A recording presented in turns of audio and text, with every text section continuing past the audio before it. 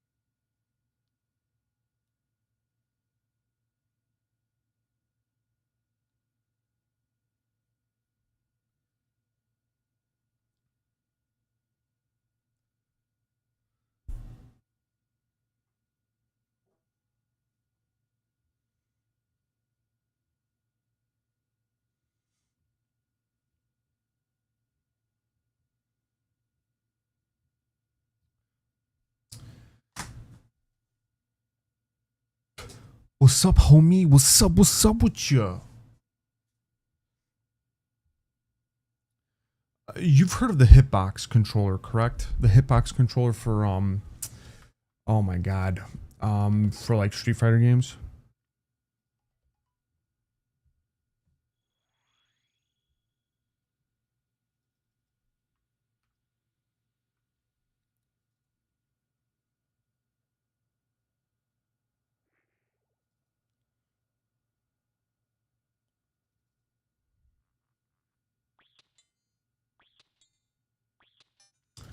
Haven't paid attention to that.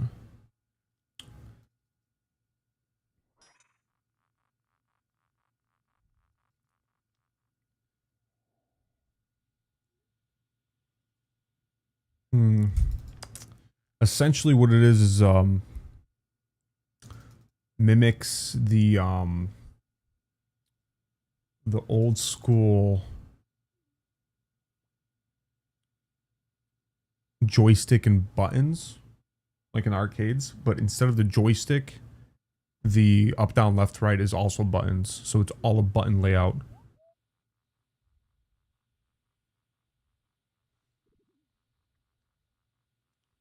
It's all a button layout.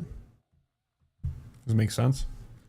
I'm on Facebook Marketplace. I'm thinking maybe I purchase one that's used if I want to try getting back into the oh boy, back into the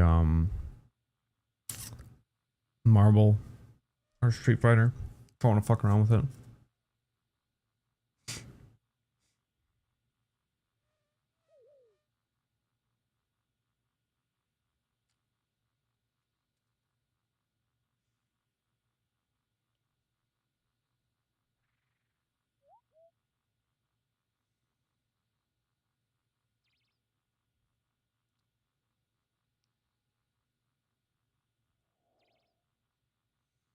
Because when you were playing Street Fighter, you were playing it, which mode? Were you playing classic or were you playing with the new mode where it's like easier to play?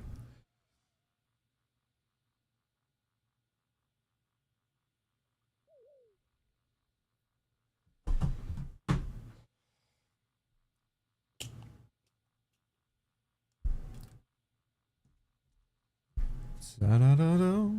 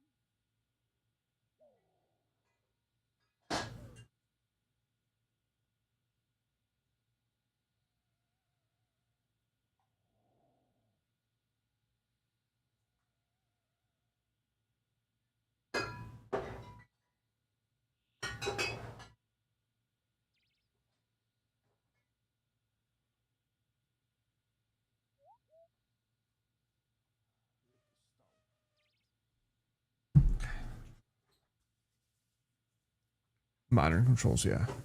You were doing modern controls. That's what it was.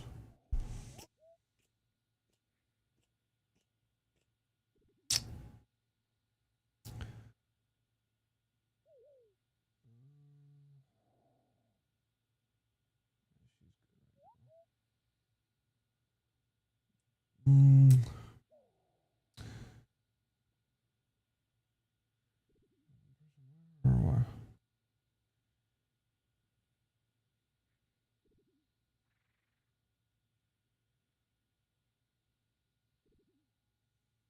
Hmm.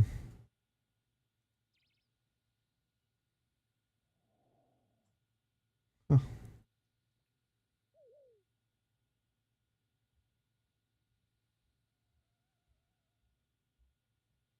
Alright, good. By the way, I came home from Sonics after delivering it and set my food on the bed and closed the door. And sister decided it was fine to barge in my room and act like I was already when I told them to keep their hands off of it. You were like, keep your filthy hands off my fucking food.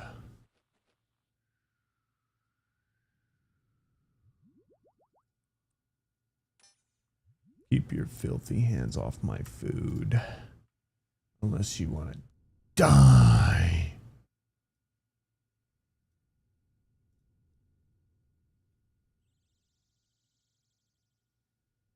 Unless you want to die. I'm gonna fucking get you. I'm gonna fucking get you.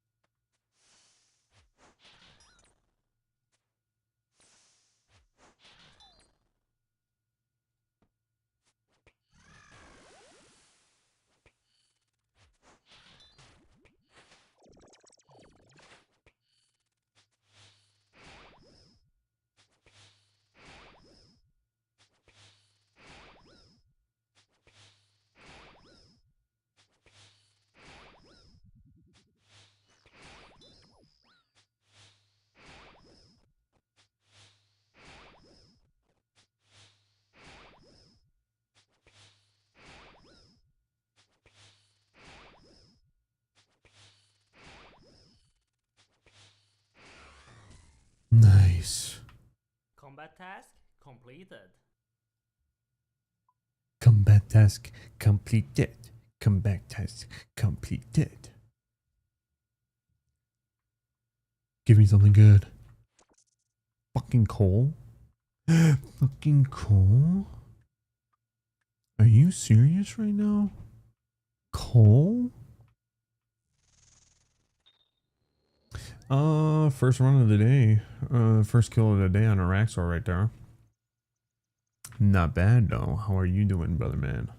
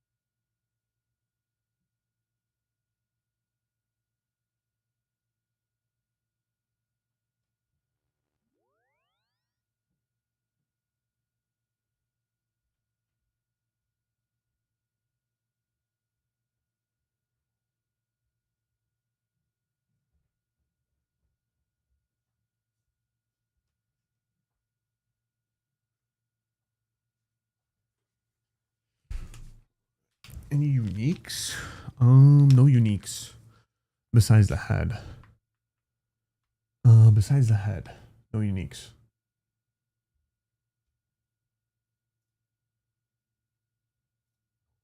Diagonals are a little hard to press on these D-pads. Or in PS5 pads.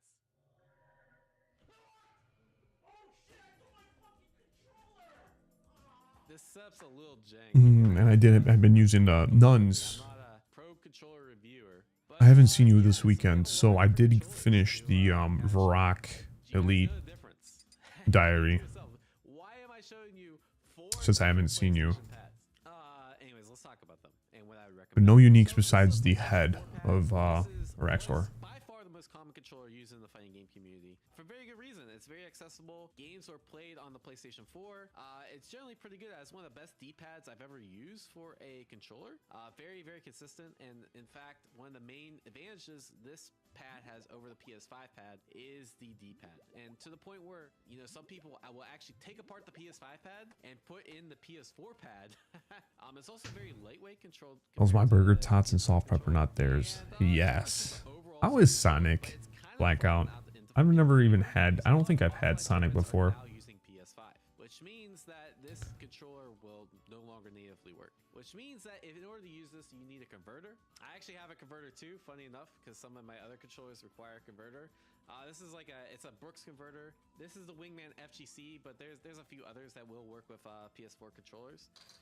So these are also very common. So a setup like this is probably what you're gonna see most often with a PS4 pad, where the USB goes into the converter sticks into the PS5, right? It does introduce a little bit of input lag, but it's nothing significant. It's very easily playable. Oh, one other thing I forgot to mention. Two downsides. One, does not work on PS5 unless you have a converter. And two, these things break.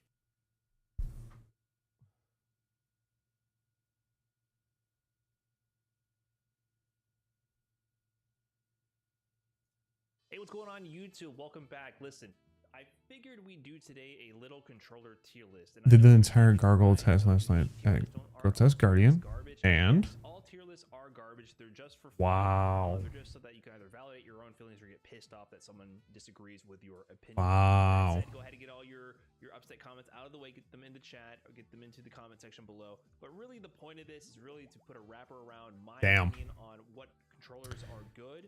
For Street Fighter, focusing mostly on 4 and 5, and the pros and cons. Why not? Because we all know there's been a big debate around arcade sticks, hitboxes, and regular old pads for consoles. So let's break down the pros and cons of each controller and rank them. Why not go for something else? All right. For the time being, bro. Start off with the defaults. The thing that started it all. Grotesque gives you 2 mil an hour? Arcade stick. All right. Really? This is the first one we'll be breaking down a little bit. So I wanted to go into the pros and cons of each controller. And we'll start with the pros for arcade stick. Listen, it's a classic. Arcade stick is what it all started on. This is what the genre was initially intended to be played on. You know, you had all 4 cardinal directions controlled by Raxor is like weird with the drops, man. Sometimes they're decent, and sometimes they're ass. You know what? Arcade stick is cool. You look cool playing on an arcade stick. It feels badass playing on an arcade. Don't go there often, but when I do, I usually get the supersonic double cheeseburger. So that's really awesome. Clickety clackety. That was one of the big pros for me coming from playing pad originally. There's also clickety clackety effects on the arcade stick itself. Now, Yeah, I actually wants to get some big UP from uniques. But the thing is, you needed the 4 uniques to make the one weapon that you could actually sell. You can't sell the different Oh, and also I got a fire cape. Went yesterday and got a fire cape. Sesta helped me out. One run and got the fire cape. You need to get all 4 uniques to create the weapon. You can't just sell the uniques individually. About that time. Action is very good. So equal action on all buttons, right? So compare this to something like a regular pad. You have all these. Look at me, bro. Now we just gotta go and do the fucking Zuck. Now we gotta go do Zuck. Different actions, right? Some buttons require more depression than others to activate. So I think this mattered a lot more in Street Fighter 4 than Street Fighter 5, because in Street Fighter 4 and in other fighting games that have really tight link timings, that is really important. I feel like it's a bit easier to do techniques such as easier to plink, consistent timing on links, Street Fighter 4. So I think it is slightly advantageous on arcade stick compared to something like a pad, something with the button layout to have that sort of action across all the buttons. I think certain techniques are easier on this. So you can do things such as pianoing. I don't know if you spell it that way. I just spell piano? Why is my brain saying that's wrong? Piano-ing, whatever you want to say. So doing things like Honda hands, electricity, and Gen hands when you're looking at the older versions of the game that required 5 inputs of attack buttons to activate those moves. In Street Fighter 5, I believe they reduced all the mash type moves to 4, so it's a lot more viable on pad. In Street Fighter 4, that was a big deal, right? Same thing for like sliding for these mashed out moves. A common technique with Gen in Street Fighter 4, he would have crouching strong to hands. You would start on crouching medium punch and just slide left to right, and that would give you the 5 inputs, which is something that you couldn't do on PS4 pad. Like I said, not as relevant in Street Fighter 5, very relevant in Street Fighter 4. I think what you'll see is a lot of the changes made to modern Street Fighter games make arcade stick less and less relevant. Spoiler for later on. Any other techniques here? So let's see, easier techniques on the lever. So there are actually some advantages, I think, to the lever. The big thing is intuitive, for sure. Whenever you think of the motion inputs, the directions you have to input for a fighting game for a special move, it's always mapped to a shape.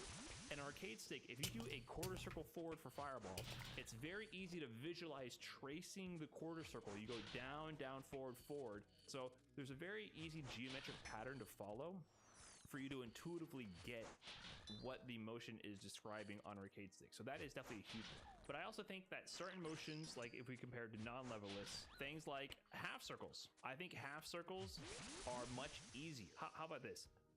Blurs your inputs. So the thing about arcade stick that's big is that you don't have to precisely input the directions you're trying to do. You need to approximate the shape. So if I need to do a half circle, I can very easily swing my stick around, and as long as I start hitting some of these points when I'm, making these very ungraceful and maybe over exaggerated shapes with my arcade stick, I'm hitting extra directions, I'm not being very precise with it.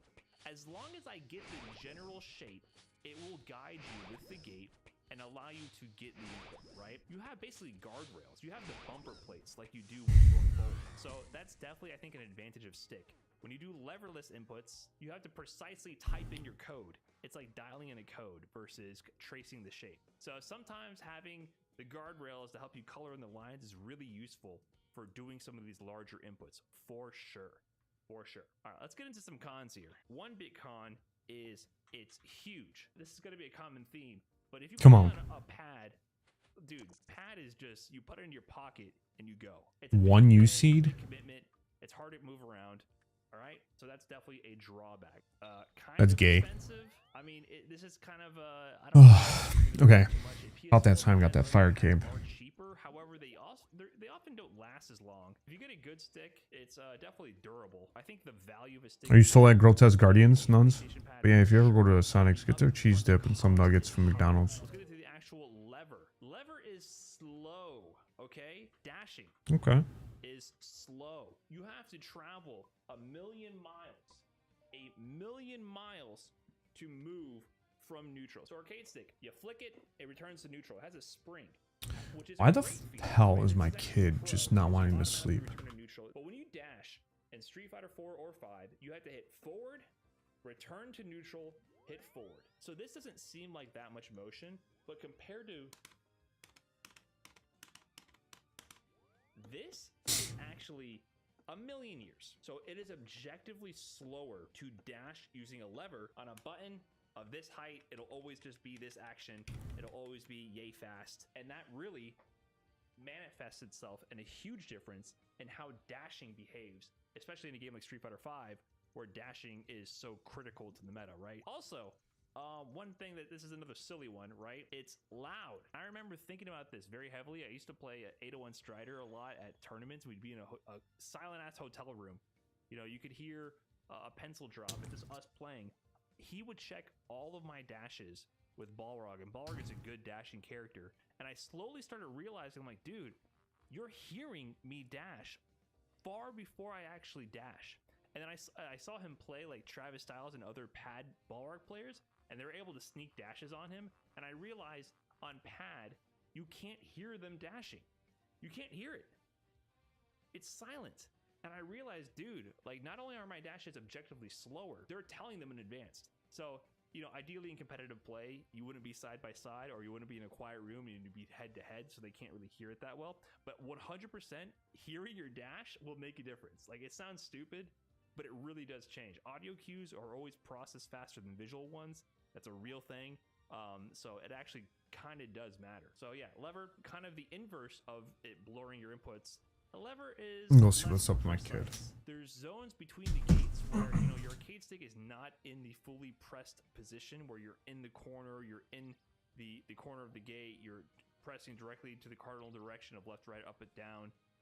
But like you're returning back to neutral, it's still holding that direction for a period of time, right? There's action to all of your directional presses and releases.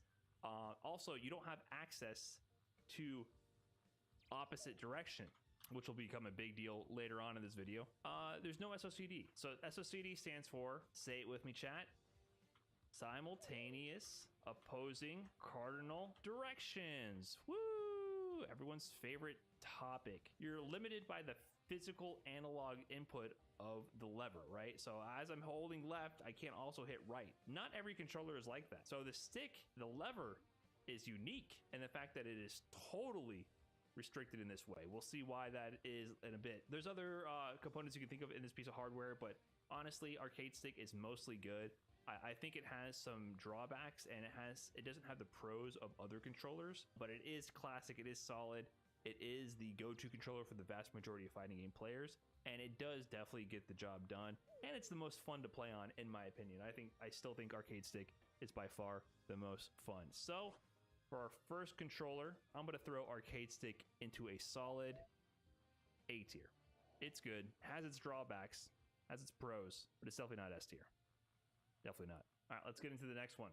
PS4/PS5 pad. We're just talking about the default pad that comes with the console that we're playing on. I'm not going to go into the nitty-gritty between PS4 and PS5 and Xbox 360 and all that. I'm just doing a basic overall pad overview for Street Fighter 4 and Street Fighter 5. So let's go over the pros. So we mentioned this in the arcade stick one for reference, right? So like a big one is D-pad is fast. D-pad is exceptionally fast for moving around. Dashing is hella quick on a PS4 pad. You just press the button. Moving around, going from left to right, also has less action than a lever as well.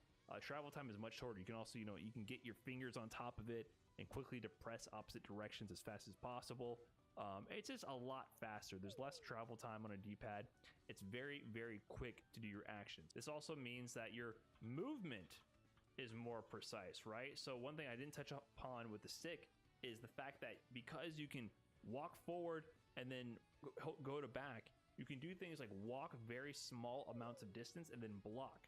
If you can walk and block effectively in Street Fighter, you can Go to sleep change the now. spacing in a much Who more knows? effective manner than someone who can't. Imagine like someone zoning you, you're able to gain a little bit of ground before each fireball and block it, and then walk forward and block on Nuggets, walk forward, block. nuggets, nuggets, Start nuggets. pressuring them and move closer and closer. If you can't walk forward then quickly press back, what's going to happen is you're going to walk straight into a fireball, block too late, get hit, get knocked back, lose health, and lose ground.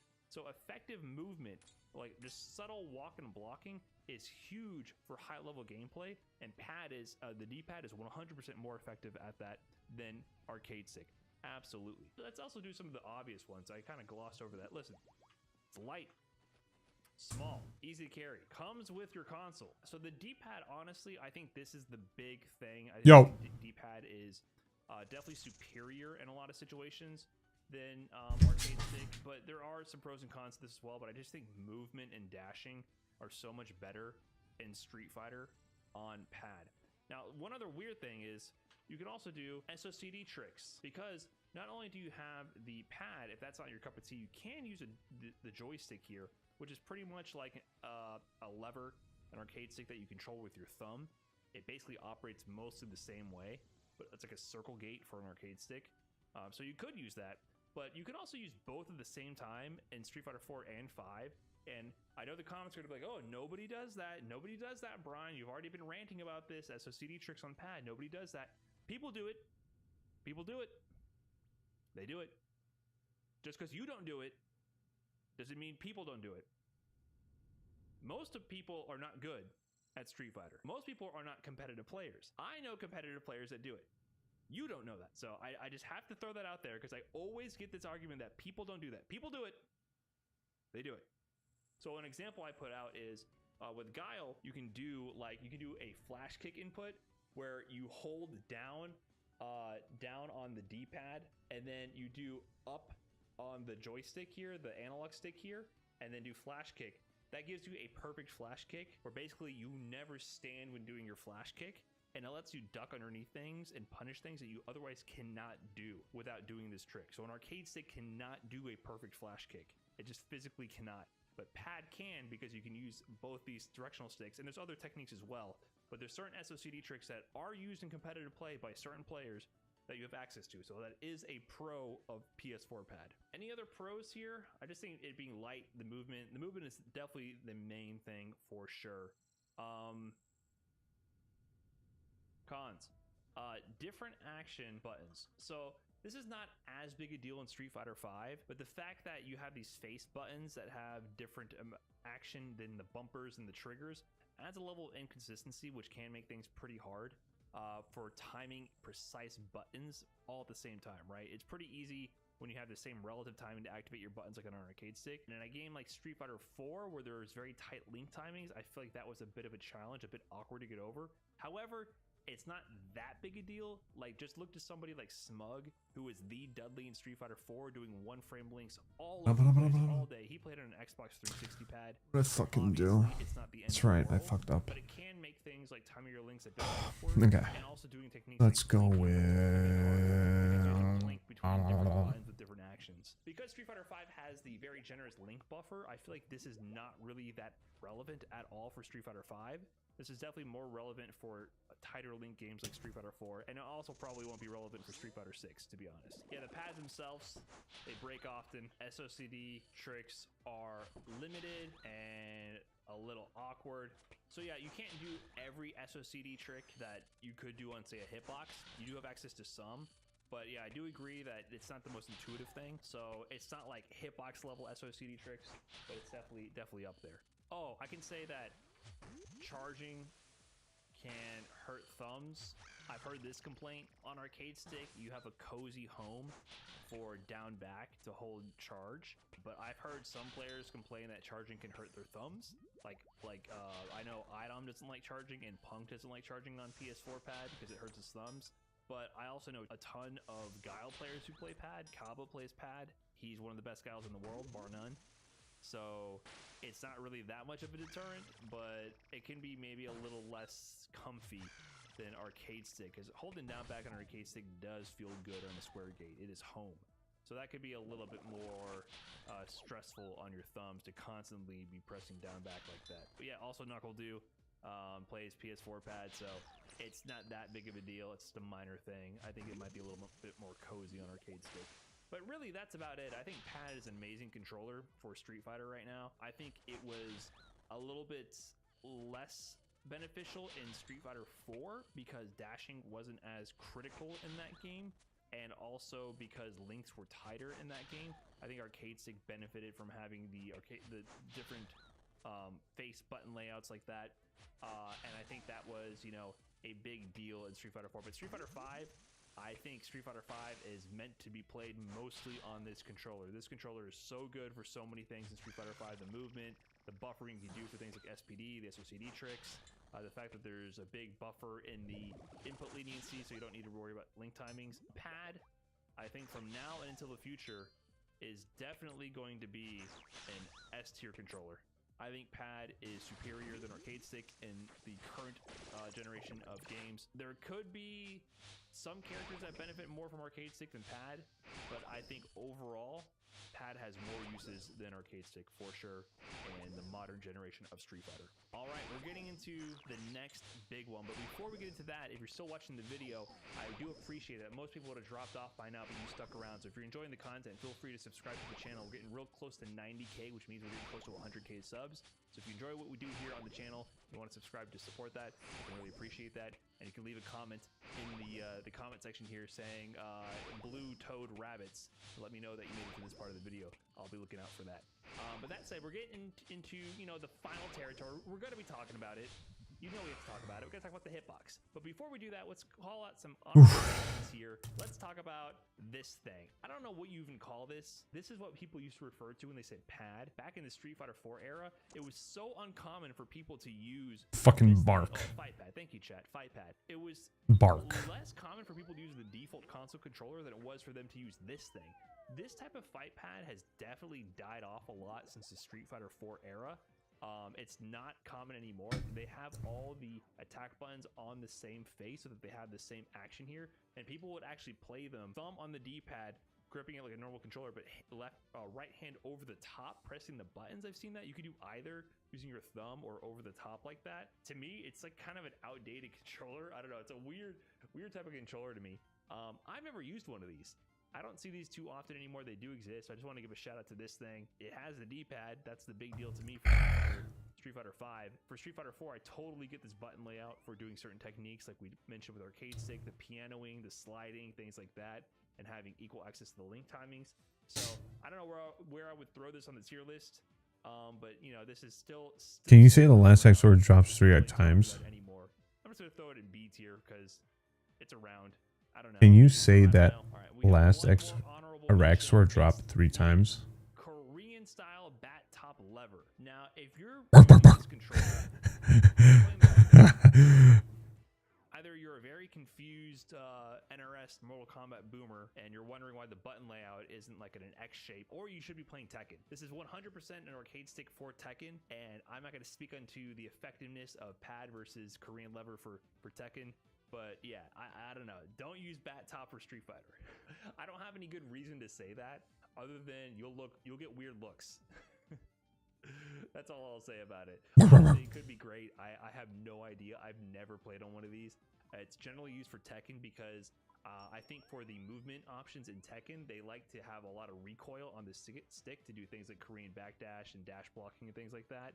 So it's good to have like the recoil on the bat top, and I believe it's because you can slide your hands off it more easily. I don't really know. Not a Tekken player, not a Tekken expert, but yeah, if you play one of these in Street Fighter, it's just really unusual to see, to be honest. We'll throw that in the honorable mentioned category. Actually, no, we'll put that down here. Don't use that for Street Fighter. All right. You know what time it is. Time to talk about really why we're making this video. The Hitbox, aka the leverless. I want to get this thing. Hitbox is the name brand for the most recognizable leverless controller, which I think is a bad name for this category of controller because it's defining the controller by what it doesn't have, which is a lever. It doesn't have the arcade stick, the lever here. Instead, it uses buttons, all independent buttons, just like the attack buttons, to define the movement for the controller. It is definitely a controversial controller. Let's talk about the pros for it, which will unveil the controversy here. Pros. It has individual actionable buttons for all the directions. So you have independent access to all directions at once. So if you notice something with the arcade stick and the pad traditionally, you can't do things like press left and right at the same time or up and down at the same time. However, there is nothing physically stopping you from inputting these directions at the same time and sending that information to the game. So that allows you to do certain things that many people argue are not only not intentional by the developers, but almost cheating. Like, people say this is cheating. I don't really agree with that. In my opinion, I think the software needs to handle this. But people go so far as to call Hitbox cheatbox and these types of. Did you get the Iraq sword pet, Nuns? A bit about why that is. We'll bring this term up again. SOCD tricks. Okay, remember simultaneous opposing cardinal directions. Now it could be opposite. I always say opposing, and I misspell everything. So don't roast me for my spelling in the comments, please. So SOCD tricks. We mentioned it before. Doing things like perfect flash kick. That is a huge benefit to a hitbox. This big red button down here, the big one, it's just begging you to press it. This is the up button. Left, down. Then go do a task instead of the grotesque guardians. Hold down, and then you can press your. Because I know you're max level, you could probably stay here. How many kills can you get? Like 3 before you have to tally out? I have to do 1 at a time because I have shit gear. Your attack button and the jump button at the same time. That easily. Normally on an arcade stick, because of the travel time, you go down, you go to neutral, then you go to up. You're actually standing up, then your special move comes out. That means that your flash kicks are slower on arcade stick, and they're also more susceptible to being jumped in on because what are you doing for gear and weapons? Immediately into Kind of curious. So you can also punish things that are actually impossible to punish without that because you skip that standing frame. There's many advanced techniques for perfect flash kick. Another thing is input shortcuts. Normally on arcade stick and pad, you can only hit these directions one at a time, left or right, up or down. You can't do both at the same time. What should happen if I hit left and right at the same time? What should happen if I hit up and down at the same time? Well, if you send those raw inputs to the game for Street Fighter V, if you do left and right at the same time, you actually always walk towards the opponent. And if you hit up and down at the same time, it gives you up. On hitbox, if you hit left and right at the same time, at the hardware level, it cancels out the input and you're just standing still. That means that pressing left and right at the same time gives you nothing. You add up these shortcuts together, the fact that this gives you nothing, you start getting weird situations where you can do super by holding forward and just tapping. Now, if you follow along, it's forward, and then you hold all 3 buttons. Left and right gives you nothing. While you're holding the down, all 3 buttons give you down. This ends up giving you super.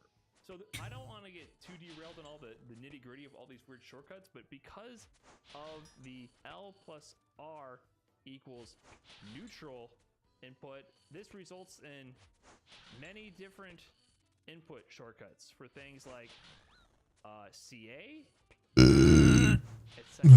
There's many different input shortcuts where you can actually shave off the number of inputs required physically because you can kind of exploit both the input interpreter and the SOCD tricks to shave off the number of directions you have to hit. Objectively, once you get good at it, you objectively shave off the number of frames it takes to input certain things.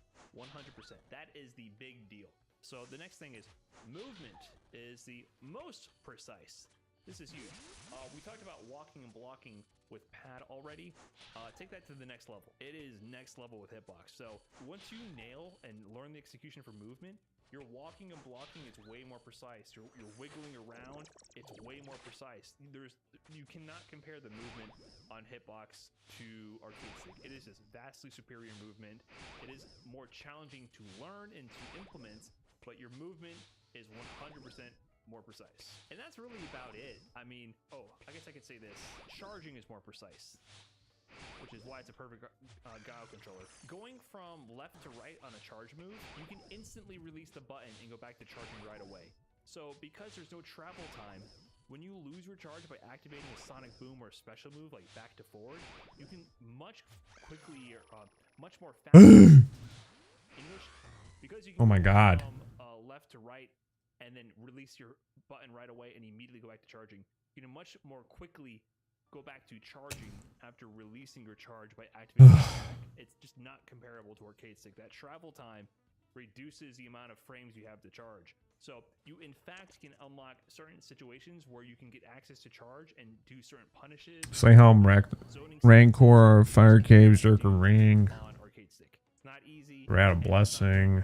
That game breaking, but you for sure get access to techniques that you can't do on arcade stick and pad at the very highest level.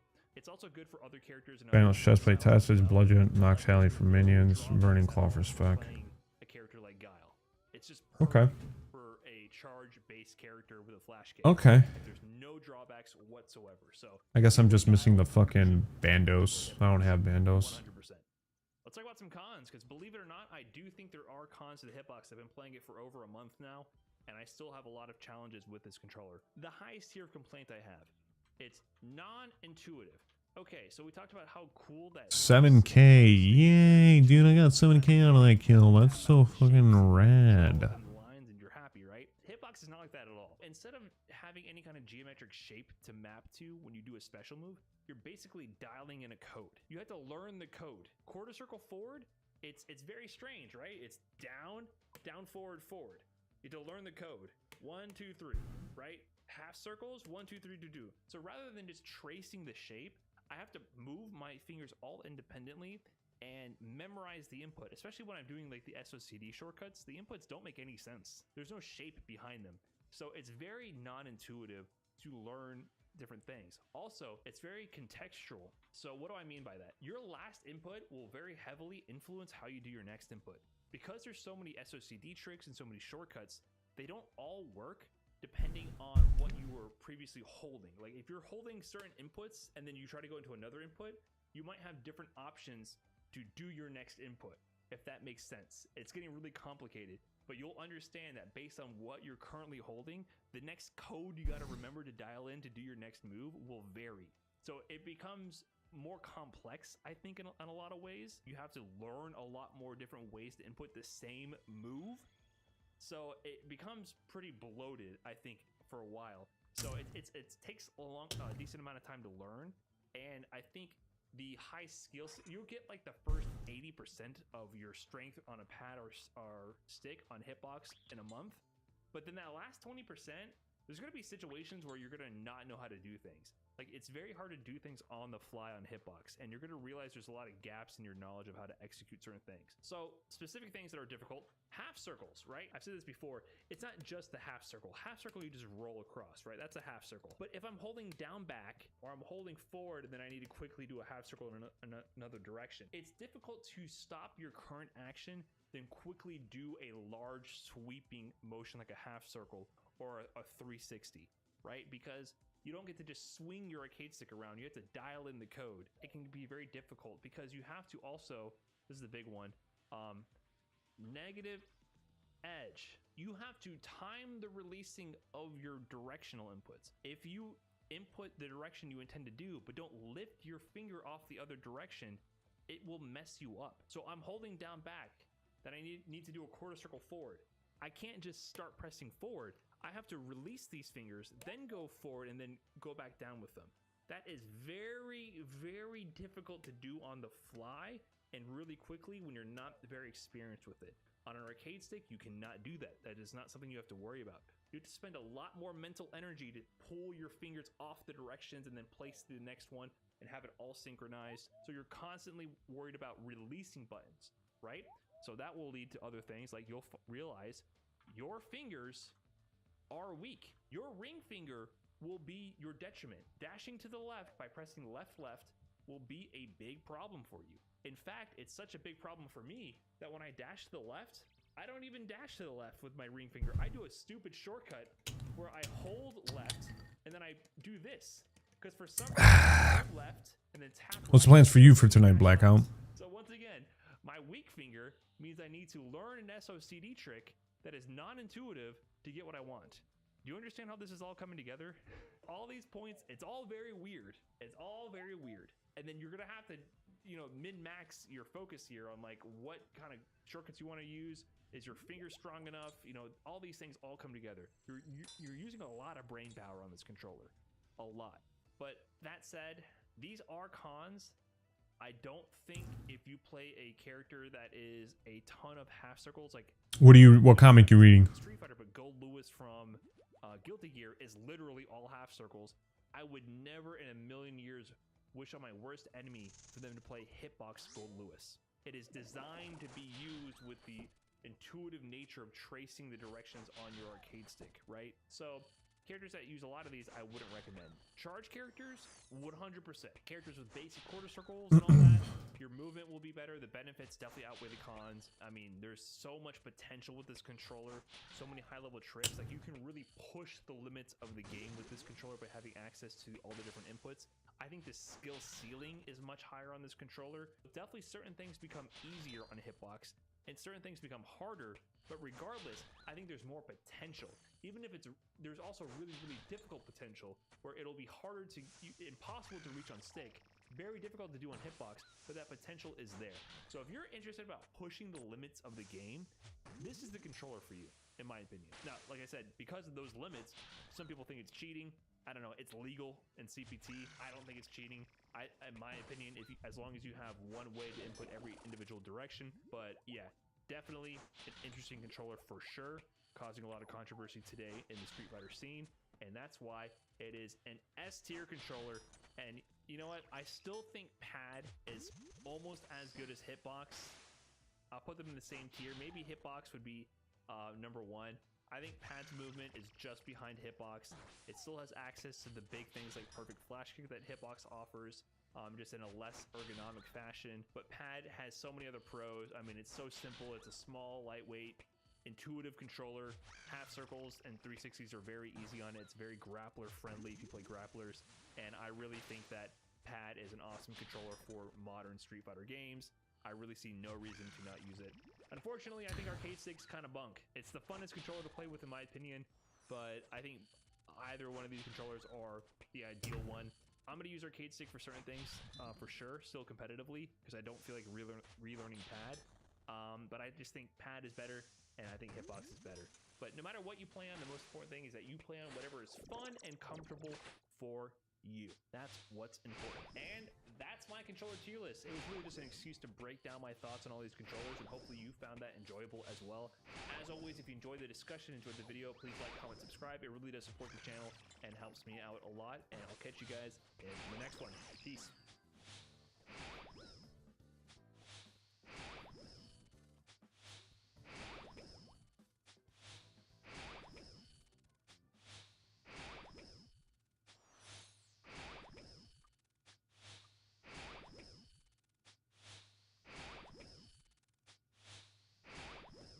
What are you doing? I am trying to unlock LMS because after this quest, I think I'm gonna get like over 20 fishing. Fuck. And then that's That's the one that's counts to make myself feel alive in the fantasy world. fletching just now too. Mm. So I just want to unlock a little bit of LMSer, and there it is. It was literally like a 5-minute quest. Sea slug, 30 fire making requirement, insta 24 fishing, and now LMS has been unlocked. I see Mr. Louise over here. We're gonna TB Louise. The TB'er. We TB Louise, guys. We TB Louise. Go for the bolter. Later, Louise. Get hit a 30 headshot. Let me get those chinners. Come on. Let me see them. Lobster? What? What are we at? A fast food restaurant? A seafood place? Lobster. Let's see the chins. Come on. Come on. Let's start off strong today. Come on. 4 black chins. 4 black chins. All right. Come on. Let me see the black chins. Come on. Come on. Ooh, let's go, baby. 12? Damn, we killed like 4 bots and only got 16 to show for it. It's dead even if it eats. Nice. Give us like 20. 31, okay. Oh, gentlemen, okay, okay. Guys, okay. 31 is something that we'll definitely take. Yeah, that's like 100K plus. Nice. Show us something. Show us something right now off the bat. Show us something. Sick? Not sick. At least give me 9. It's dead. The bot is dead. Sit down. Show us some chinner. Come on. Give us some nice loot, please. I thought that said 44. It was 14 for f***'s sake.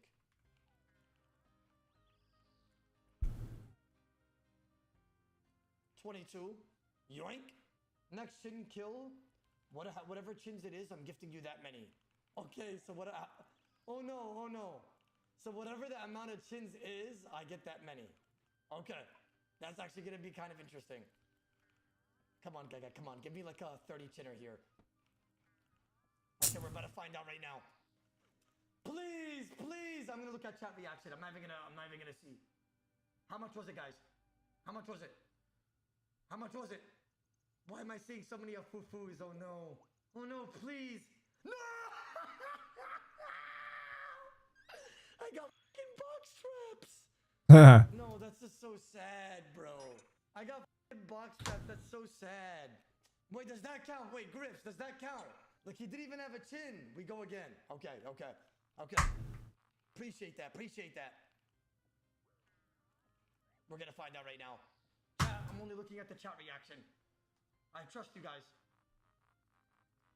I already looked. I couldn't help it. 12. It was 12. I looked. I cheated. I looked on that one. It was, you know what? Thanks, Griffs, for the opportunity. You know, 12 is still 12 subs, you know? I'm grateful for that. That's a lot of subs. Thank you, brother. You know what's fucking crazy? Don't laugh. I said don't laugh already. But why is my chin stack exactly 911? No. Gegex, that bot must have been an exact bot run by Gegex just to f me over so it could correlate to racism. Wow. Think about it. My chin stack would be 11 on the dot. No, my whole envy. Oh my god. It hurts so bad. Oh man, when you bank your whole envy, wallet's depressing. I said wallet it is. Oh.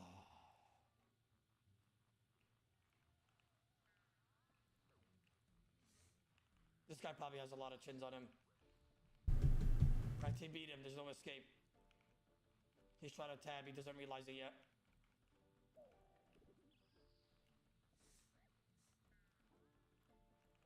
Good fight, brother. Come on, have a lot of chins on you. Come on. 59, that's not bad. Ooh, 400k as well. Dragon Knife, Adamant Crossbow, Emily of Glory, Santa Hat, 2 Stamina, Ruby Bull E with the Adamant Crossbow. Don't mind if I do. This is some juicy ass loot right here. Yes, ma'am. Oh my god, another one. Please freeze him before he goes. Oh my god, another guy. TB him.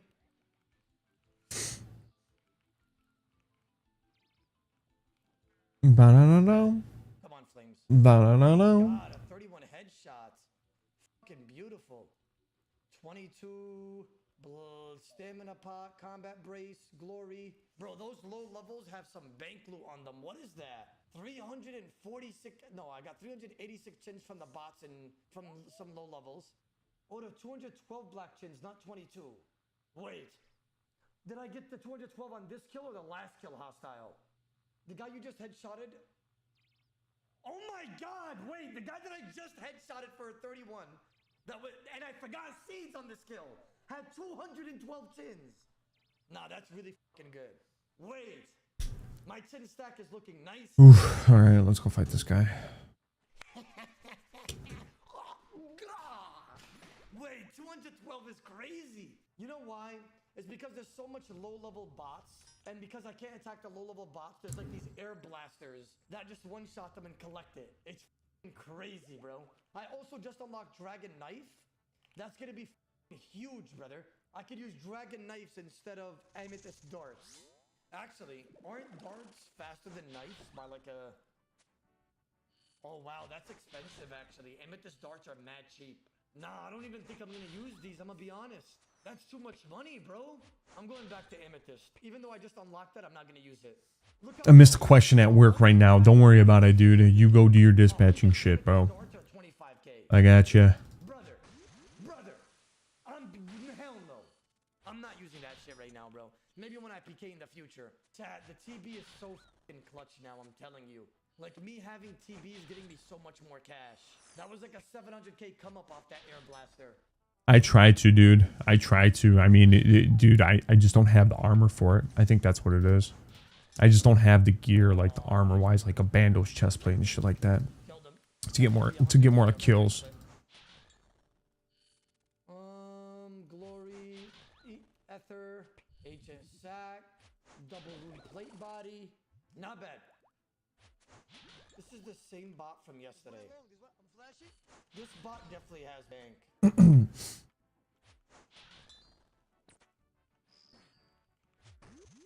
Do you know what I mean?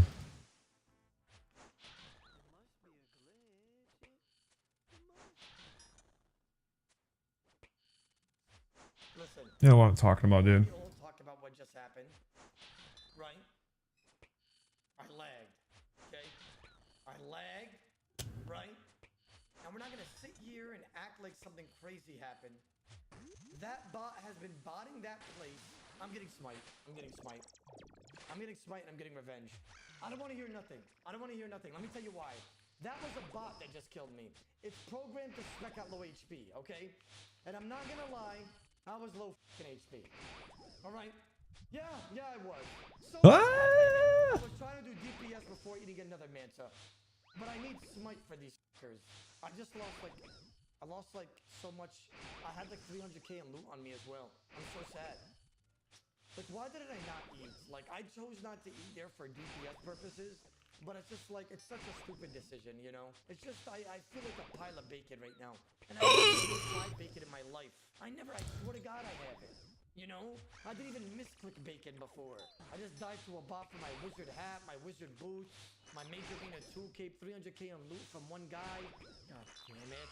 Order your loot is on the ground, it's a bot. No, I took too long to go get it.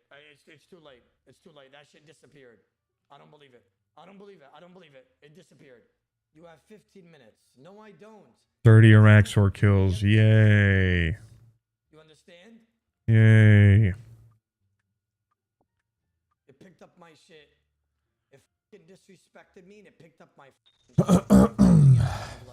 30. I done 30. 12 Uriah is pretty good drop.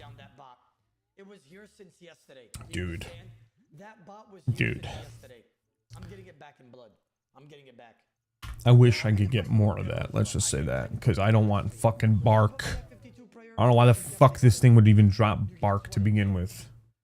Or 250 death runes. Like, what? What is this? 52 players, like 100. Like, I'll take that. Exactly at it. 127k XP. I'm gonna go do a barrels run. Alright? Maybe I get a barrels item at the same time as well. Maybe, just maybe. I'm a believer. Why not? Maybe unlock Carriel's top, or maybe even, let's bring back Carriel's crossbow. I'm a believer.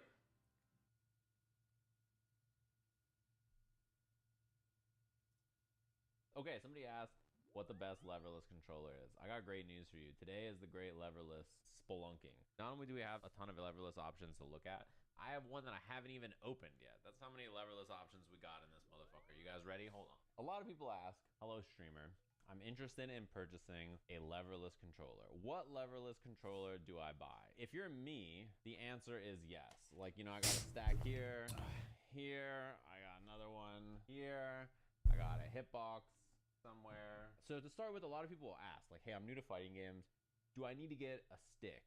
The answer is that all of them are fine. You can play on an arcade stick, you can play on a PlayStation or Xbox or whatever controller you want to play on. You can play on your keyboard, you can play on a leverless, which is basically like a keyboard but portable and good for tournament play, and a little bit more durable if you don't want to beat up your keyboard. If you're wondering why people compare this to a keyboard, this is left, down, right, and then this button down here is up. You could set your keyboard to be like ASD and then spacebar is up, and then that's very similar to this layout, right? Is there an advantage to having a leverless over a regular controller or an arcade stick? Is there an advantage to having an arcade stick over a regular controller? Honestly, not really. All of them are good at different things. I think a lot of people think arcade stick is the weakest of the peripherals. They actually think that leverless controllers and regular controllers are better for a lot of modern games. The one thing that I think most people universally agree that arcade sticks are better at is like half circle or 720 motions in particular. Dragon Punch or Yukin motions from crouch, I think feels really natural on stick. Whereas a leverless controller, it feels way more natural to do charge moves because holding back and then hitting forward right here is really easy to do Sonic Boom, or like you hold down and then you go flash kick. It's really easy to play any game where the movement is primarily left and right, especially, and micro movement like just walking around is really good. These kinds of controllers are great, and all of them have things that are easier or harder depending on the person and depending on the game and how it feels to you. They'll all take time to get used to stuff. So if you're like, I play on controller, if I just had one of these newfangled leverless, I could just do X or Y really easy. The answer may be yes, that you could do some input easier, but you might struggle in some other way, right? Now that we've covered that, let's talk about leverless. Which one should you buy? I am holding this one because from my experience watching and going to tournaments, this is the most popular leverless controller on the market. Some variation of the snack box Micro from Junk Food. They make this. This is like a family-owned business. Extremely portable. As you can tell, it's not that much bigger than my phone. They're really, really popular. They don't come natively with PS5 support officially through Sony. The reason that it is important is because PS5 is the primary tournament console if you're going to be playing fighting games offline. But there are options. There are like brick boards and stuff that support it. And I don't know if they're going to do a GP2040 option, but there's stuff like that, right? So this layout here, the 4 movement buttons, and then the 8 attack buttons is a 12 button controller. Very common leverless layout. They make this in a bunch of different colors, bunch of different sizes. They have like a bigger option as well. If you buy one that's not PS5 compatible, I think like the cheapest option is like $100 something, like maybe 120 or something. You can then later get an aftermarket converter. This is the snack box. This size is so popular. I have two other that are not the snack box that look quite similar. This is again 12 button controller, bigger jump button down here. This is from Granola Arcade. Same thing with this controller. This controller is from Tesseract. You will notice there's an additional button here and there's an additional button here. So instead of the 12 button layout, this controller has 14. This is a 13 button layout. So there's an additional button so that if you want to play like WASD style, or you want to use an extra button here by your hands, this is a really common option that people are doing these days. Yeah, this is the Hypercube right here. Really like this thing. It's really nice. This is the Raindrop. Neither, again, are PS5 compatible by default. You can purchase them with Brooks boards or things inside that will make them work with PS5.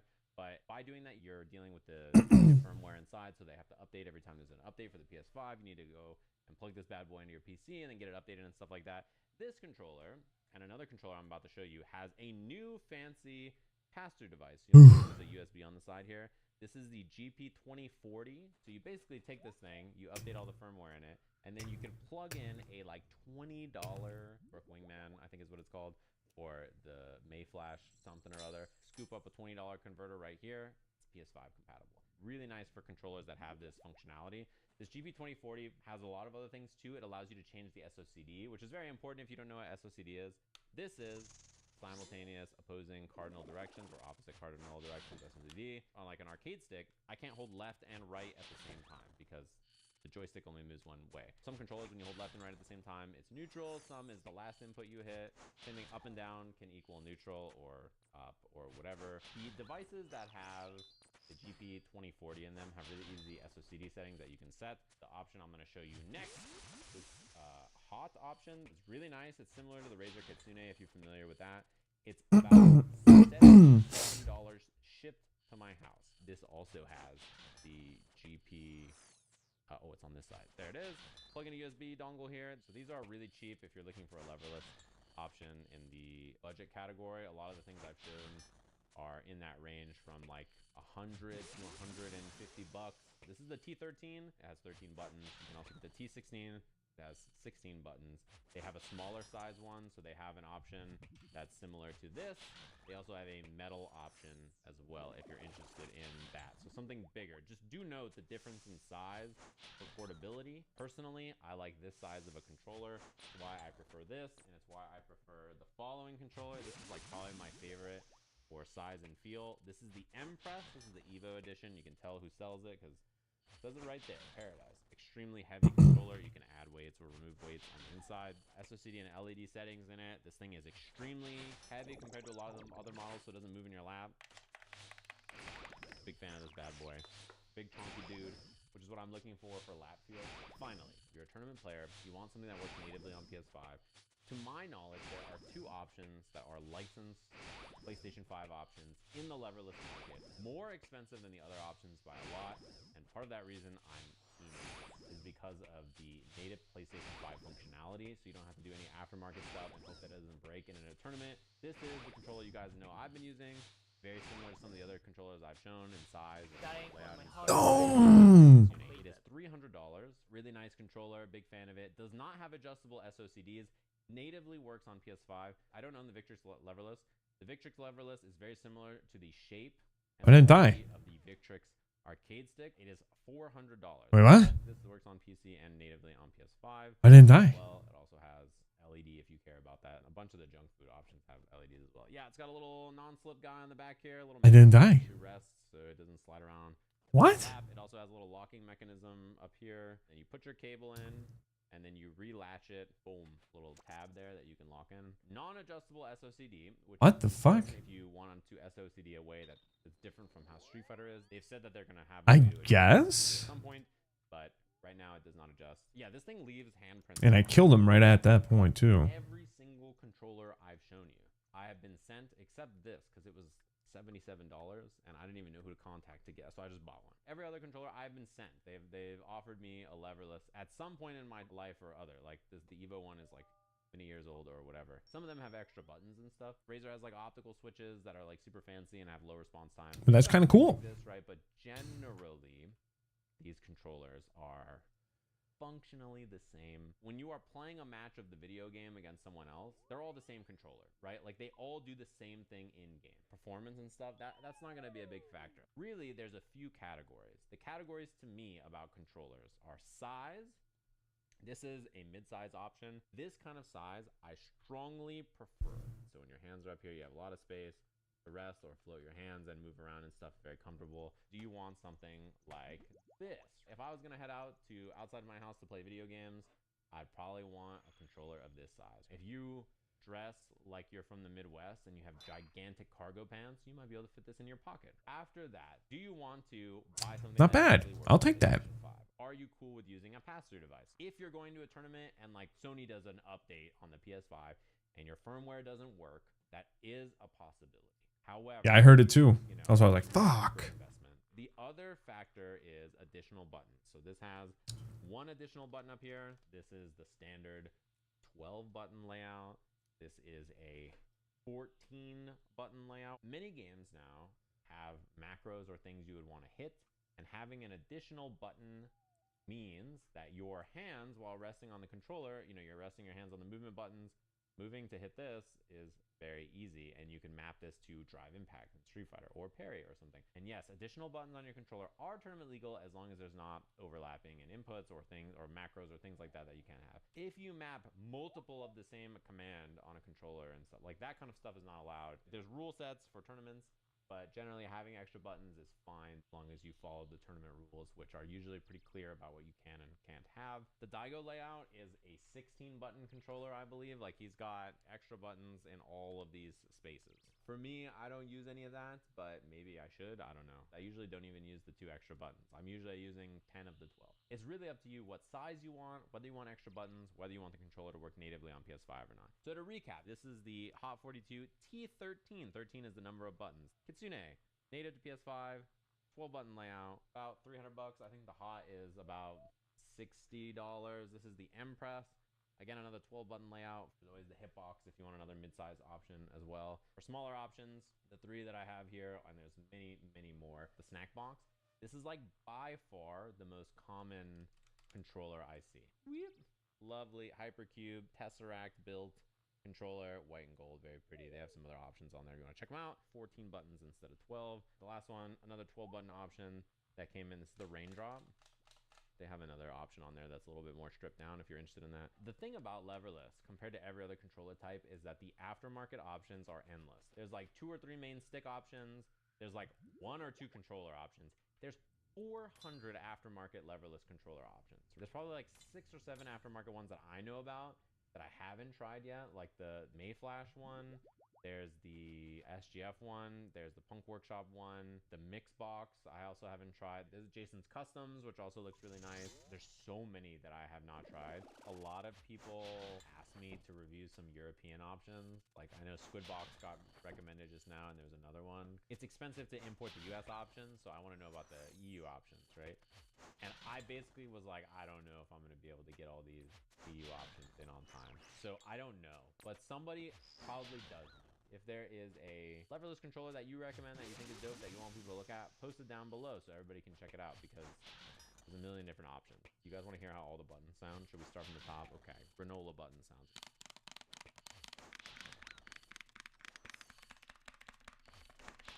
Tesseract.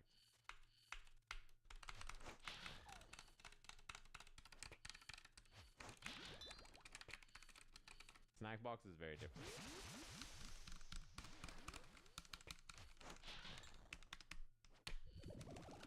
Kitsune.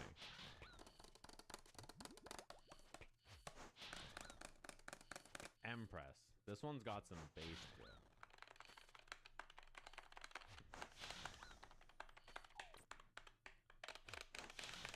The Hot.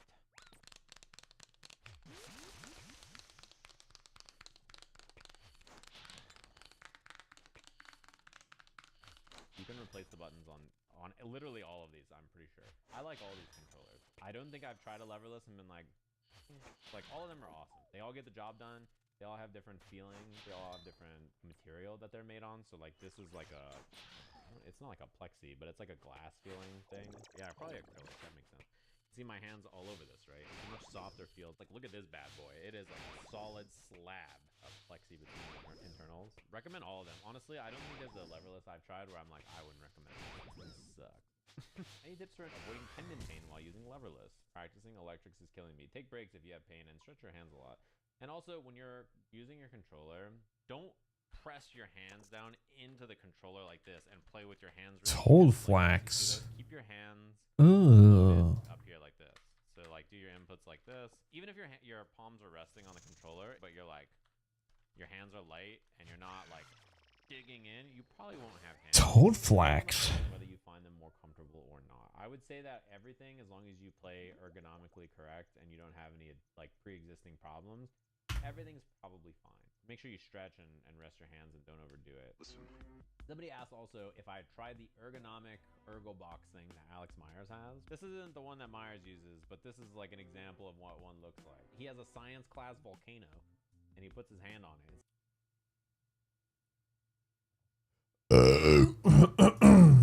Hello and welcome. No, I'm just kidding. Shout out to Roofermonger though. No story or fancy intro today. I've got a quick video for you inspired by a question from Sergeant Slippery on my Kitsune review. Go check that out if you haven't already. And he asked me about hand placement on leverless controllers. I'm no expert at this, I'm a beginner too, but hopefully some of these tips will help you to get started if you're also completely new to leverless controllers. Okay, starting with the left hand, we're going to have our ring finger on left, middle finger on down, and our index finger on right.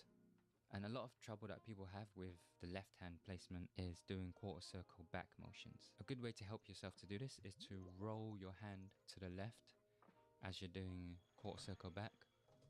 You probably won't have much troubles doing quarter circle forward because the index finger is quite mobile there anyway. This definitely helps when you're a beginner. The right hand has to deal with a lot more buttons, so it can get quite complicated. But to start off, we're going to have the index finger on square, which is light punch, middle finger on medium punch, which is triangle, and the ring finger on R1, which is usually hard punch.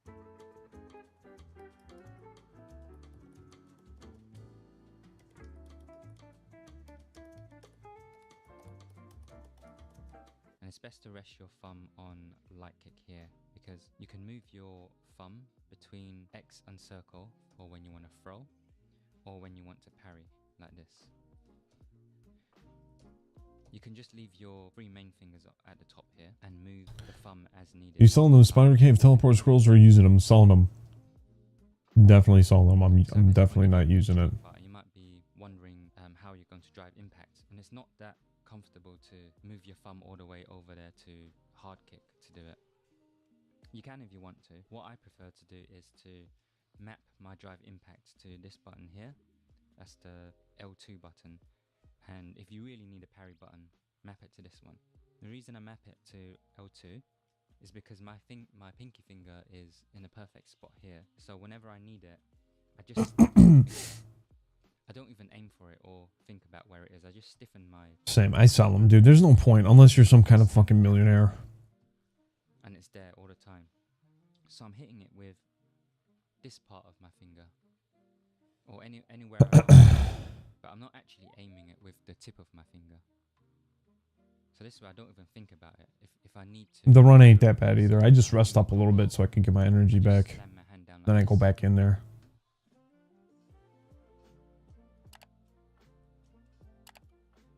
Because we got that elite fucking Lumbee, baby. We ain't gotta fucking have that extra space.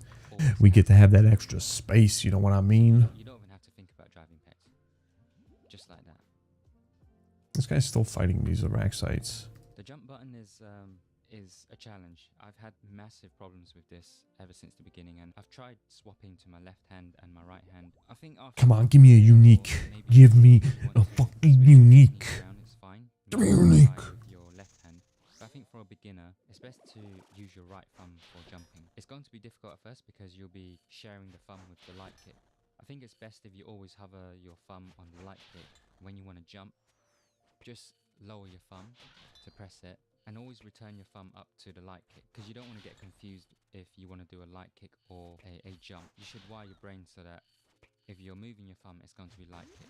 And if you want to jump, you have to intentionally move your thumb down, but always return your thumb back to this position.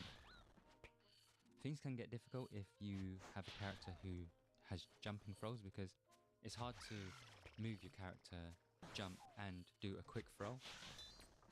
Somewhere down the line you might get good at doing this. If you want to do jump throw instantly, you should train yourself to press light kick and light punch with your index finger like this, and you could just slam all three buttons, that's jump, light kick and light punch, at the same time.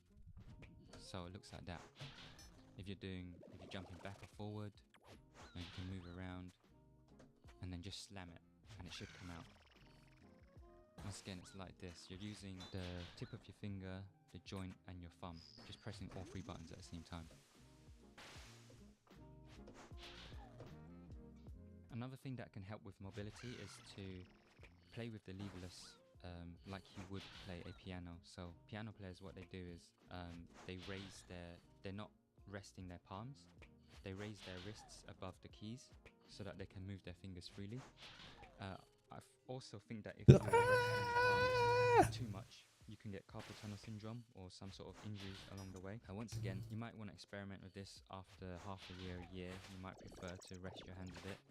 But to start off, if you're having trouble with mobility, just raise your wrists off the controller. And I think that's about it really. It's one thing you have to remember is that it's okay to suck at this for a long time. I've been using it for almost a month, and sometimes when I'm playing and I want to block, I end up pressing both left and right at the same time. I might panic and use my left thumb to jump. This is definitely something you have to lab constantly. It's a good idea to jump into the lab for 10-20 minutes before you start playing with your friends or going online. Just doing the most basic stuff, like your bread and butter combos, whatever it is. Just do the simple stuff over and over again. Train yourself to just jump, neutral jump, back jump. I mean, just do things that you would have taken as a given. Death charge? What is death charge, brother? You have to rewire your brain with your hands, and that's gonna take a long time. Eventually, when you get good, your play will be more accurate, because a button press is a button press. It's not gonna be dubious like a stick can be at certain times. But again, just accept that you're gonna suck at this for a couple of months before you're back in a place you were when you were using a controller. What the fuck is death charge? Alright, I hope that helped. That was some very baseline tips. There are some more advanced stuff you can find on YouTube where pro players will show you how to use some of the shortcuts. But to start off with, I think this is a good basis so that your brain will always know where your hands and fingers are, and you'll be less confused. If this video helped you, don't forget to like and subscribe. If it didn't, or you have any tips of your own, Restores 15% for an enemy. What restores? What restores?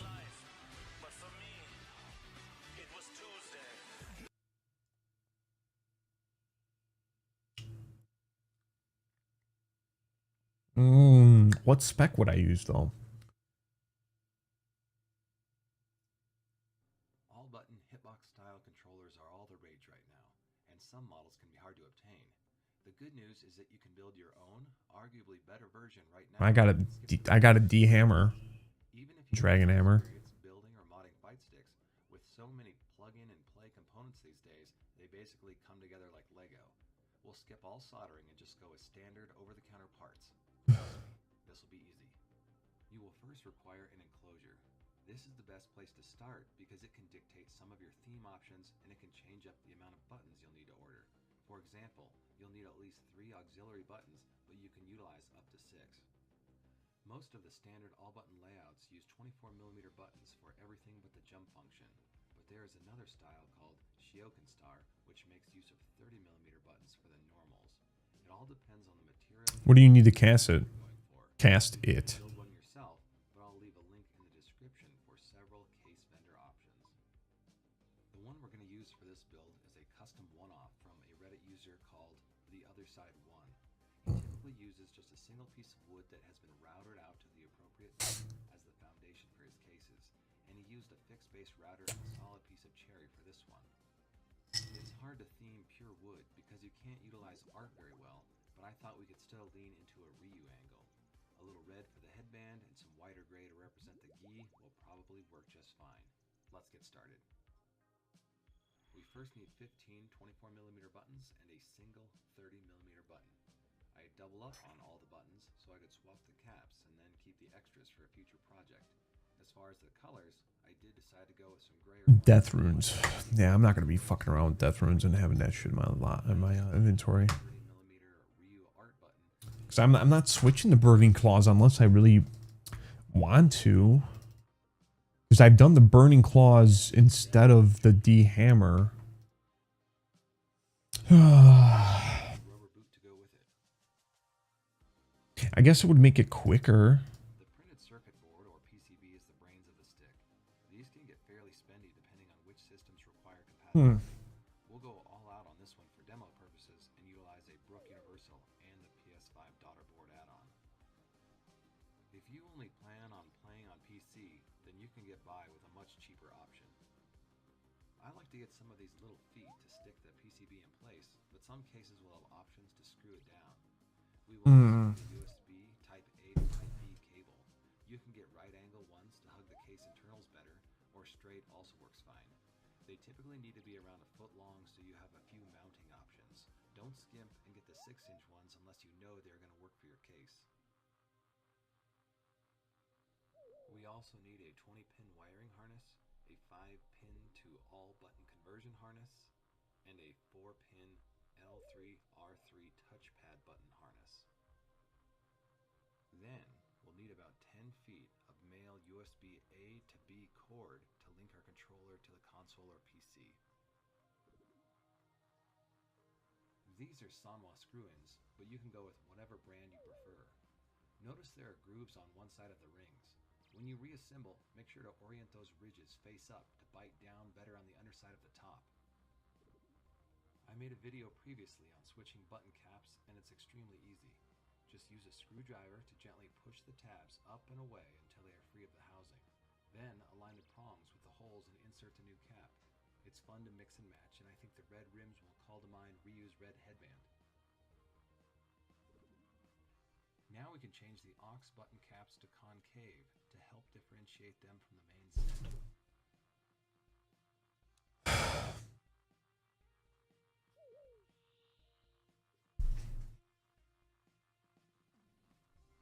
After we get it done, we can test fit them to see if we still like this direction. Yeah, looks about how I pictured in my head. We're good with it.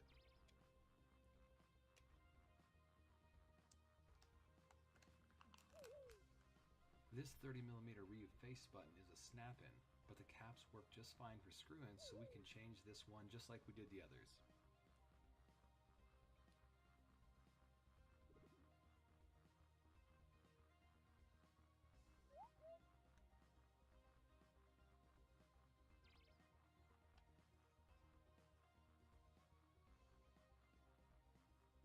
This boss is gonna be autopilot soon. Yeah, I don't like don't believe it. It's just, you know, I wish I could get more kills. Per the hits.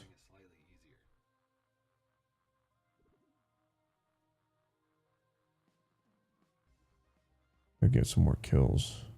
They're all screwed in, tightened down, and ready to go. On to the next part of the build.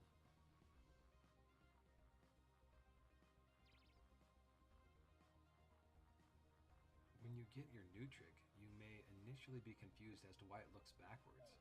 You just need to unscrew it, turn it around manually, and button it back up.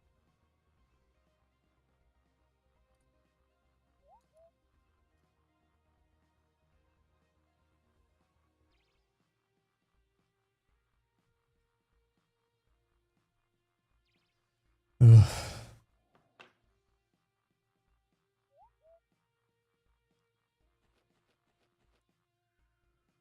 We need to insert this new trick, but this case didn't come with holes.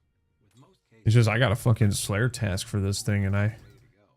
But we will still need to drill. I know I'm gonna have to fucking kill this thing a fuck ton more times. We needed to drill, so we had a clear stopping point. After it was good, I slipped the boot on and screwed it down. Then I plugged in the USB A to B cable to get an eye for where the PCB should sit. I think it works best in this lower corner over here. Now to dig into this PCB. We will orient it like this, but we're going to leave it floating for a moment, so don't stick it down just yet. If I wanted. Yeah, but why would I do that? I want the money. I want the fucking money, bro. There will be two tiny wires, one red for power and one black for ground. Put those into the 20-pin screw terminals at the appropriate spots. I'm going to remove it for now, so it's easier to see. Rather fucking take a week to finish this shit than like burn it through. There's no need for me to burn it through right now. I ain't trying to fucking get 99 goddamn Slayer anytime soon, so. Now for the wiring. First, grab your 20-pin joystick and button harness and plug this end into the Brook Universal. You'll notice there is a 5-pin wiring attachment which typically connects to a joystick like so. For a stickless all-button build, we want to attach this conversion harness so that we can map our directions to buttons.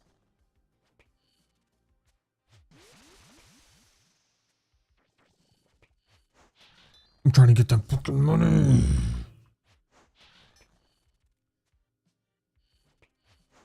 This is where you'll connect the wiring harness to the board. Make sure to orient the orange and red wire in near to the USB connection. From there, we can begin wiring the ground, which are colored black in this harness. They are daisy chained together, so just start with an in button and make sure every button in a set of 8 normals gets a connection.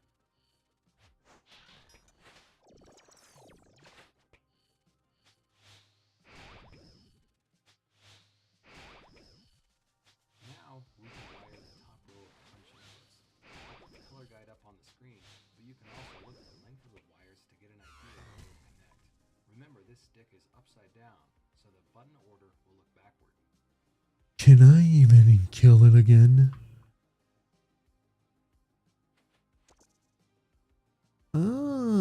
Snapdragon seeds, bruh. What the fuck is that?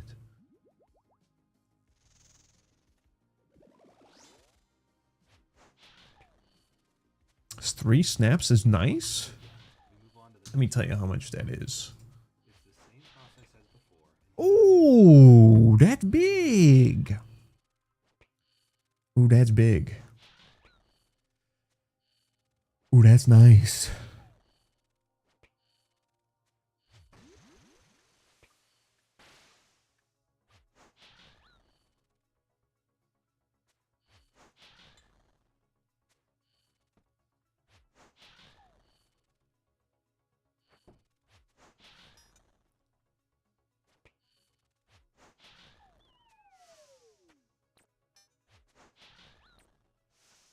Now we're on a roll. Let's wire the movement functions now. Oh my god. The up button is this larger 30mm one, and it works well to think of it as a jump button. Here is the colored order for all 4 buttons.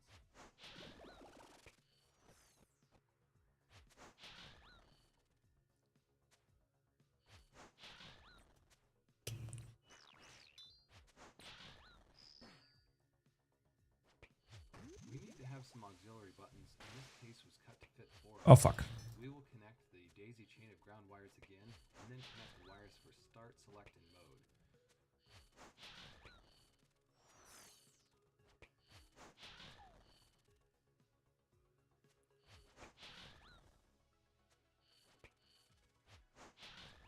Oh fuck. Extra, so we will plug in the L3 R3 touchpad harness and choose the one we want. In this case, touchpad seems best. We won't need the extra hookups and can just leave them floating in the case.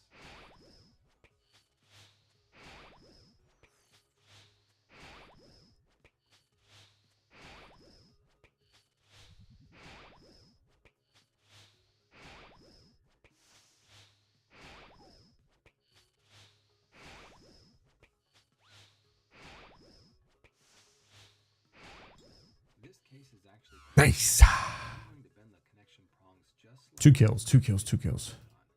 You can solder the Give me the loot. Give me the loot. on the scope of this assembly. Give me the loot. I got 170 more of these to fucking kill. Give me the loot. Now we need to Man, you give me 250 death runes? What is that? Oh, yeah, it's just 39k. That's kind of garbo. Just make sure you stay within the melee range of the axe as much as possible to mitigate the magic stab. And dude, I always get stuck with that. Sometimes I get hit by it and sometimes I don't, but I do understand where you're coming from and what we're trying to avoid mainly. I totally understand. I try my best.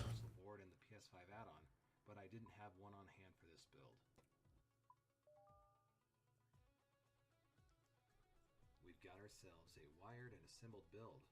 We just need to throw some stickers on the inside of the case and update our Brook firmware.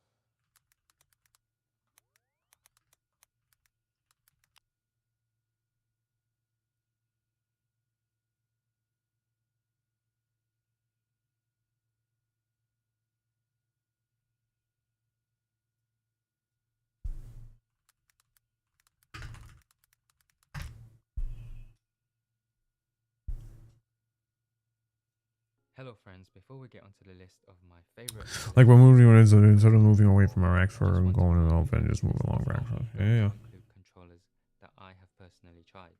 So if you don't see your favorite controller here, I encourage you to get involved in the comments and tell me why you think your controller should be number 1. Let's get straight into the list. My top levelist controllers of 2024, number 10, the G16. This uses full-sized MX switches. What is that? Options out there, but with this controller I felt like the button caps were too small for my taste and the spacing is tighter than I like. With this form factor I would probably enjoy the G13 more, which has enough buttons for fighting games and WASD for everything else. The caps are also prone to popping off, which is not good in the heat of battle. When it's all working well, the buttons do feel great to hit. You can add your own art. 170 more left. 2040 controller, so it's stuffed full of great features. I felt like this when I was playing when I was killing the Cerberus. I was feeling the same way. Feeling the same way with this this run as I'm doing right now. When I first was doing Cerberus, doing like 1 or 2. The 35 kill count. For that, I usually shift walk. Instead of running around, mixed tiles covered. What is shift walking? Can you shift walk? Vertibox V2 is I don't even know what the fuck that is. It's built for ergonomics and a great conversation starter as well. I do like how it feels to play on this, but in my opinion the concept and quality is not what the fuck. It can do with a bit more time in the oven. Transitioning to this layout is a challenge, but will probably be easier for people who have never used any kind of levelers, as you can take the small steps to rewire your brain from the ground up. I would like to see later models of this controller to have a built-in EXT port for dongles and a non-3D printed build, although I do understand that fully committing to manufacturing a product like that can be dangerous if it doesn't have a good uptake. It's a great step towards good ergonomics. In number 7 is the Tiki Taka S15. This was my first split layout leverless and I was instantly sold on this layout after trying it. The S15 feels very springy, light and fun, even though I'm not usually a fan of red switches. This combination with the nylon buttons just works well. It doesn't have an onboard EXT port for authentication devices and it has no screen, so it doesn't quite make full use of the GP2040 software. Number 6 is the Doyle HitPad Standard. I love the way this controller is built and how it looks. There are a lot of fun details on it, to the point where I don't mind that it's not art moddable. It's a short controller, but it's wide enough to feel comfortable on the lap. I'm not a big fan of smaller controllers, but I find this form factor acceptable. It has an onboard EXT port and makes use of the GP2040's great features. The controller sounds too poppy and hollow for my liking, otherwise I would play with this one more often. If you like that kind of sound signature, just ignore what I said. This version of the HitPad Standard only supports Gatoron switches, but if it accepted Chaos switches too, I would have this higher on my list. Before we move on to my top 5, I just want to thank everyone who has subscribed to this channel so far. You're making a huge difference, and I'm just a one-man band doing everything here, so your support and kindness has been very encouraging. Thank you, thank you, thank you. If you're still on the fence, play a game with me. Pick a number between 1 to 16. And Last 2KC, yeah, I got lucky. congrats. You get to click the subscribe button. Oh my god. Just hit the like button for me, and hopefully I'll catch your sub. Also, I want to slot in a special mention for the T16 and S16. Hot42 sent me these later in the year, and I didn't get to use them much, so that's why they're not on my list. But what surprised me about these controllers is how thick and robust they feel, and you guys know I like them thick. I stopped trying to use the T16 when one of my keycaps got sticky, because it wasn't playing well with the wind engine switch due to the older style of button cap used on this. Good. Did some bicycle work, Let me know if you want to see a full review of the T16. and then some like abs.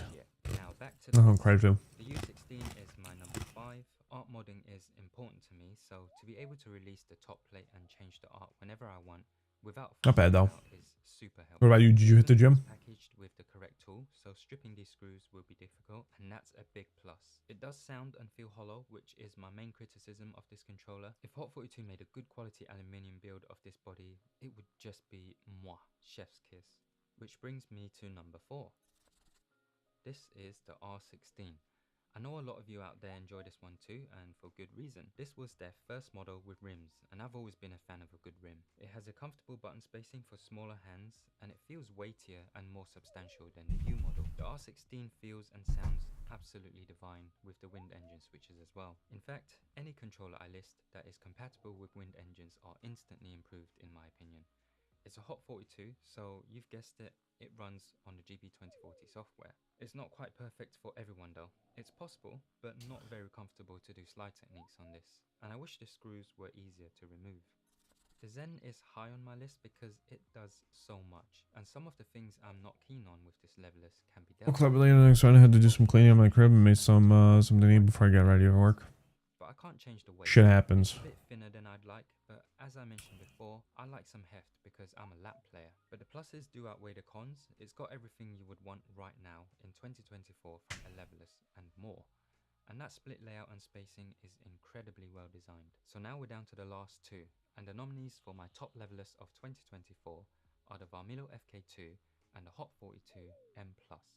And the winner is... well, which do you think would take the top spot? Let's see if you can guess which controller is my favorite of the year. Just comment V for the Varmilo FK2 or M for the Hot42 M+, and I'll reveal the winner next week. Nah, I won't do that to you. I'll give you 10 seconds to lock in your guess, and then we'll go straight to the answer. Go do that immediately because your 10 seconds start now.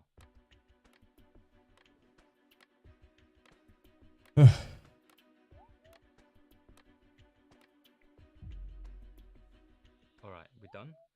Good. It's time to reveal my number 1 levelist controller of 2024.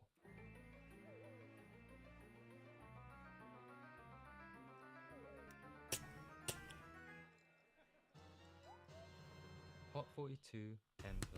But first let me tell you a bit about my runner-up. The Varmilo FK2 is special. It's as heavy as I like, so I get that big boy arcade stick feeling.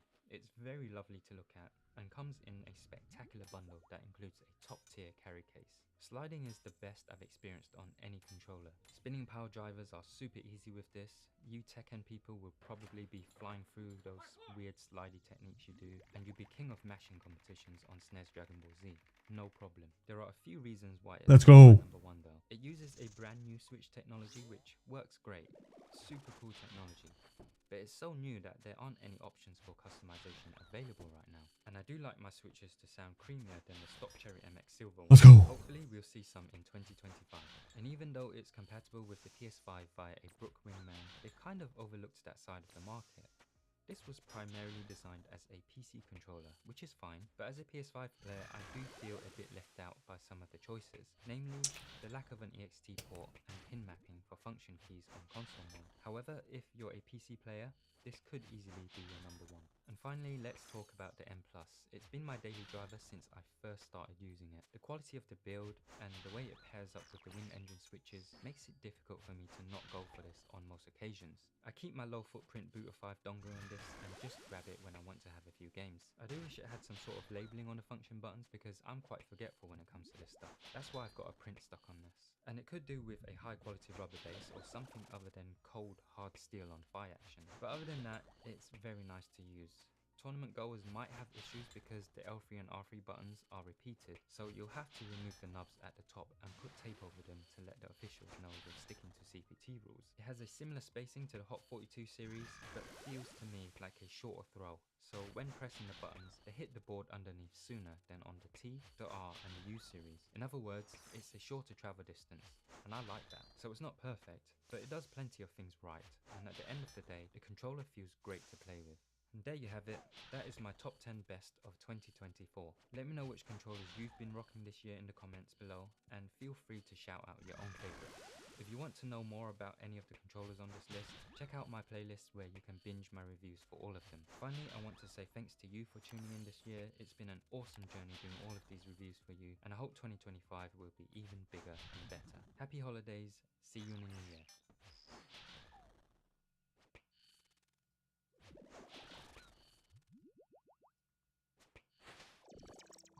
Well, what's the plan for today's stream? Well, I'm about to show you. You ready? So, Monkey Madness 2. Only have a few. I have like, maybe like 2 quests left. I'm 2 Slayer levels off, 69 Slayer. I'm 5 Hunters off, 60 Hunter. So today we're gonna get 69 Slayer, 55 Agility, okay?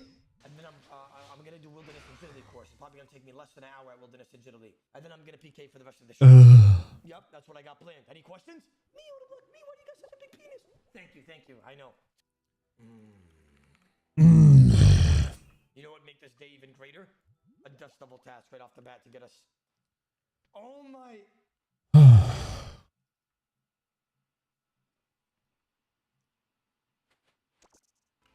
Earth orb. Earth orb. Callisto, whoever's wondering what's happening, every time I get a bear task, I do it with chat. The only thing that I need you guys to do is let me get last hit. Okay? It works out perfectly every event. Nobody makes a mistake. Don't be the first guy to make a mistake. All right, guys? Don't be the first. Earth orb. Everybody off. Are you serious? Okay, I see. Fucking Earth orbs. Still? Yeah, someone needs to kill Rambo. We need one of the boys to kill Rambo. He's doing it on purpose. Yeah, I got a clip channel. It's called the Autoblock. You guys check it out. Post random segments, random pieces of Zonta that you guys might like to see. I'm bald. Sorry, I don't know why I just did that randomly. Kill his ass, attrition. Kill his ass. Take his ass out. I'll catch you later, bro. Like, I feel so bad killing you. Walla, you don't understand. Like, but I gotta make, like... Wait, guys, what's going on? Slayer's Gate. I need PKers, bro. I need shooters. I need PKers. I need people that are gonna listen to my command. If I could get more PKers in World 312 to kill off the people that I save. Okay. I'll do the rest. I'm gonna... Who's hitting it? Somebody's hitting it. I just saw a 1. I need to look out whoever's hitting it. I'm gonna look at this type of POV. Order, you got spit in your beard. I wonder why, Brother Mo. These motherfuckers. I'm trying to make this event fun for everybody. I'm trying to... God damn it. I'm here to PK. All right, Binky, let me see what kind of power you got for me. Binky, kill Otis Bidet, level 68. Let's see if you could kill a guy naked, level 68. He's literally 10 defense. I'm testing your firepower. 5 kicking, just 2 making shit. Are you using Ice Burst and poking with the DDS? Wait! Binky, you're fired. I need better PKers than that. I'm sorry. You're using Ice Burst as a level 99. No. Good job, guys. Good job. The offs right now are immaculate. Everybody's doing amazing. I have nothing but applause for all of you. I'm really happy the way this is going right now, guys. Amazing. All of you guys. Amazing. Seriously. Okay, guys, you guys are gonna kill it if you guys keep attacking. Sir, I need everybody off here. I'm gonna blitz this so nobody dies. Okay, Darsky is snaking. Darsky, I just saw you keep shooting it at low HP. Darsky's being around. We need all PKers on Darsky. He's the only guy with Masori top. I just got here. Okay, let's be lenient. I need PKers though. Oh, the Masori's kind of scary, yo. I don't know if I could handle that. My PKers are literally having. Where's Hernandez when I need him and get off drip and all those guys? Like where is like the cold? Do we have any PKers in the chat? World 312. I'm gonna need some firepower. Damn. Guys, I just got 68 Slayer, one more and we have MM2 basically unlocked. Guys, this is historical right now, and we're doing this together as a community, as brothers. Oh, 2 dragon maces. Yippee. Okay, that was kind of bad of you guys, but you know, small accomplishments we'll talk about. You know what I mean? I don't know about that kill right there. That was kinda bad, Yippee. but we'll take the small accomplishments.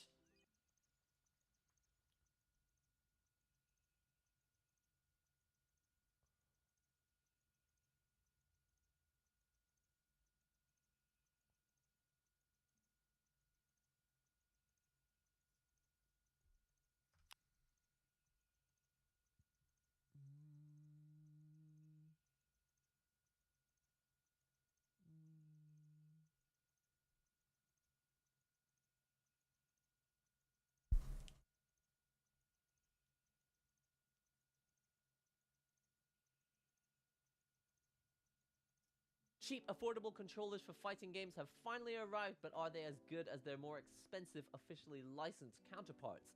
Here's what you need to know. I'm Nihongo Gamer. I review a large number of arcade sticks and other controllers like these leverless controllers for fighting games, and the reason I'm making this video is that I have a large number of these cheap leverless controllers in for review, and I don't want to repeat myself over and over again in every single video.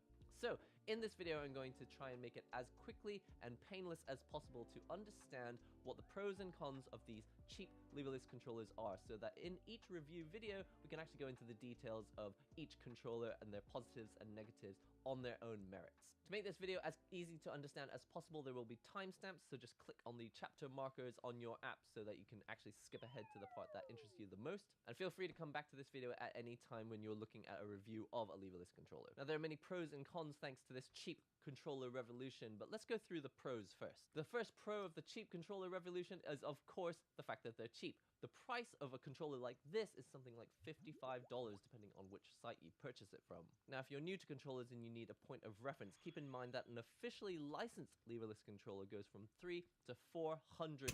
That means you could buy one officially licensed controller or maybe 7 to 8 of these. And if $50 is still too expensive for you, you can DIY your own controller and then pay as little as you like. Speaking of DIY, that brings us on to the next point, which is accessibility. Now, this point goes along with price basically being a much cheaper controller. It means that you don't have to be rich to buy a fighting game controller. If you've got $50 or if you've got the time to make your own DIY controller, then you can now access fighting games on a controller like this if you don't happen to be able to use a pad controller, or if you just don't want to use a pad controller. Lowering the barrier of entry to fighting games to $0 is a big win for everyone involved.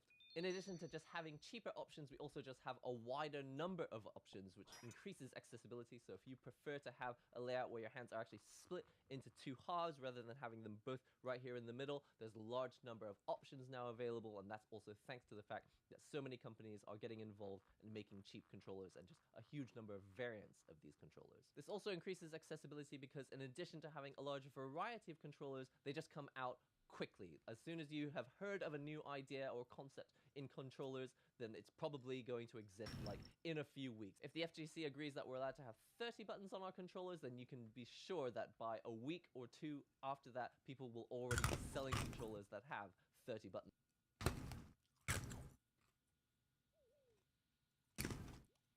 I have tried a lot of different controllers when it comes to fighting games, and honestly I enjoy it. It's kind of like test driving a new car. I played Dragon Ball FighterZ on a Nintendo Pro Controller. I used to even try to lab Zato on my Steam Deck on my way to work or while I'm commuting or on my break. It didn't go that well. I played stick for a lot of my life. I switched to leverless. I play some pad when I play games like Granblue sometimes. You could say I'm somewhat of a fighting game controller connoisseur. So when the good people at Hot42 offered to send me 2 new leverless controllers and try them out, I said sure. Okay, so if you watched my last video on the subject, you know I've been using this T16 for a while now. This has been my main controller for a few months. And the reason is pretty simple. It's this extra button right here. I think this is almost like necessary in Street Fighter now. Just ask Kakeru, the $1 Million Man, the perfect parry king, or prince, was it? It was prince.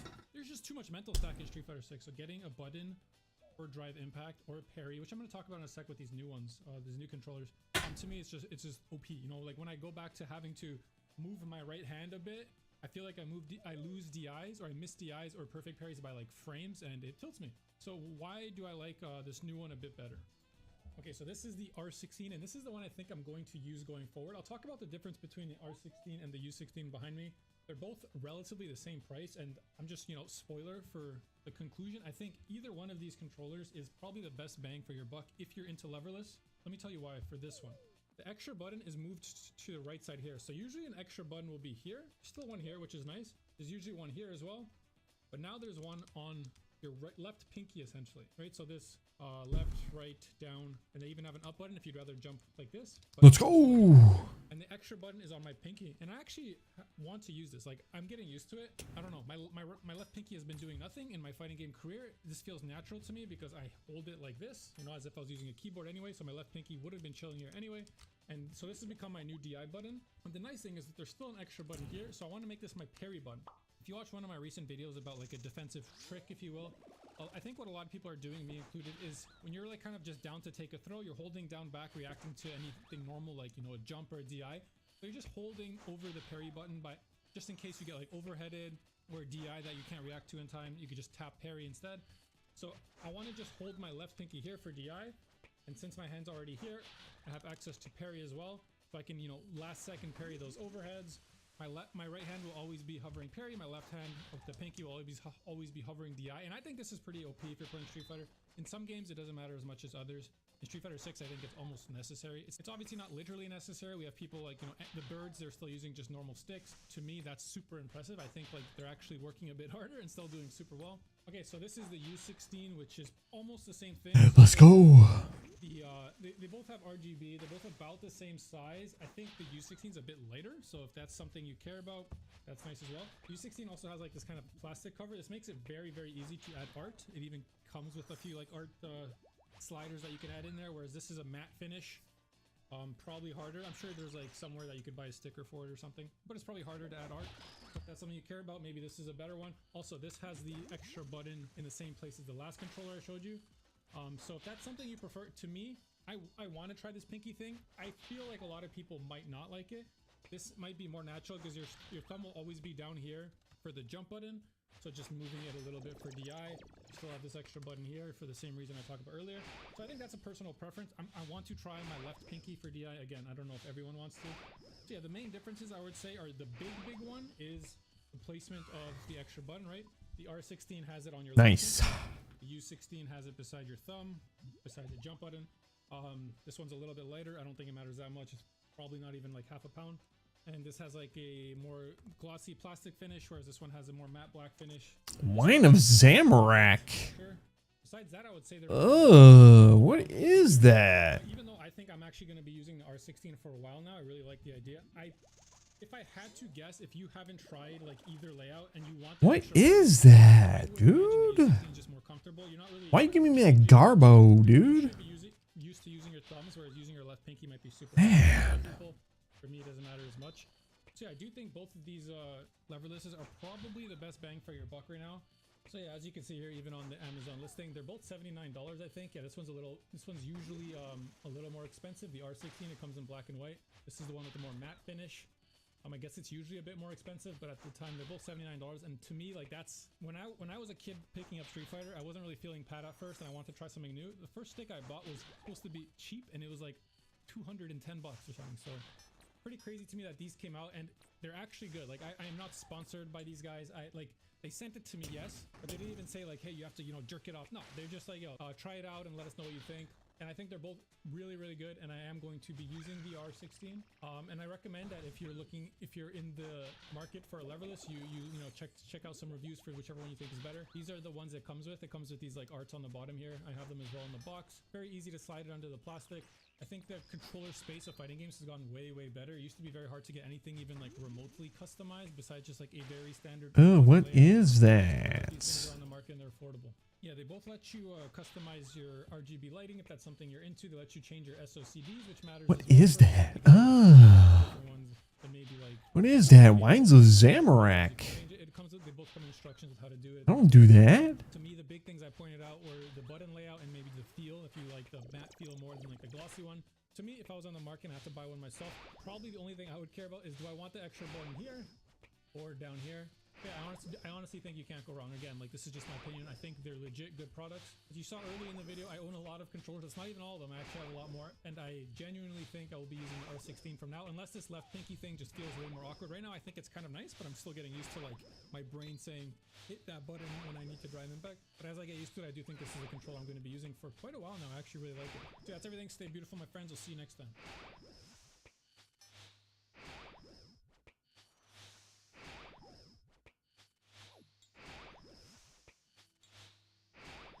Honestly, W kill though. I'm happy about that kill. I got some decent upgrades.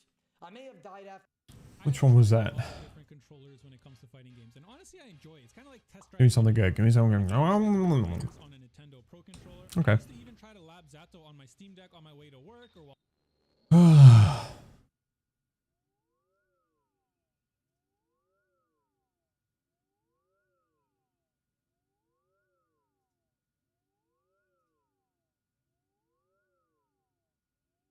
I think what a lot of people are doing, me included, is when you're like kind of just down to take a throw, you're holding down back, reacting to anything normal, like, you know, a jump or a DI. So you're just holding over the parry button, by just in case you get like overheaded or a DI that you can't react to in time, you could just tap parry instead. So oh, what is that? For DI, and since my hand's already here, I have access to parry as well, so I can, you know, last second parry those overheads. My right hand will always be hovering parry. My left hand with the pinky will always be hovering DI. And I think this is pretty OP if you're playing Street Fighter. In some games, it doesn't matter as much as others. In Street Fighter 6, I think it's almost necessary. It's obviously not literally necessary. We have people like, you know, the birds, they're still using just normal sticks. To me, that's super impressive. I think like they're actually working a bit harder and still doing super well. Okay, so this is the U16, which is almost the same thing. So as I said, they both have RGB. They're both about the same size. I think the U16 is a bit lighter, so if that's something you care about, that's nice as well. U16 also has like this kind of plastic cover. This makes it very, very easy to add art. It even comes with a few like art sliders that you can add in there, whereas this is a matte finish. Probably harder. I'm sure there's like somewhere that you could buy a sticker for it or something, but it's probably harder to add art. So if that's something you care about, maybe this is a better one. Also, this has the extra button in the same place as the last controller I showed you. So if that's something you prefer, to me, I want to try this pinky thing. I feel like a lot of people might not like it. This might be more natural because your thumb will always be down here for the jump button. So just moving it a little bit for DI. You still have this extra button here for the same reason I talked about earlier. So I think that's a personal preference. I want to try my left pinky for DI. Again, I don't know if everyone wants to. So yeah, the main differences I would say are the big one is the placement of the extra button, right? The R16 has it on your left pinky. The U16 has it beside your thumb, beside the jump button. This one's a little bit lighter. I don't think it matters that much. It's probably not even like half a pound. And this has like a more glossy plastic finish, whereas this one has a more matte black finish. This one is easier to add art for sure. Besides that, I would say they're very, very similar. You can't go wrong with either. Even though I think I'm actually going to be using the R16 for a while now, I really like the idea. If I had to guess, if you haven't tried like either layout and you want the extra button, I would imagine the U16 is just more comfortable. You're not really changing much. You should be used to using your thumbs, whereas using your left pinky might be super awkward for a lot of people. For me, it doesn't matter as much. So yeah, I do think both of these leverlesses are probably the best bang for your buck right now. So yeah, as you can see here, even on the Amazon listing, they're both $79, I think. Yeah, this one's usually a little more expensive. The R16, it comes in black and white. This is the one with the more matte finish. I guess it's usually a bit more expensive, but at the time they're both $79. And to me, like, that's when I was a kid picking up Street Fighter, I wasn't really feeling Pat at first, and I wanted to try something new. The first stick I bought was supposed to be cheap, and it was like 210 bucks or something. So pretty crazy to me that these came out, and they're actually good. Like, I am not sponsored by these guys. They sent it to me, yes, but they didn't even say like, hey, you have to, you know, jerk it off. No, they're just like, yo, try it out and let us know what you think. And I think they're both really, really good, and I am going to be using the R16. And I recommend that if you're in the market for a leverless, you know, check out some reviews for whichever one you think is better. These are the ones it comes with. It comes with these like arts on the bottom here. I have them as well in the box. Very easy to slide it under the plastic. I think the controller space of fighting games has gone way, way better. It used to be very hard to get anything even like remotely customized besides just like a very standard 8-button layout. So it's cool that these things are on the market and they're affordable. Yeah, they both let you customize your RGB lighting if that's something you're into. They let you change your SOCDs, which matters as well for a bit because, you know, Street Fighter has different ones than maybe like 2x KO will, I don't know, but it doesn't matter because you could change it. It comes with, they both come instructions with how to do it. It's very simple. To me, the big things I pointed out were the button layout and maybe the feel, if you like the matte feel more than like the glossy one. To me, if I was on the market and I had to buy one myself, probably the only thing I would care about is, do I want the extra button here or down here? Yeah, I honestly think you can't go wrong. Again, like, this is just my opinion. I think they're legit good products. As you saw early in the video, I own a lot of controllers. It's not even all of them. I actually have a lot more, and I genuinely think I will be using the R16 from now, unless this left pinky thing just feels way more awkward. Right now, I think it's kind of nice, but I'm still getting used to like my brain saying, hit that button when I need to.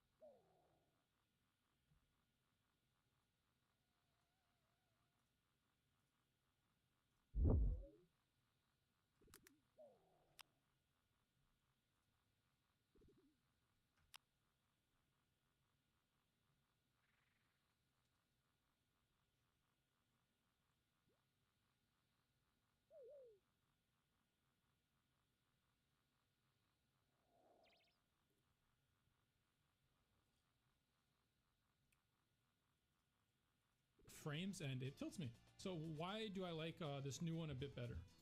Okay, so this is the R16, and this is the one I think I'm going to use going forward. I'll talk about the difference between the R16 and the U16 behind me. They're both relatively the same price, and I'm just, you know, spoiler for the conclusion. I think either one of these controllers is probably the best bang for your buck if you're into leverless. Let me tell you why for this one.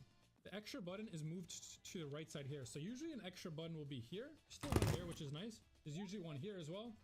But now there's one on your left pinky, essentially, right? So this left, right, down, and they even have an up button if you'd rather jump like this, but there's still a jump button here. And the extra button is on my pinky, and I actually want to use this. Like, I'm getting used to it. I don't know, my left pinky has been doing nothing in my fighting game career. This feels natural to me because I hold it like this, you know, as if I was using a keyboard anyway, so my left pinky would have been chilling here anyway. And so this has become my new DI button. And the nice thing is that there's still an extra button here, so I want to make this my parry button. If you watch one of my recent videos about like a defensive trick, if you will, I think what a lot of people are doing, me included, is when you're like kind of just down to take a throw, you're holding down back, reacting to anything normal, like, you know, a jump or a DI.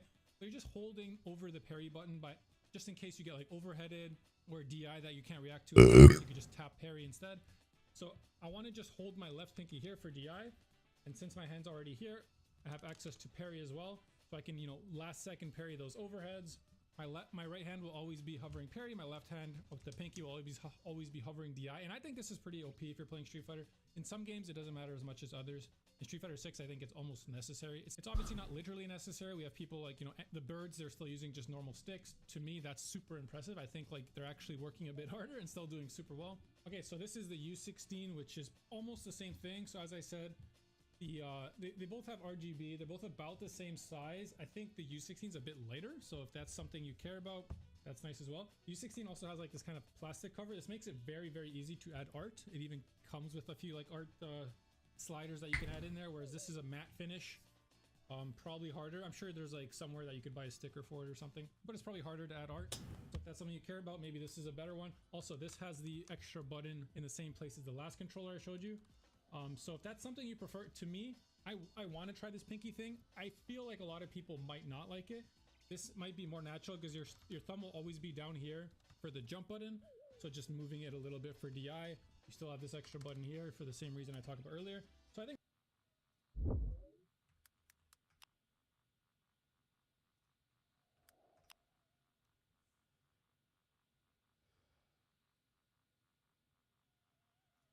Hey, what's up everybody? In today's video, we're going to be looking at two controllers by Hot42, the U16 and the R16. Now these two controllers might look a little bit similar at first glance, but there are a few key differences between both of these controllers which I'm going to be going over in this video. I want to say a big thank you to Hot42 for sending me both of these controllers for review. Now while Hot42 did send these to me, don't worry because everything in this video is my own personal opinion and I haven't been paid to tell you what to think about these controllers, so don't worry about that. I don't want to take up too much of your time. I'm going to make this as quick and as fast as I can. And we're going to check out the general overview of both of these controllers, what they can do, what the differences are, and who I think they're for, how much they cost, and if you should buy it. Really quickly, let's just go over some of the similarities between these two controllers. They both have a single USB-C input along with a USB pass-through. So if you need to play this on a PS5 or an Xbox, you're going to find them. The locations are different. The R16 has it right here, and then the U16 has the pass-through on the top. Both these controllers use a GP2040 PCB inside, which means they're both going to work right out of the box on PC and PS4. However, if you plan to play on PS5 or one of the newer model Xboxes, you are going to need a PS4 to PS5 or an Xbox converter in order to get that to work. Now, my recommendations, you're either going to have to get a Brook PS4 to PS5 adapter, or what I recommend is a Mayflash because they cost about half the price of a Brook adapter. Both those converters work no problem. I've tried them both on PS5s, no issues for me, and no, they do not add any significant input lag. Now, Hot42 also sells their own PS4 to PS5 converter. I've heard good things about it, but I haven't tried it out myself, so I can't vouch for the quality of it. Like other Hot42 products, I'm sure it's great, but like I said, I haven't tried it, so I'm not going to include that in my list. Again, Mayflash, Brook, those are the two you're going to want to go for. Then they both have a display panel for when you plug it in. You can see what your SOCD settings are, what your current button layout is. They both have a display panel, and they both have the same number of buttons. These are both 16 button. Now for those of you who aren't too familiar with Hot42 products, let me just show you one that I got a long time ago. This is the T16, one of their earlier models. I reviewed this about a year ago, maybe a little bit less, maybe a little bit more. Now the previous Hot42 models, they use 30mm buttons, and as you can see here, all of the buttons are the same size between the right hand, the left hand, and the jump button. They're all uniform.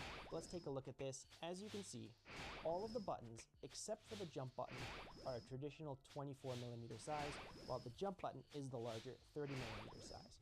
So if you're the kind of person who likes to use the traditional hitbox button size layout, then you're going to really enjoy both the R16 and the U16 compared to the other Hot42 products, which mostly only have uniform button sizes. Another unique feature to both the U16 and the R16 is that they feature rims around the button. So you can see that the T16 here only has the button kind of protruding out from the top. There's no ring around it. With the U16 and the R16, the rims are built right into the top of the case, and that's going to make it easier for you to do slide inputs. So if you're a person who plays a grappler or a person who does lots of slide inputs, this might be a controller that you'll enjoy more than the other Hot42 offerings because of that additional ring around the button. Both the R16 and the U16 use exactly the same key switches. They both use the Kyle Crystal key switches, and these are very, very similar to the Reds. Some minuscule differences. The only major difference between these key switches and the Reds, which are found in a lot of other Flatbox and some other Hot42 products, is that because these are translucent, it's going to be much easier for the RGB lighting to shine through. So let's take a quick look at the RGB right now. So here's the RGB lighting on both of these controllers. I'm going to set this to just the default pattern on this one, so it's going to be cycling through all the patterns. So while they both have the same internals, just because of the way the body is built, I found that the R16, it's much easier to see the RGB lighting compared to the U16. It just doesn't really shine through as much. Now this is me recording at night with the lights in my house on. So let me just go ahead and turn off the lights and we can see the difference between the two. So here are both the controllers in a low light setting, and it's really easy to see the difference in the RGB lighting in these two controllers, especially when we look at the R16 here. Because of the acrylic body, the RGB lighting is going to shine through the body as well, which we don't get on the U16. So if you're the kind of person who really values RGB lighting and really wants it to like shine and look really cool when you're playing, then you might prefer the R16, because I do think the lighting on this one is a step up from the lighting on the U16. Now, the button sizes of both these controllers are exactly the same, but there's one really big difference between these two controllers, and that is one of the layouts of the additional buttons. So here you can see on the U16, there's an additional button here on the bottom below the jump button. But then if we go to the R16, that's not there. And that additional button is going to lie right over here where your left pinky would go. Now, I don't know about you guys, but I like my pinkies. I use them both all the time, every day. And if you've been using a conventional style controller, you'll notice that your left pinky's kind of here doing nothing, and you don't get to use your left pinky. So if you're a pinky person like I am, you're going to be really happy with this controller because you get to use both of your pinkies, your right pinky and your left pinky. So you get all 10 digits is going to be one of the benefits of this controller. So if you're a fan of digits like I am, this might be the one for you. And standard with all Hot 42 products, the Turbo, Home, Start, Select are all laid out in the same spot on both of these controllers. There's a row of 4 plus the Mushrooms over here on the R16, and then again you have the row of 4 plus the 1 turbo button on.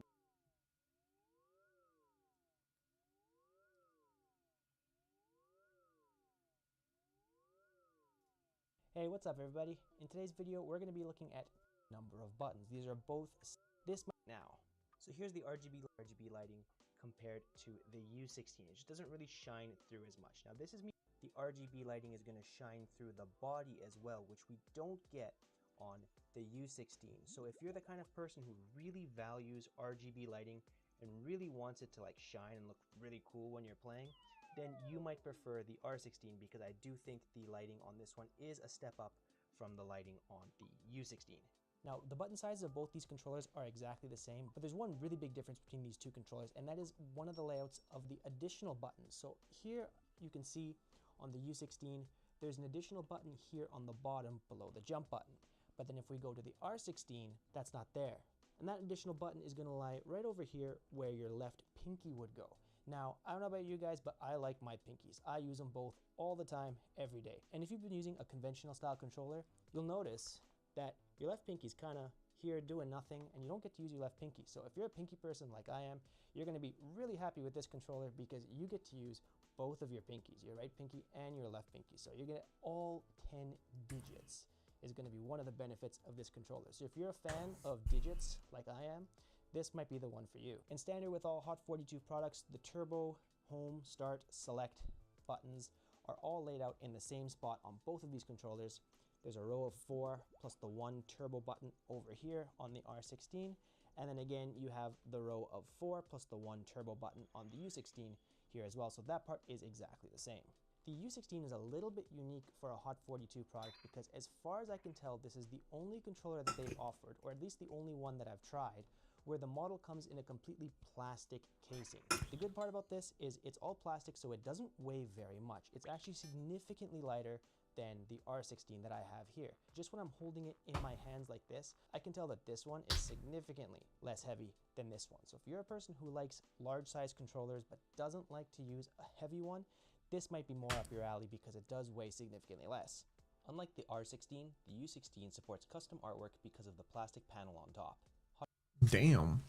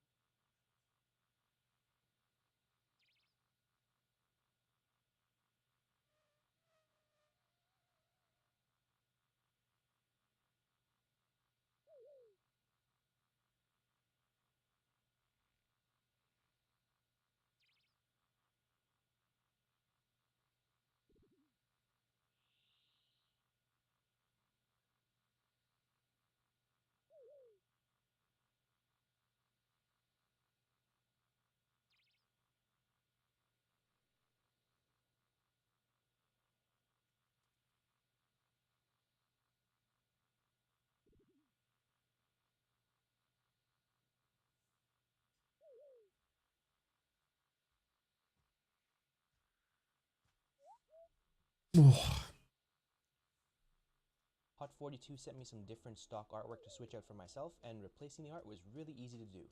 One more very small difference between the R16 and the U16 is that the R16 came with this Hot 42 Hyper Light USB cable. This is a higher quality USB than what's typically offered in their other products. It has like the kind of knitted wrapping USB cable. It's not just a plastic wrap at on the outside. I love the way this feels. It's very loose, very easy to move, and I think this is good for tournaments because, you know, it's not stiff and it's easy to put into your bag. And then of course it has the typical USB enders, this one for your controller and then this one to go into the PC or PS4, PS5 if you're a tournament player. That's going to be super important. And as we can see on the box right here, this is 3 meters. For you crazy people who use the Imperial system, I have no idea how long that is in yards, but I'll tell you, it's long enough. And everyone knows that longer is better, and I'm pretty sure that this cable is longer and better than the ones that usually come standard with Hot 42 products, so this gets a thumbs up from me. Now, of course, the big thing that I'm sure everyone is wondering, the price. As of the recording date of this video, both of these controllers are on sale where I live in Japan on Amazon, and they both go for almost the same price. There's only about like a 1,000 yen difference, which is gonna be about $4 to $5 American difference. So if you're thinking about price isn't really a factor when you're choosing which controller you want to buy. You're just gonna have to figure out which one is better for you. And I think the main deciding factor for you, rather than price, is going to be, do you value having an extra button on your left pinky, or do you prefer having one on your left thumb beside the jump button? And do you want an all plastic lightweight enclosure, which we have in the U16 here, or do you prefer a more solid, heavier acrylic paneling with a plastic top like the R16 that we have here? That's what you're going to need to think about when you're deciding which controller you want to buy. In closing, if you're looking for an inexpensive, good quality leverless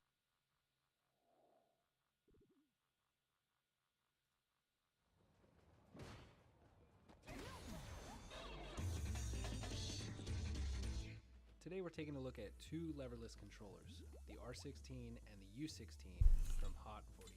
Before we get into the specifics, I just want to thank Hot 42 for hooking me up with these controllers. They gave me complete freedom to make this video with no restrictions, so rest assured they are my own. With that out of the way, let's get started by taking a look at the controllers. Both the R16 and U16 measure about 12 by 8 inches with a super slim height of just 10 millimeters. They both feel sturdy, but they do have a glass look to them, which makes me afraid to drop them. The U16 in particular is very reflective, so if you aren't careful, you might catch a glimpse of yourself when you look down at your buttons and cry that you tech that. The size is perfect for playing on a desk or in your lap, and it can easily... Damn, I don't have no more Dragon Ballistas. They both have a USB-C port on the top and come with a right-angle USB-C to prevent any accidental disconnects. There's also an external port for you to attach your PS5 adapter. Out of the box though, these things will work on pretty much everything else, including PC, PS3, PS4, Nintendo Switch, and Android. And just like the other Hot 42 models, there are 3 SOCD modes to choose from, as well as a turbo function. So if you plan on using these on different setups, you're pretty much always good to go. Other features include LED backlit buttons, a display screen, and a few artwork prints that you can swap out. If you're already familiar with Hot 42, then this will come as no surprise, but these controllers are very customizable. I was tired of locking eyes with myself every time I mashed DP, so I swapped out this white artwork instead. Each controller came with all the tools you need to do this, and it only took me a few minutes. To take things a little further, I completed the look by adding a nice image to the display screen. There are a few different lighting effects and colors that you can tinker with, and everything from the button caps to the switches can be swapped out as well. So you can truly make this controller into your own. As the name implies, the R16 and U16 have 16 buttons. Having extra buttons is a must for games like Street Fighter 6, where mapping a dedicated parry and drive impact button can make all the difference. The button layout between the 2 controllers is different, so really it just comes down to preference. Personally, I prefer the R16's layout, which puts the L3 button in the top left pinky position. Your hands can sit naturally like they would on a keyboard, and reacting to drive impact with this felt much more comfortable. They also included a second up button at the top, which is reminiscent of the WASD layout. This time around, there are a few rings around the buttons which are actually attached to the faceplate itself. I'm not sure what it is about these things, but for me, they improved the overall feel, especially when compared to Monkfish. Yay. More cushion on your button presses, closer to what you would expect from a traditional Sanwa button fight stick.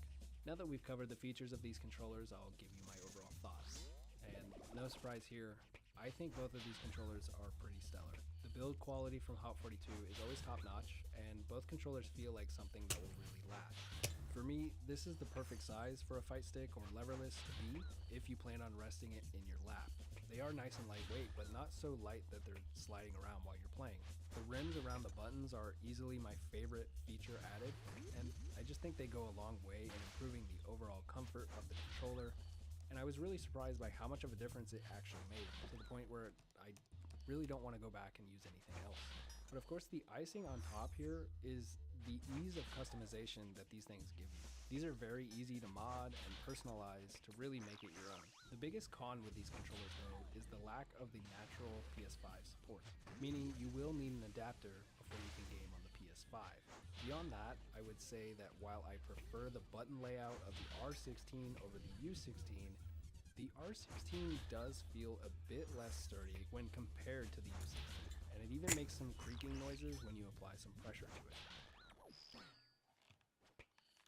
I never had any issues while using it or anything, but I'd say it's worth considering if you're known to smack your buttons like they owe you money. So if you're looking to buy one of these and are debating on which one to pick up, I'd say it really does come down to the preference of your button layout. Both controllers are a great deal at around an $80 price tag, which is really affordable, especially compared to other brands. So for what you get in terms of build quality, customization, and the ease of use between different consoles, I think either controller is a no-brainer for anyone looking to pick up a new leverless. And yeah, I think that's all I have to say about the U16 and R16 leverless controllers from Hot42. I really like them. Have you guys tried these controllers? Are you looking to try leverless for the first time? Let me know your thoughts below. And if you want to see my other Hot42 review, you can click here to check that out. Thanks as always for watching, and I'll see you guys next time. We await your return, warrior. Oof.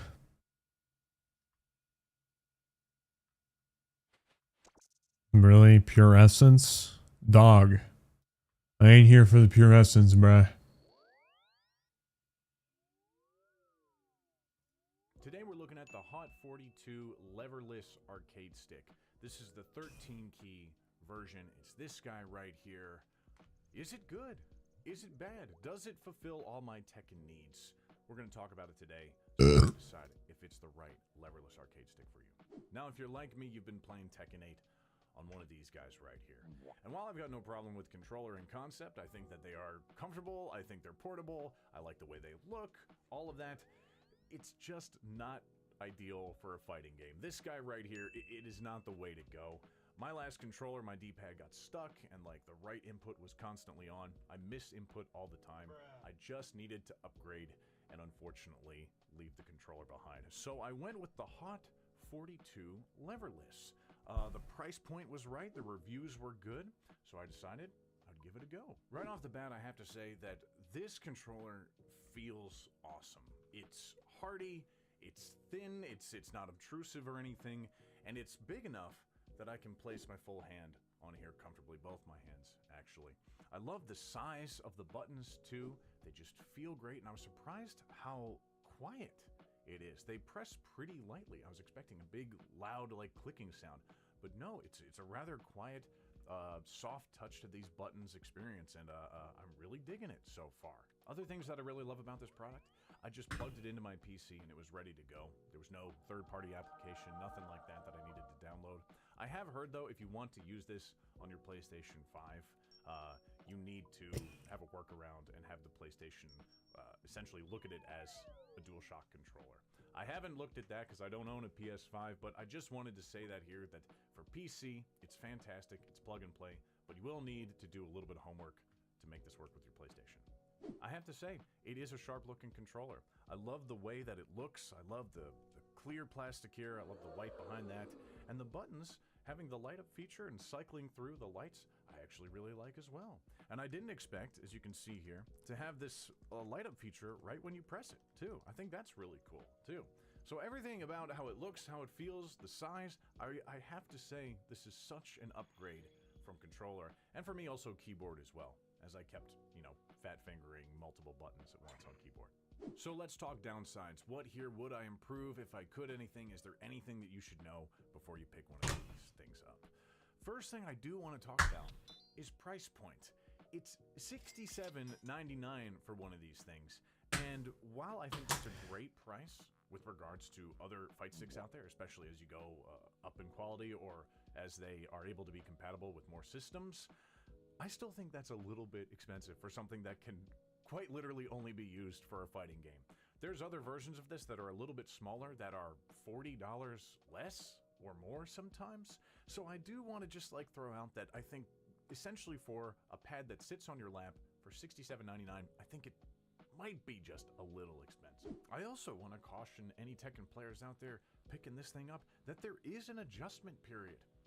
You are not going to be able to just pick this up and be exactly the same as you were on controller or even on keyboard once you pop online. There is a little bit of an adjustment, learning button placements, and especially learning that up is now your thumb. Yes, right here, right there is now up. And yes, I think there's a lot of advantages with that, and that you can keep your thumb just there at all times. I'd be lying if I said it doesn't take a few days for you to finally like get that locked into your brain. It is a little bit different. There is an adjustment period. So just know that before you pick this thing up. Finally, I want to talk about one quality issue that I did have when I picked up my fight stick. I found that I needed to tighten each of these screws right here when I got my product. It was just a little bit loose. I could wiggle it ever so slightly, not.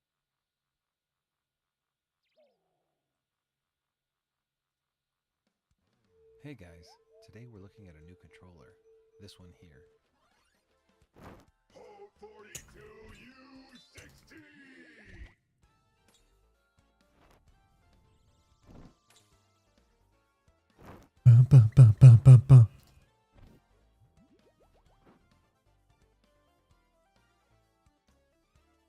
Now this here is the Hope 42/Cosmox U16.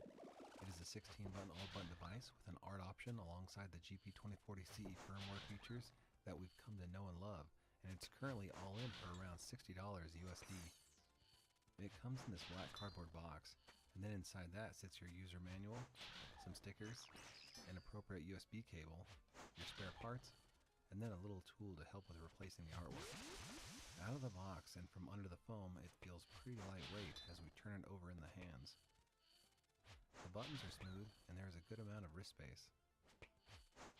And then it's got those 16 buttons, so a few extra functions beyond a standard hitbox 12-button layout. All the buttons are also the same size, apart from your jump function in the center there, which comes in a bit larger. The backside is fairly naked, so no foam or padding, but I suppose sort of a blank canvas for the stickers that they included. The device is very thin. They didn't go with a layered sandwich-style design as we've seen before, and opted to keep things pretty thin.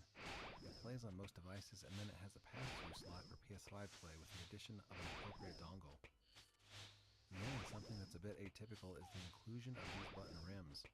Many devices don't have those, so that, along with the Plexi Overlay art option, helps to set the U16 a bit apart from others. And maybe it's because of those rims, but the buttons sit just a bit higher than usual. If you are familiar with some of the previous Hope models like the T16 Crystal, then you'll recognize that familiar footprint. By way of dimensions, it's just shy of a foot long and around 8 inches wide. And again, with not much metal, the device is very thin and lightweight. The U16 is not even a pound and a half, so worth noting if you prioritize ultralight controllers. Here's how its footprint stacks up against some other offerings.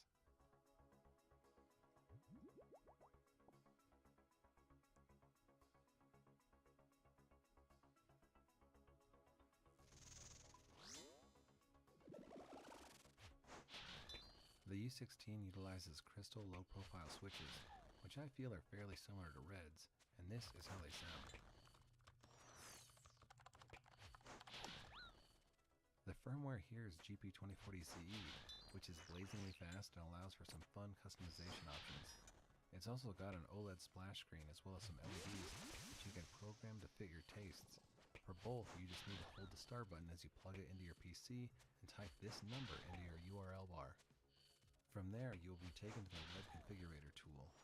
Join the Hope 42 Discord for fun splash screen download options or web up your own custom versions. Here, I've installed a random Pikachu one that I found in that Discord. And then, this device comes with a Plexi Overlay with a stock black page installed, and also several additional art options.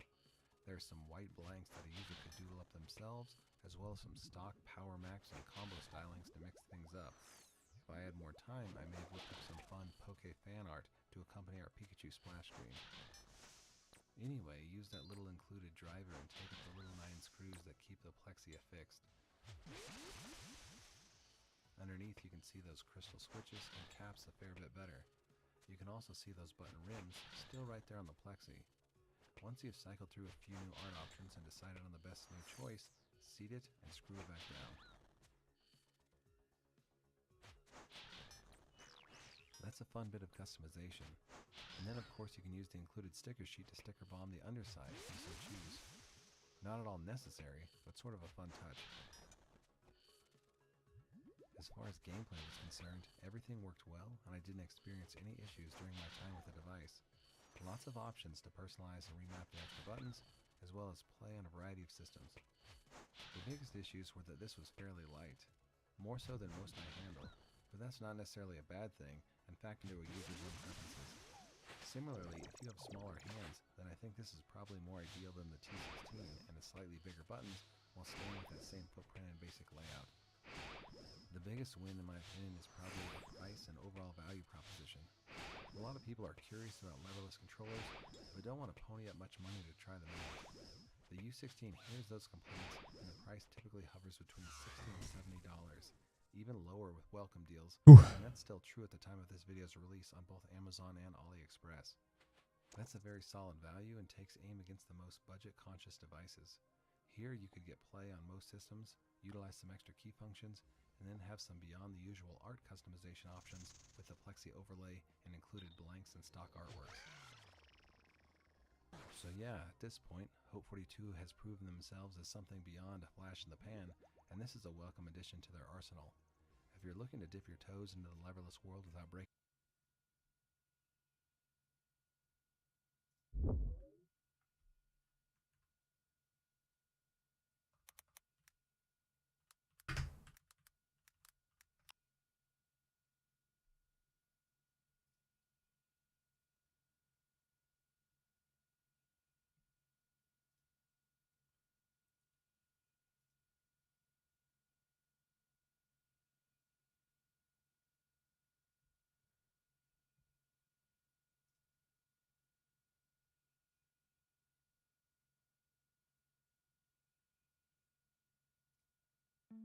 Today we're taking a look at something pretty special.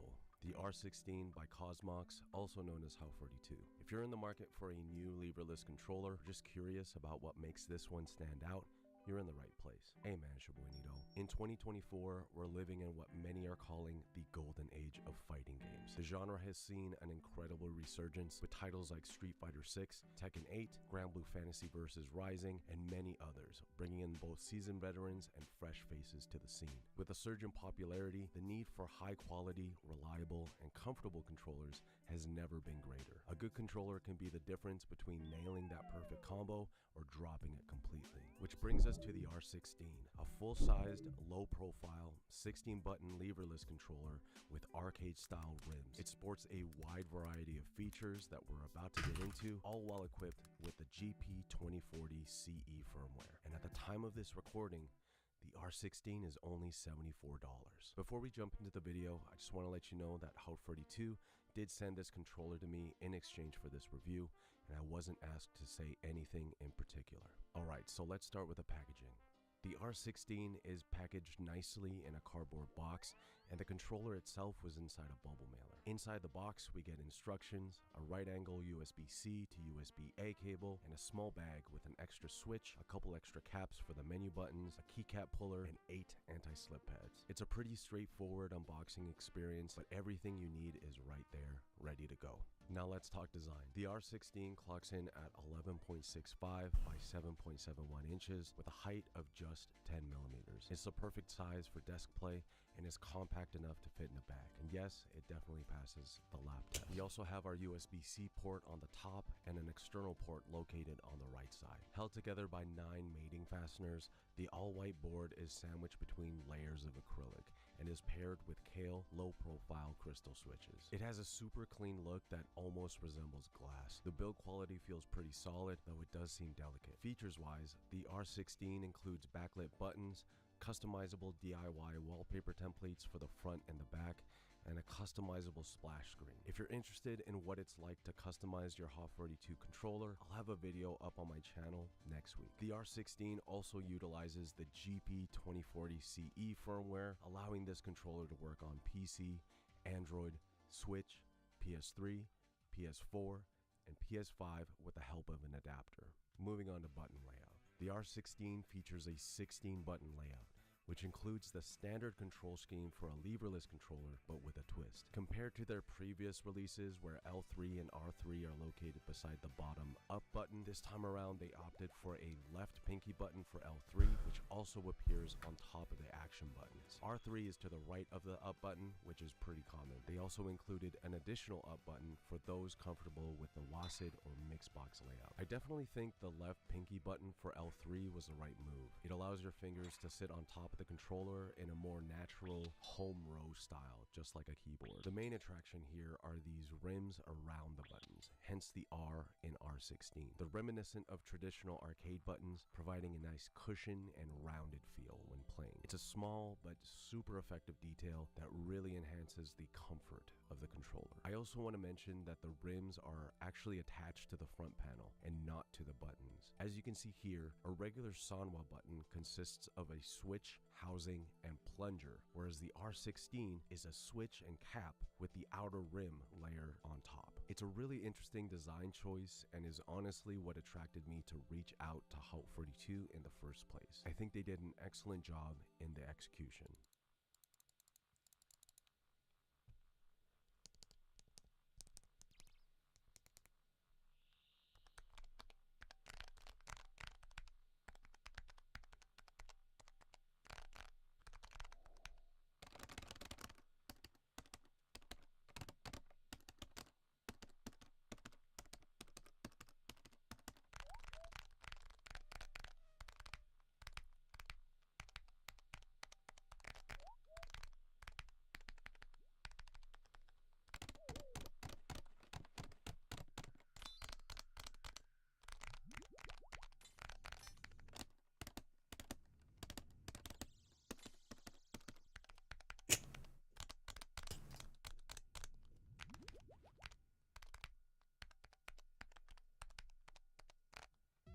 So how does it perform in-game? I've been using the R16 for a few weeks now, and while it took a little bit getting used to, I'm really enjoying this layout. The additional buttons really make the controller feel complete.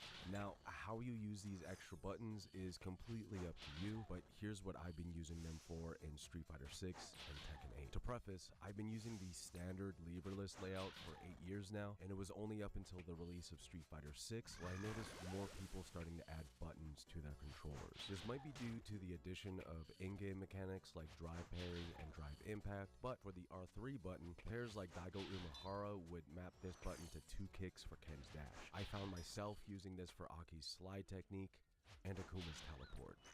L3 is really personal preference. I used it for throw, which I'm liking a lot. Ultimately, the best use case for these extra buttons is to reduce the amount of effort to perform a specific action. So moves that usually take 2 buttons now only take 1 button. For Tekken, however, I didn't really notice myself utilizing the extra buttons at first. I think it had a lot to do with my muscle memory, and because I already have the majority of what I need mapped to the major face buttons. But after quite a bit of testing, I ended up mapping Key Charge for R3 and Xiaoyu's Taunt for L3, just so I could do this.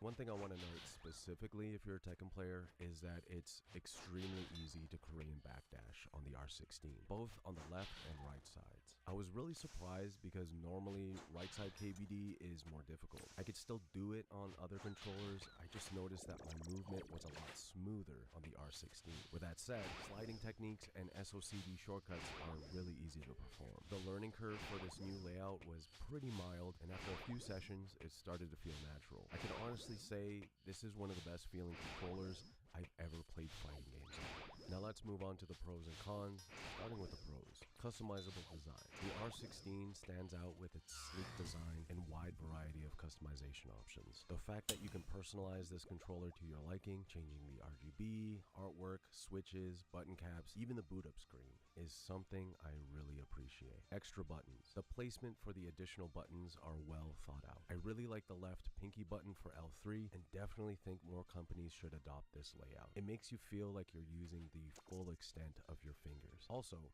since I use my left thumb for up, having R3 on my right thumb makes a lot of sense. I also like how they included the extra up button for Mixbox players. Comfort. Everything from the switches, button caps, and rims make the R16 an absolute joy to play on. It feels smooth and creamy, and my inputs feel crisp and precise. The rims feel great on my fingers. And lastly, price. As of this recording, the R16 is only $74, which is incredible. While you do need to pay extra for an adapter like the Magic Boots, if you want to use this on PS5, it's still extremely competitive. And with that brings us to our first con, which is connectivity and reliability. So, funny story, I received the R16 and decided, okay, I'll grab a Magic Boots so I can use it on PS5. And a week later, Cosmox decides to release their new adapter, and it looks way cooler. So, I'm kind of salty. Anyways, I think the biggest con is that it's not really plug and play if you're a PS5 user. PC users can ignore this bit, but I'm thinking about the person who has a PS5 and doesn't own a PC. First off, you need a PC to update your firmware and adjust some settings in order to get this pro. Once you get your adapter, you think you could just plug and play in the controller and plug it into your PS5, but you need to have those settings on and off, otherwise you'll just get timed out. And even after going through this, sometimes I still got timed out and my controller would just stop working. It's kind of one of the reasons I'm hesitant to bring this to locals, because if I disconnect or my controller decides to time out, that's an L. The R16 is a beautiful controller, but it feels delicate. It also makes a creaking sound if you handle it with too much movement. This makes it less ideal for players who are a little too aggressive or tend to drop their controllers. You definitely don't want to drop this on a hard floor at Evo or accidentally spill your drink on it. Button tone and feel. While the buttons are soft to the touch, and while I'm a big fan, the R16's creamy sound might not be to everyone's liking. They lack the snappiness and sharp feel of traditional arcade buttons like Sonoras. But do keep in mind, because it's hot swappable, you can easily change them out with something like Cosmox's new Wind Engine switches, which we'll be covering next week. So who's this for? In my opinion, I have a few people in mind for the R16. Number one, you play on Fight Stick and you want to buy a leverless that doesn't sacrifice the feel of standard arcade buttons. You want something that's comfortable, customizable, and affordable. Send a meme. You own a leverless but want a controller with extra mappable buttons to take your gameplay to the next level. Of course, there is a slight learning curve to utilizing the extra buttons, but once you get over it, it's smooth sailing. And number three, you're like me and just love the look of the R16. You like the clean and clear aesthetic and want something that's a little different from what everyone else has. Now here's who I don't think this controller is for. Number one, I wouldn't recommend the R16 to players who are super aggressive and like to toss their controller around. This also goes for those who tend to drop their controller accidentally or want something really durable. Although the build quality seems pretty solid, one slip on a hard floor and you're pretty much out of luck. Number two, at this time, I don't think I can confidently recommend this for PS5 users. I'm a very technical person who follows instructions, and even with the updates as well as buying an adapter, the R16 I'd say works 50% of the time on PS5. I'm not sure if it's just my unit, but until there's a reliable plug-and-play option for these types of controllers, I'll be sticking to my other controllers for when I play on PS5. And the So reason what's the why verdict? is The R16 by actually what you would Cosmox, expect. aka It's the Payday 2, 3, their is new an game. impressive leverless controller. Payday 3, they need that. They need money? Especially being What? $74. It's a beautiful take at an all-button controller and feels great to play on. Despite its flaws, my experience with the R16 was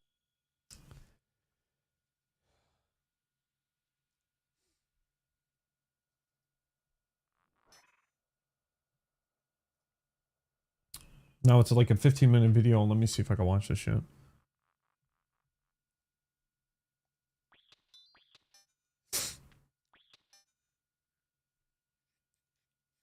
Well, Payday 3 didn't really do really well, right, for sales, if I'm not mistaken. Kind of did ass. Right?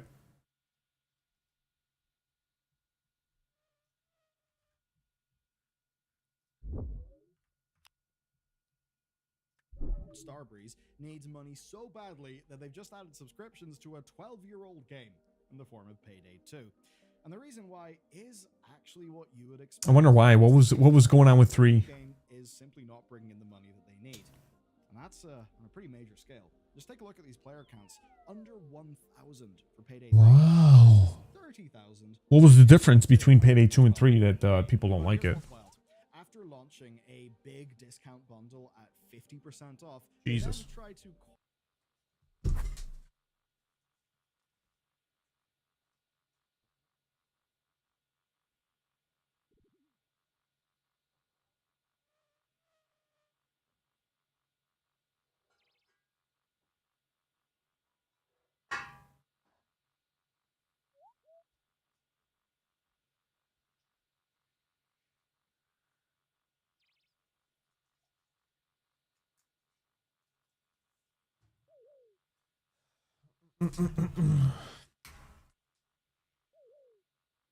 Oh, yes. quietly cut it down by 17% to 33% off. They got caught, they had to reverse that, and whenever that price hike was happening at the same time as a new subscription was being added, it really wasn't quite a good look. And even Starbreeze's head of commercial admits this. He said, "They're not wrong. It's terrible timing." But as if this wasn't already a peak game industry story, well, Starbreeze actually just killed an entire other project. They laid off a whole bunch of people, and they're putting more resources into Payday. So with that in mind, What let's see happened? what the hell's going on here. You may remember a fun thing from November of last year. You see, that was when the Payday Twitter account literally told people, and I quote, "Dude, we need the money." And you know what? That's actually refreshing. It's honest.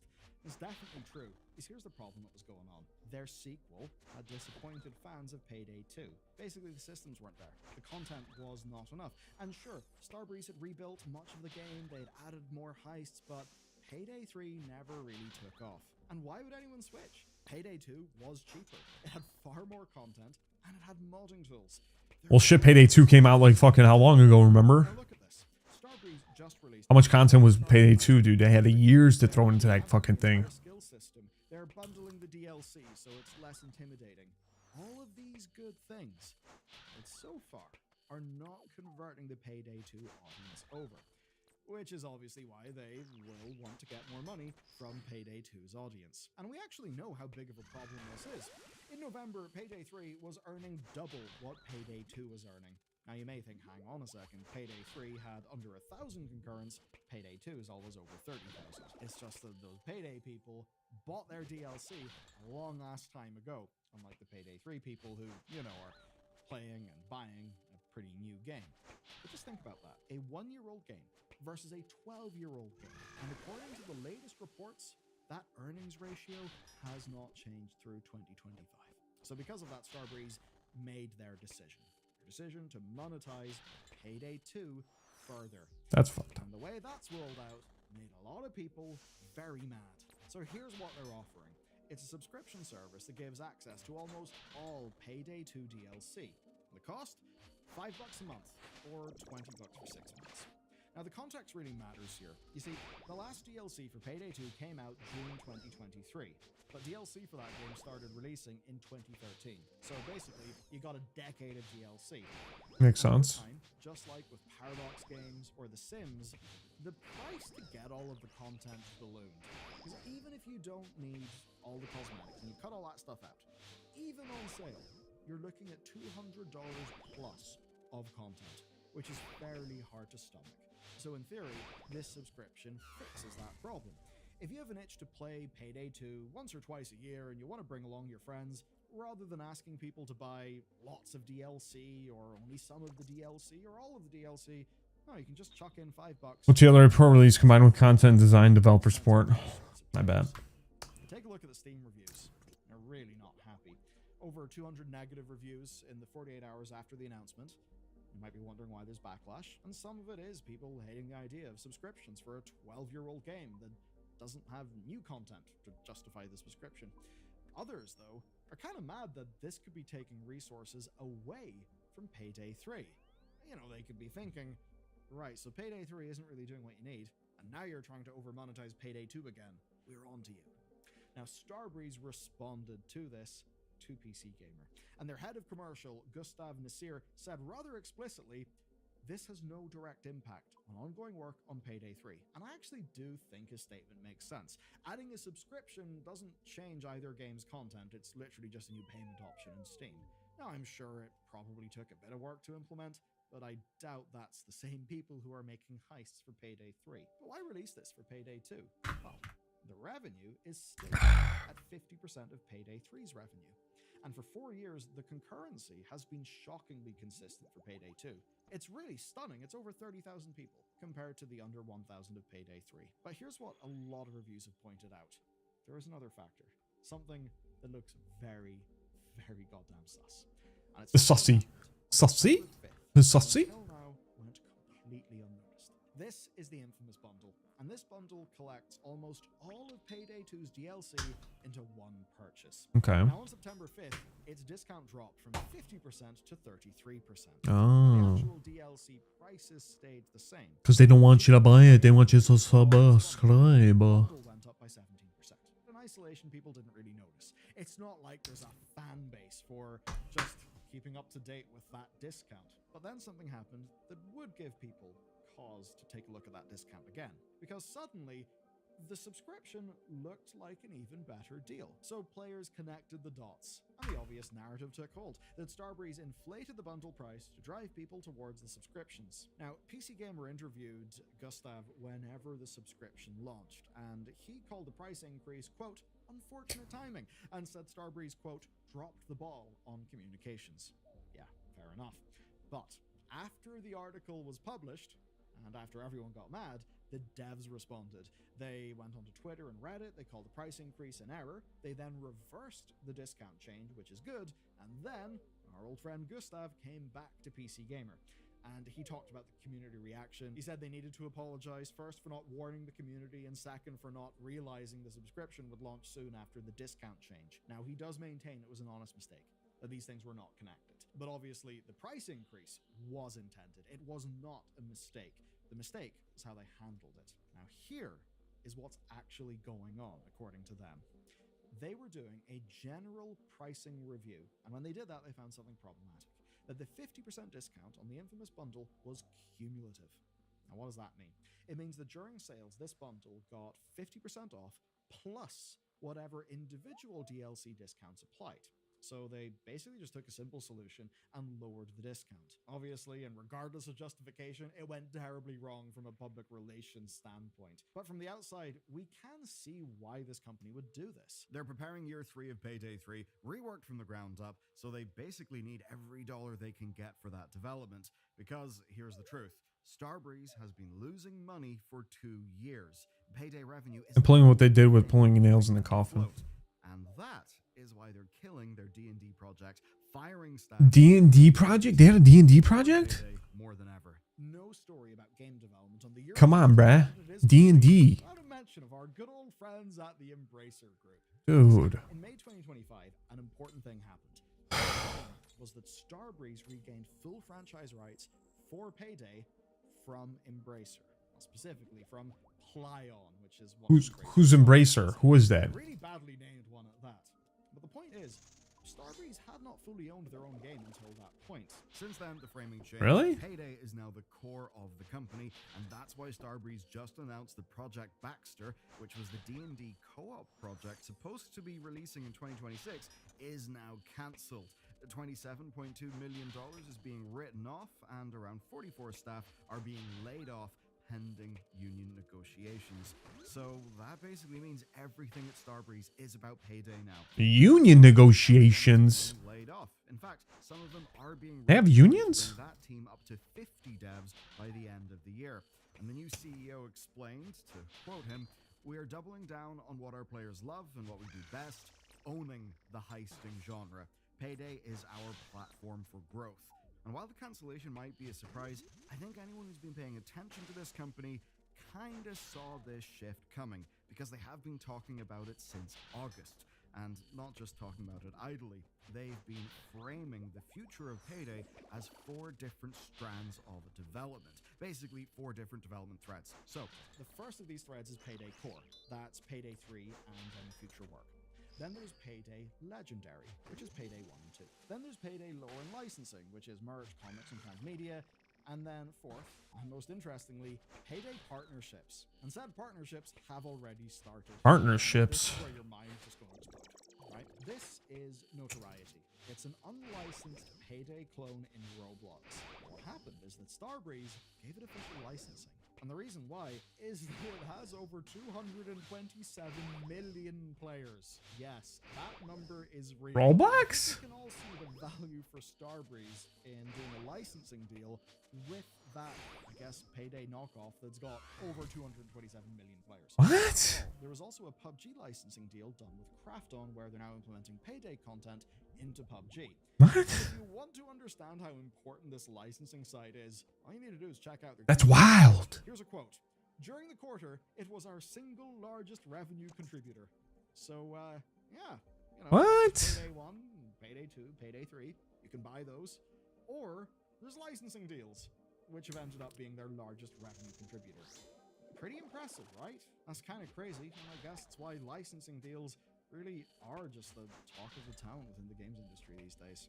Now, these projects, these sort of 4 pillars of Payday, of Starbreeze, they've got their own separate teams. They put it in Roblox and they licensed it? That's pretty dope. And each thread can theoretically support itself, and in doing so, Wow. support all of Starbreeze's continued existence.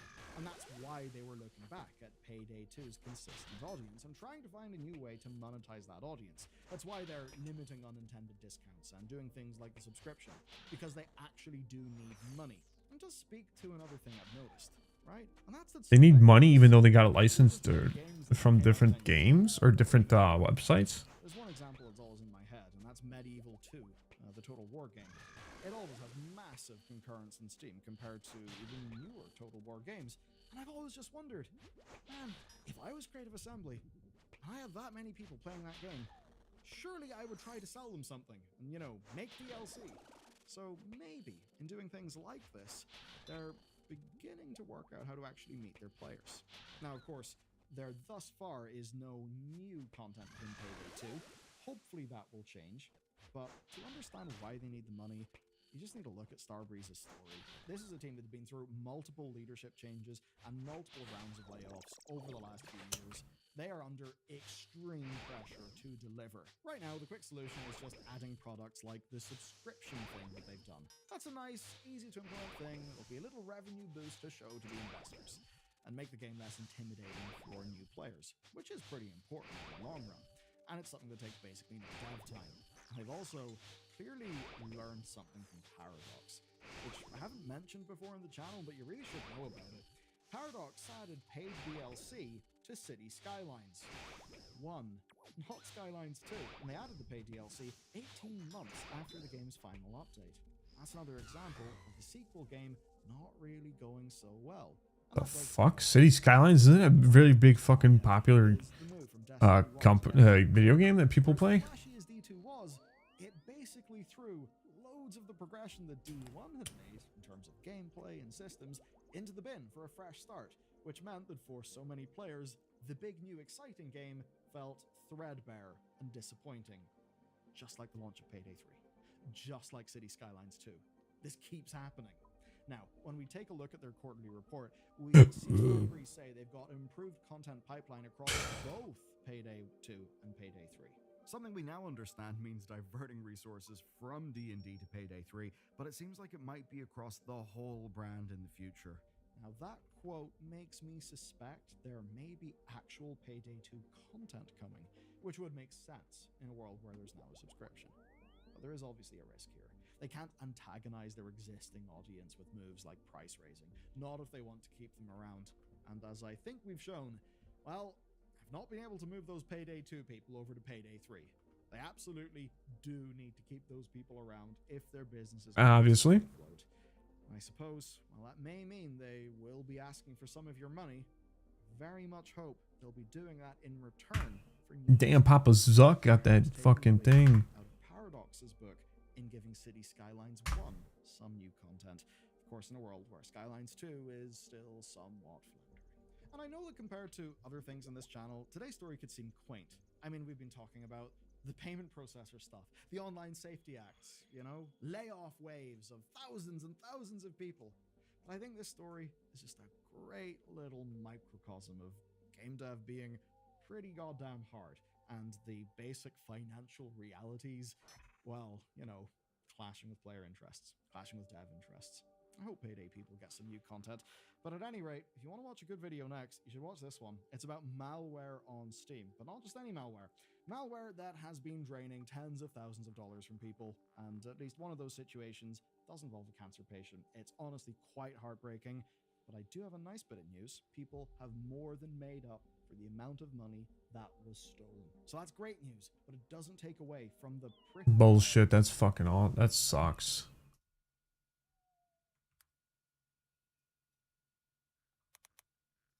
Hey fellas, you ever play Tekken? Of course you have, probably. Tekken is the most popular 3D fighting game in the world, and its history goes back 30 years. And I've never played it. I mean, I've just never really been into it. The game has so many characters and literally thousands. Which one's the new Tekken? How are you supposed to get into a game this big? Well, turns out the answer for me was when someone famous asked me. In February, outrageously wealthy FGC tycoon Sajam reached out to me about an event he was putting together. This guy wants to know how worth is YouTube Premium. 6 teams of 5 players. I just like not to fucking watch ads. So the team members would only fight opponents who are around their own skill level. These range from I don't like watching ads. I don't know what else it gives me. I want to say maybe if you have YouTube Music, you get some other benefit with it. If you use YouTube Music as in listening to like music on your Apple device or Android device, you get obviously music on there. I don't know what else you could do. And Rob CD had exactly 1 week to learn how to play Tekken before we'd be fighting each other for our respective teams, with each one of us starting out brand new to the Tekken series. I put out a tweet right away.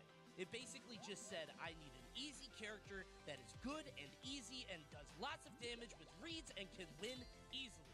Dude, I hate Twitch Turbo. Or I hate Twitch ads, and I don't have Twitch Turbo. Actually a King and Paul co-main. He saw my tweet, sent it to Sajam, and said, I want that guy. Turns out, it was King. This character is stupid. If you've ever followed Tekken even remotely in the past 30 years, you know who King is. He might be the most recognizable character in Tekken history, and he's a hardcore... What else does it give you? Do you know? Huge throws and scary punishes. See, I haven't been a pro in any game in a long time, but I've played a lot of fighting games, and I've developed a pretty strong system for getting pretty good at these games kind of quickly. You pick a good character, learn a couple of really powerful moves, and use your instinctive fighting game experience to condition or just straight up brute force people into those moves. Premium doesn't stop ads. LOL, YouTube, I'd fuck with that a while back. So now What do you mean it doesn't stop ads? I don't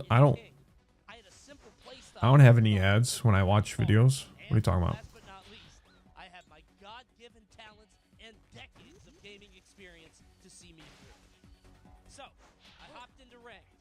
And how did the first few sessions go? Oh my God! He's just mashing it. He's mashing it. Very poorly indeed.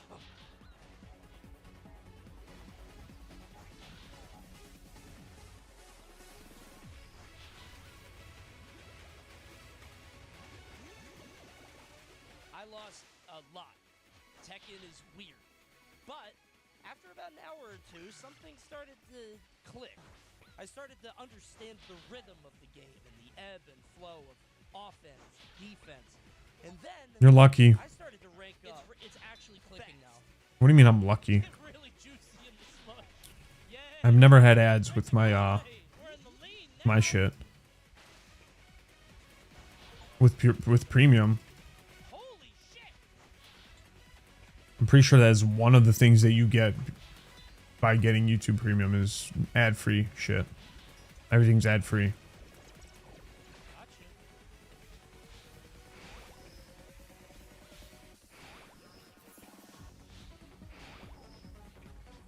Oh my God, that's so many points. My very simple original game plan was starting to work. I was plowing through people very quickly, despite not really knowing all that much about Tekken.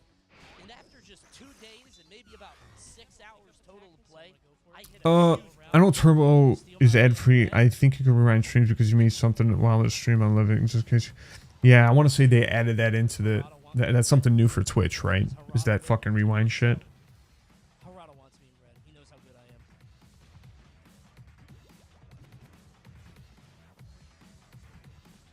Thank you, Harada. Oh!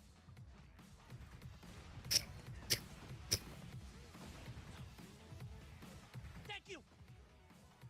Streamer still gets ad revenue. How much is the Turbo? Red ranks in Tekken are a big milestone. They're generally regarded as when you're considered good enough at Tekken. According to this distribution chart, if you make it to red, you're in the top 33% of all ranked players. It's kind of like gold in League of Legends or Elite Smash and Smash Ultimate. It's kind of the bar most people aspire to when they play the game casually, and I had hit it in 2 days. But then I started wondering, could I keep pushing forward and maybe even get to the next big rank? Purple. Do it. I was waiting. Nice. Nice. $11 a month. No. But yes, actually, I did. We got it. Maybe. Day 4 of Tekken. Day fucking 4. After just 2 more days, I got the purple ranks. Now, this one actually is a big deal. The purple ranks and above make up approximately the top 10% of all ranked Tekken players, and I got it in 4 days total. There are people who have played Tekken for years and haven't reached this point, and to do it as a complete beginner, this is genuinely impressive no matter how you get it. As hype for the event started to build, people started to take notice of my achievement. A couple FGC content creators reviewed my games to give their audience a better insight on how to climb ranked quickly. Some of them were very kind. And the cool thing about Coney's gameplay, it was just so effective. He didn't come in with these ideas of what is honest, what is clean Tekken, what is this. He's gonna play what works and win with it until it doesn't. Some were more critical. Like me when I was like 13, I didn't know any better. And now you're gonna run up grab power crush. So this is what they taught him? Power crush and a power crush and a power crush. What am I doing? And all of their comments were very mean, but it quickly became clear that if I was still playing the beginners, some of whom who hadn't even turned off the game yet, I was gonna completely dominate. So Sajam had to make some adjustments. Me and my teammate and good man Buddy Bear Slime changed places. So I was gonna be fighting the orange ranks now, while he would fight the green ranks, the beginners, the new guys. It's now finally the day for group stages, where everyone plays each other to determine seeding for the final bracket just a few days later. Sajam finally announces the prizing for the event. Everybody gets Chipotle because it's Sajam and he apparently runs that place, but also some really cool controllers all around from Junk Food, Tesseract, and Razor. But the big prize was something special. All 10 players of the top 2 teams would receive a paid trip to EVO. Flight, hotel, registration, the whole shebang. And that's all I really cared about at that point. So anyway, the tournament begins round robin style. Every team fights every other team, with beginners fighting beginners, intermediates fighting intermediates, so on, until either team gets 3 wins. If the score ends up 2-2, the I'm curious where Jaggers is going to host their in-person RuneScape events in the US next year. Didn't we talk about it? We were thinking they were going to probably go to LA. Francisco Shock Super TF, Binding of Isaac content creator and secret Tekken god, Lazy Matt Man, and, of course, my coach Brawl Pro. Between my team's skill and my unprecedented rise through the ranks, we were considered the odds-on favorites to take the whole thing. But we also had the biggest targets on our backs. Could we perform when all the eyes were on us? And would I personally be able to live up to the hype that I had built up by climbing so fast? Well, there's only one way to find out. Oh my god, lock it down. Lock it down, baby. Yeah, probably the only way I see, but it'd be nice somewhere in the middle like Chicago. I mean, dude, for us in Chicago, man, we're not going to get much. It would be nice over here in Chicago, but dude, we're probably going to be like, we're not going to be the top 2 cities that they're going to want to go to. It's going to be like LA, NYC, maybe somewhere in Texas, Houston, before they even come up here.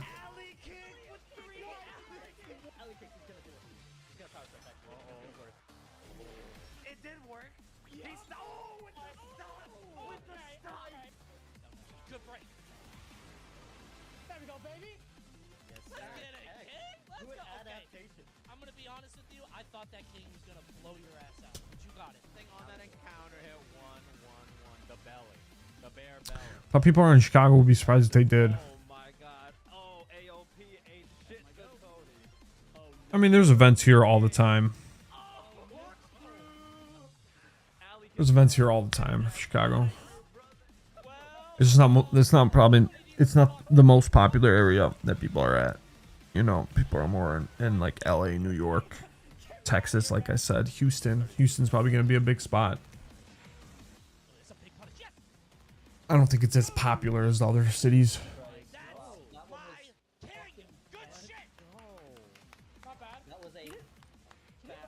It was a complete sweep.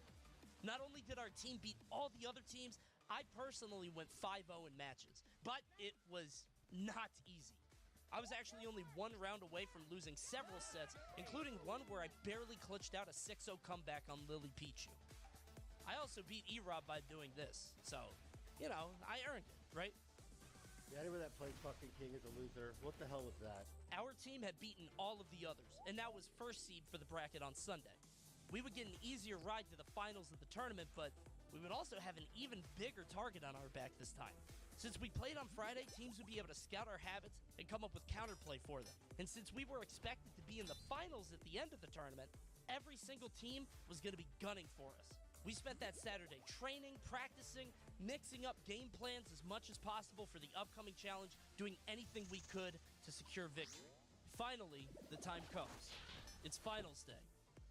Let's go to Evo. We got a bye for round 1 since we were the top team, and we were going to play the winner of Team FDX and Team Kawaii Face Miles. Except it became very clear very quickly that Team KFM was not the same team they were on Friday. They had done a lot of training over the weekend because they swept Team FDX with relative ease, even beating them in matches that they had previously lost on Friday. Our team watched, took notes, and prepared for the fight. First up, Slime versus Porcelain Maid. Porcelain Maid wins the first. I missed my running input. Slime hits the spin-a-rooney to win the second. And then last set, last round, last chance to win, this happens. Did I lose? I think I died. You might be alive. You might be alive. You're alive.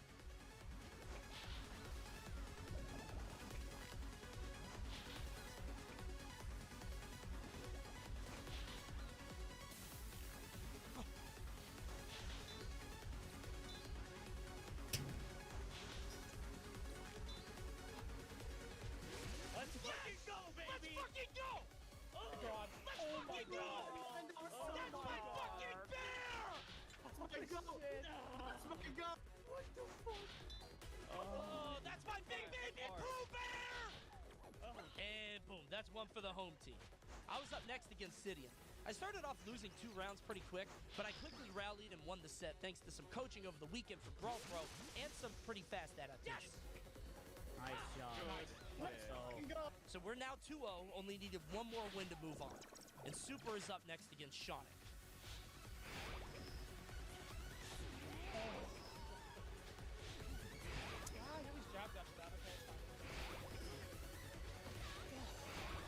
Dude, I can't with this character, man. Wow, Super sucks. Alright, that's fine. It's okay. 2-1, still only need one more to win. And there's a little something I haven't told you yet, dear viewers. See, when So what's your Chicago pizza place recommendation? Obviously, Giordano's is one of the best spots to go to if you ever want to like really get some authentic shit. Lazy Matt Man. We call him Jack Jesus. Definitely, Giordano's is gonna be that one spot.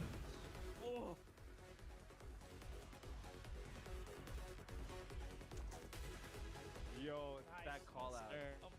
That string also, the last hit is a high. I guess Matt doesn't know. Just letting him do it.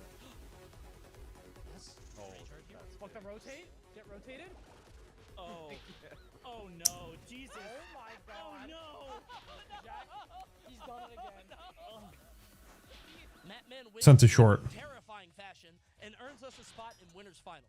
So anyway, we're in winners finals, 1 win away from grand finals and securing that sweet free trip to EVO. All we have to do is just beat one more team. Jordanos is nice. Fury, and they step up to face us, and the battle begins. They got second Deep dish.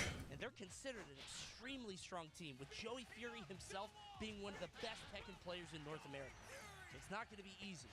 First up is Slime versus Rob CD. Unfortunately, Rob lives in Japan, and the match has to be played with 300 MS. This is apparently due to a misunderstanding between Rob and Sajam, and while it's not a big deal in the grand scheme of things, it's a content creator tournament, it looks extremely frustrating to play in, especially for a big dumb bear, so kudos to Slime for taking it well. But he also took the L. I don't know what he could have done here, honestly. Then I'm up next against Emily Wang. It was a pretty painless 2-0 for me when we fought on Friday, but Emily also had the distinction of 2-0ing every other player in our division, so I knew that she was going to be a tough challenge, especially after this weekend. Both of us had gotten plenty of coaching, specifically targeting the other, expecting to be fighting each other at some point, and now here we were, about to face off for the biggest prize. By the way, she's recognized that he's trying to go for traps to hit her on the ground, so she's like, okay, cool, I'm just going to hang out over here. The Shining Wizard, 1 hit to kill, the alley kick. Emily wins game 2. Beautiful, Emily. Don't be nervous. He's so scared of you. And game 3, this happens.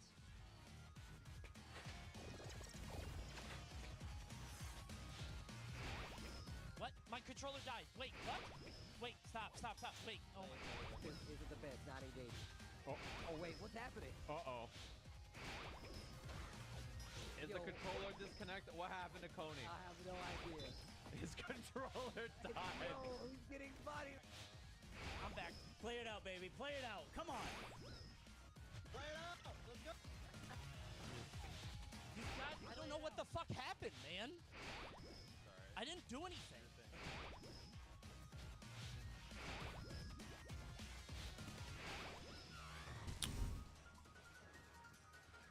Oof. No, what? Now, to be completely clear, the controller disconnect is not why I lost. Do you remember how I said I beat Emily pretty painlessly on Friday? Oof. See this move? Yeah, well, she stopped getting hit by it. It got me a ton of wins on Friday, including against Emily herself, but it's also really easy to counter. I was prepared. Say by the red flag. Yeah, buddy. Yeah, buddy. Much throughout the day on Sunday, but losing all that free damage along with Emily's much improved mix-up game and expert coaching was too much. But it's okay. You know, I still have a team. We're only 0-2. I could still rely on my team to do well and carry us through. Oh, fuck. Then Super lost. Super sucks. Team Brawl Pro loses 0-3 and we drop down to the losers bracket. We only have one more shot at winning the tournament, or more important for me personally, getting at least second place and securing that free trip to EVO. Now we wait for our match. Team MYK defeats Team FDX in losers, and so we're set to face them. But the important thing to note is that it came down to the coaches match in Game 5, and Coach MYK looks brutal on Steve. I haven't seen Brawl Pro play yet. He hasn't had to, but I'm worried for him because MYK looks like a beast.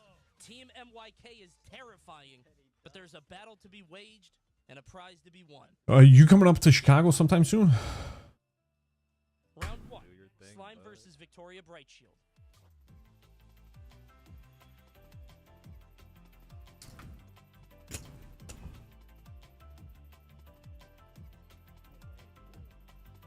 I hate this fucking game.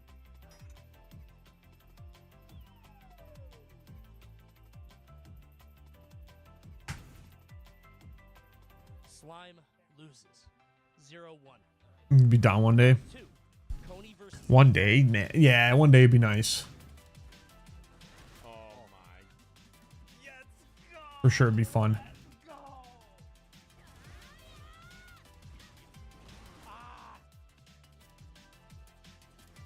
You've got to be fucking kidding me. Oh my god, he's insane. Go. Big counter hit, finishes the string, could add a combo, the low again. Wall combo. Wall combo. Holy fuck, look at that corner. Let's go, cut.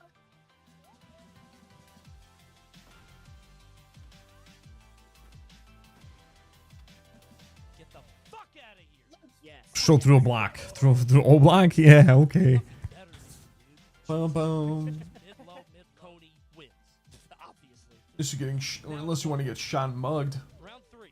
Super versus Kite Hasegawa. Next slide, please.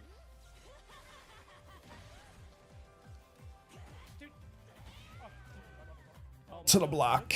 And the wall. With Chuck Slam, that's gonna be the game. Kite ties up the.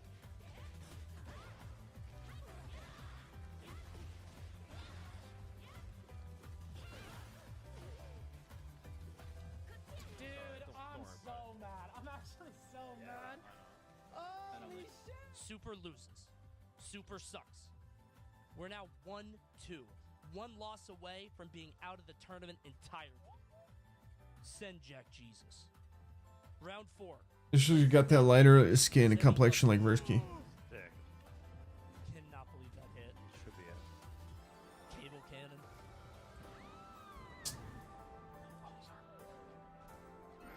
Yes! Okay. I don't think it wins, but it does a lot.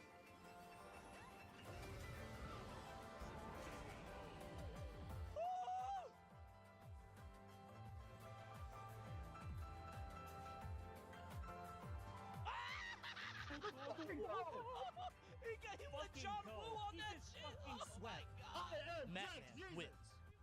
And now it's all tied up at 2-2. Jack Jesus truly does save. Okay, so right now I would just like to take like a couple seconds just to paint you the picture of the scenario that we're at. So we're right now in game 5 for those of you who have been paying attention. This is the first game 5 that we've run into this entire event. And game 5 is where the two coaches come in and they play the tiebreaker to decide which team wins the set. Despite having played with Brawl Pro for a week now and watching all of his streams and being very impressed by what I saw, I don't actually know anything about Tekken, so I don't know how good he is or how he's going to perform, especially with 100,000 people watching him across all the different streams and the various, you know, influencer stuff. So this is not something he's used to. And on top of that, Commentate Smash Bros games? Really? completely This guy? demolish a guy just a second ago, and I'm wondering, is Brawl Pro going to be able to stop that offense? And I'm getting really scared right about now. So this is unprecedented. So let's continue. So now with grand finals, I used to like playing Smash Bros when I was a kid. Never really got into it afterwards though. Brawl Pro loads up against MYK to fight for their teams. He picks King, and I start to feel something. Brawl Pro isn't just a coach to me anymore. He's the reason I'm here, and he's the reason why I now love Tekken. He gave that to me. I think to myself, I need him to win. I need to meet this guy. This is advanced type. I need to shake his hand. Oh, thank you, Dad. Oh my God, beat his ass! Father's.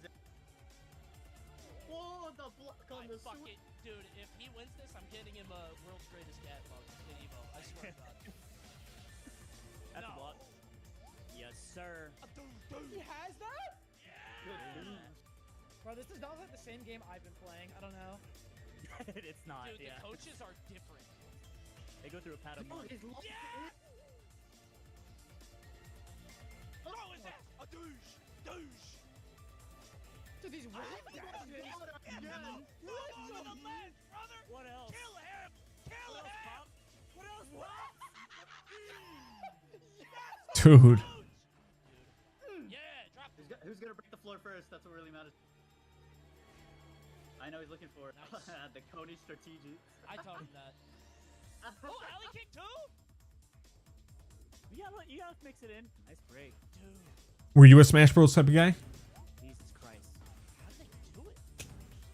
No tag. Oh, thank God that doesn't break the floor. Oh my God, I'm Dude, this man is teching the grab. Yeah. No way, no way, Oh, no way. no way. He's got this combo. He's not dropping this shit. Mix, dropped whatever. that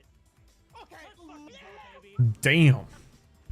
As a kid. King looks a little different when Mixed it up though. He went down the list. He broke Giant Swing. He broke Shadow Wizard. He broke Tijuana Twister. He broke Irish Whip. He broke everything. What? Whoa. I don't even know what that move was or how he. Dude, people that go ham on this is like wild. Wild. No way. What the fuck? He still has heat too. Burst him. He burst him. You. Oh my god, he just fucking hit him. We're gonna go. Oh, that's so scary. Oh shit, he got it? Oh, Oh my god. That's a lot of damage. That's a lot of damage. Oh, that was good. Oh, that's too fucking tense. It's just. He just sent it. He said, fuck it. God, that damage is fucking absurd. Yup. Well, something extra too. MYK tying up the set. Damn. One apiece. Damn, they're playing some game. Let's go. No tech on the starting with. Oh my god! Rey Mysterio!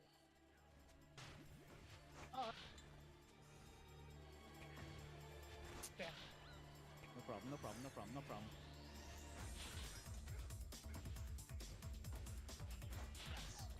That's big. I can't believe that, like, He doesn't even autocorrect. go bomb. He's just trying to get wall.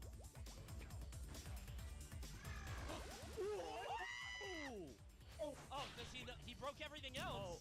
Wait. Oh, does he Oh know? my god. Oh my god. Does he know? Chad, is this real? Oh my god. The alley kick. That's my goal. Coney? I'm out of my. Please, please. Let's just wrap it up.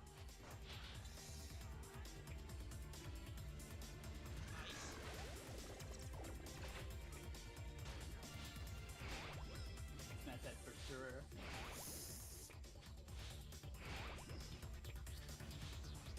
Mix. One touch.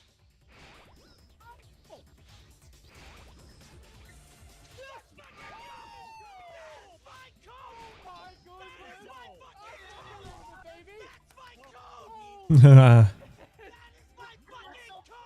Oh my god! Biffy, you are fucking hit! That is my fucking coach, my idol, my king! Brawl Pro had done it. In front of over 100,000 people, and with the weight of the entire team on his shoulders, Brawl Pro delivered when it mattered most. We were all going to EVO.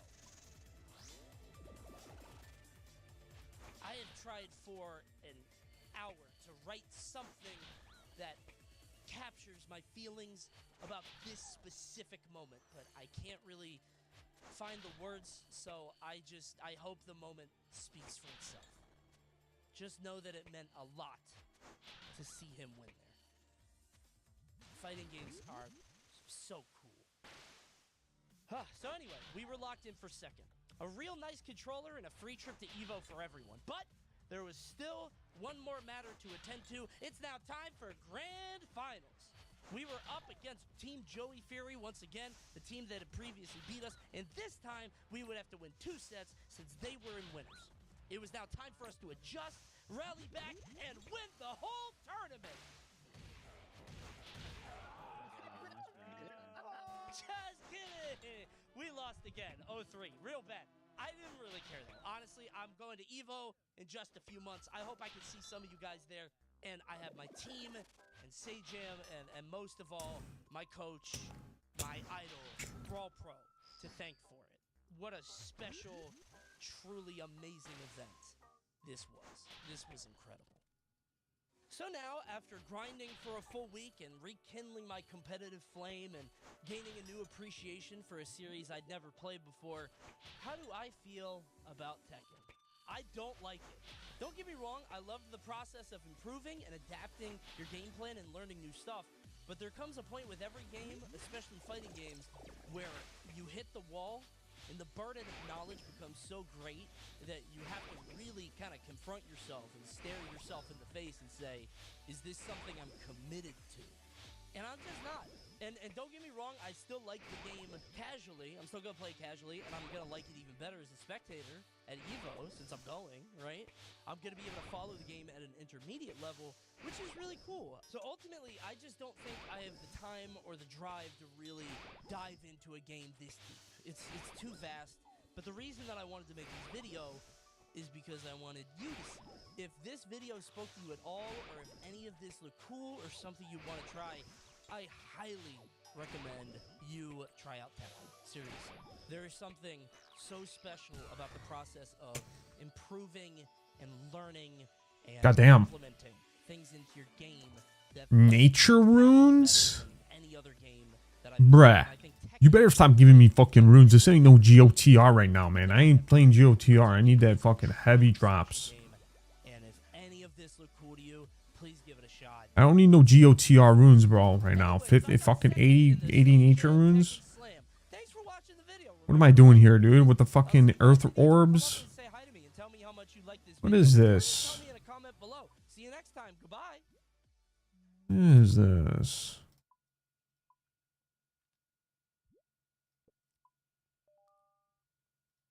Fucking guy. Wait, like if somebody was here PKing?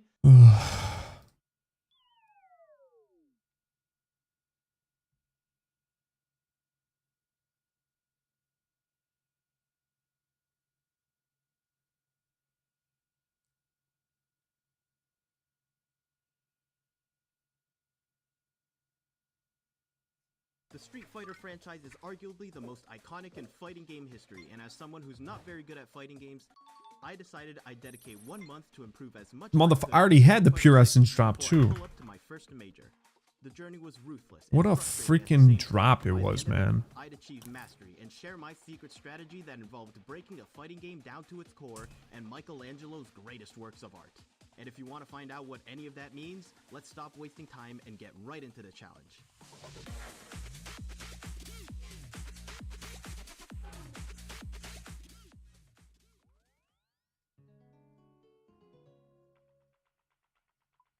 Starting off this challenge, I only really had some basic knowledge over the game's mechanics and controls.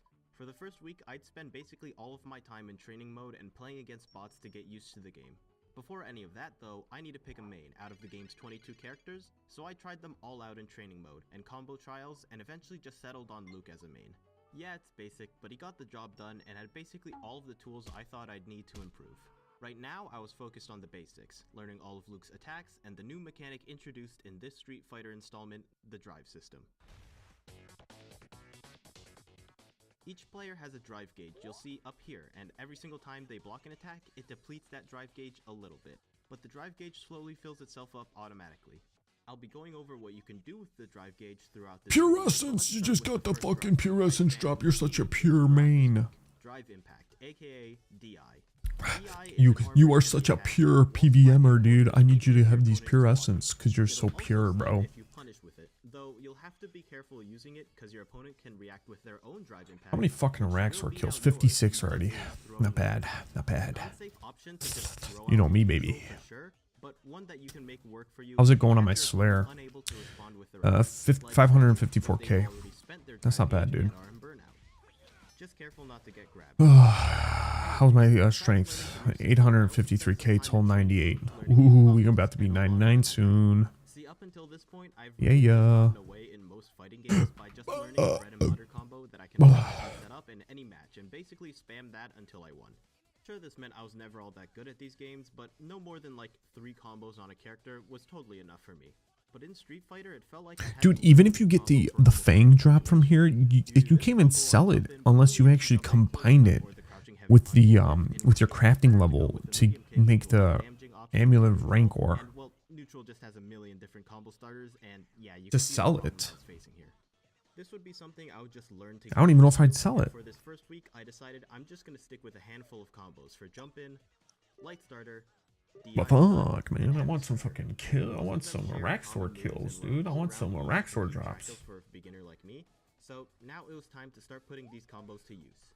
I spent this week mostly in CPU fights and arcade mode for the most part before jumping into actual matches. These games were mostly unspectacular. I would just set the AI to as high as I thought I could take and try to beat it at that difficulty.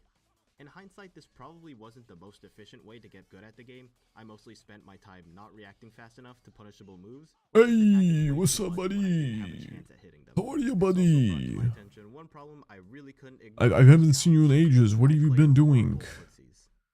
Alright, the explanation for footsies here is gonna be a little vague, mostly because footsies itself is a pretty complicated topic that can mean different things to different people. For the sake of this video, I'll be referencing SonicHurricane.com's Footsies Handbook, which describes it as old school slang for the mid-range, ground-based aspect of fighting game strategy. The ultimate goal is to control the flow of the match, bait the opponent into committing errors, and punish everything.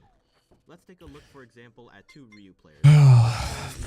Seating a 3100? Well, you're not the only one because Nuns with Buns just passed 3K with the Grotesque Guardians and he hasn't gotten the pet either. So both of you guys are in your own little group of not getting the goddamn pet. So you can see here how both players are kind of playing this same mind You two guys are locked in as one. Now, these are some Combining the fucking KC to be over 6K. Hopefully that gives you a little insight into the game within the game. Now, with all that being said, back to the main point, which is that I was really bad at footsies. Not only were my reactions and punishes way too slow, I consistently thought that my crouching heavy kick was like way longer than it actually was, leading to incredible misses like this. I mean, in what universe did I think this was gonna be an appropriate range to throw out this move? This first week was really demotivating for the challenge. Every time I'd fight, I felt like I was making the exact same mistakes every single time without fail. If I'm being totally brutally honest, literally none of my reactions got any better in this time period. I wasn't anti-airing, I didn't do anything to stop DIs, my punishes were horrible, and I was consistently getting thrown at like every single possible moment that I could. If I was gonna turn things around, I was gonna have to change how I trained, and just in time too, because this was when I was gonna start hopping into rank.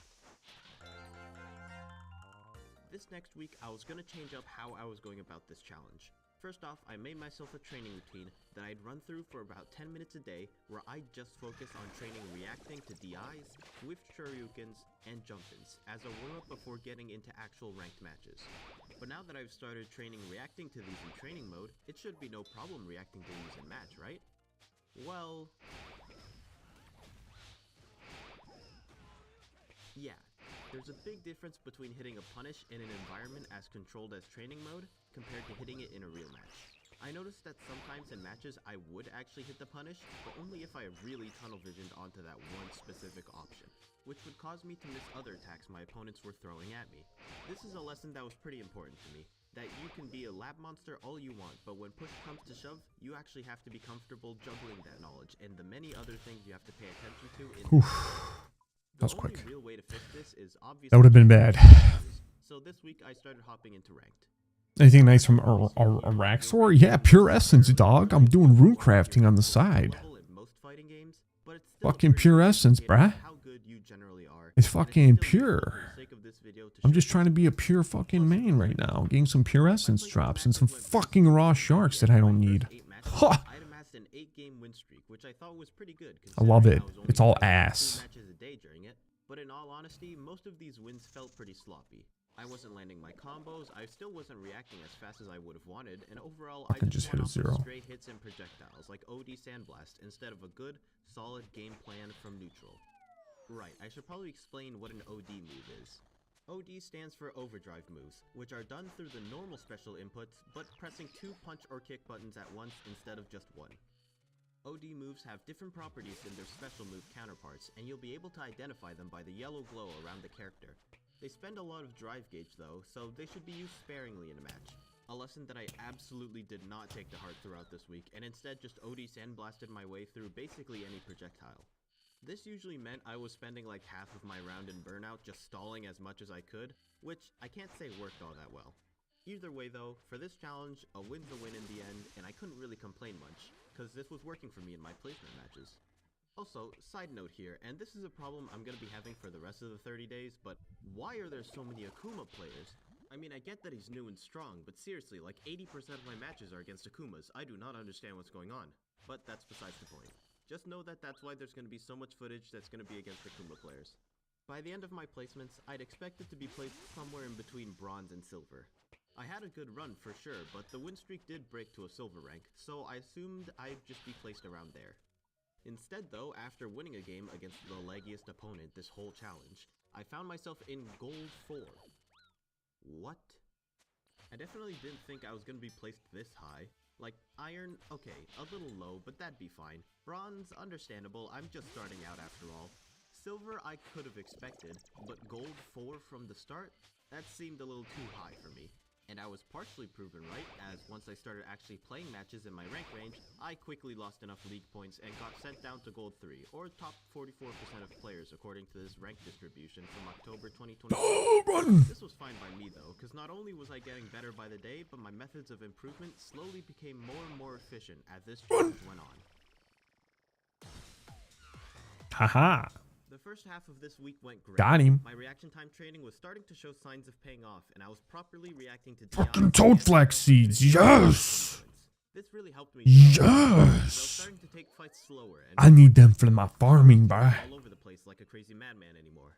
The panicking that was present in my first ranked matches wasn't there anymore. Give me the toads. By a more cool-headed and If you didn't ask me, but Perk wasn't level of some of the prime shit. confidence in myself to react even if I didn't get it every single time, and I realized if I played a slow, passive game, my opponents would usually respond in kind, which I felt at the time helped me improve at and play a more solid neutral game since everything wasn't a reaction time test or scramble anymore, though some players wouldn't respond the same and just kept jumping in anyways.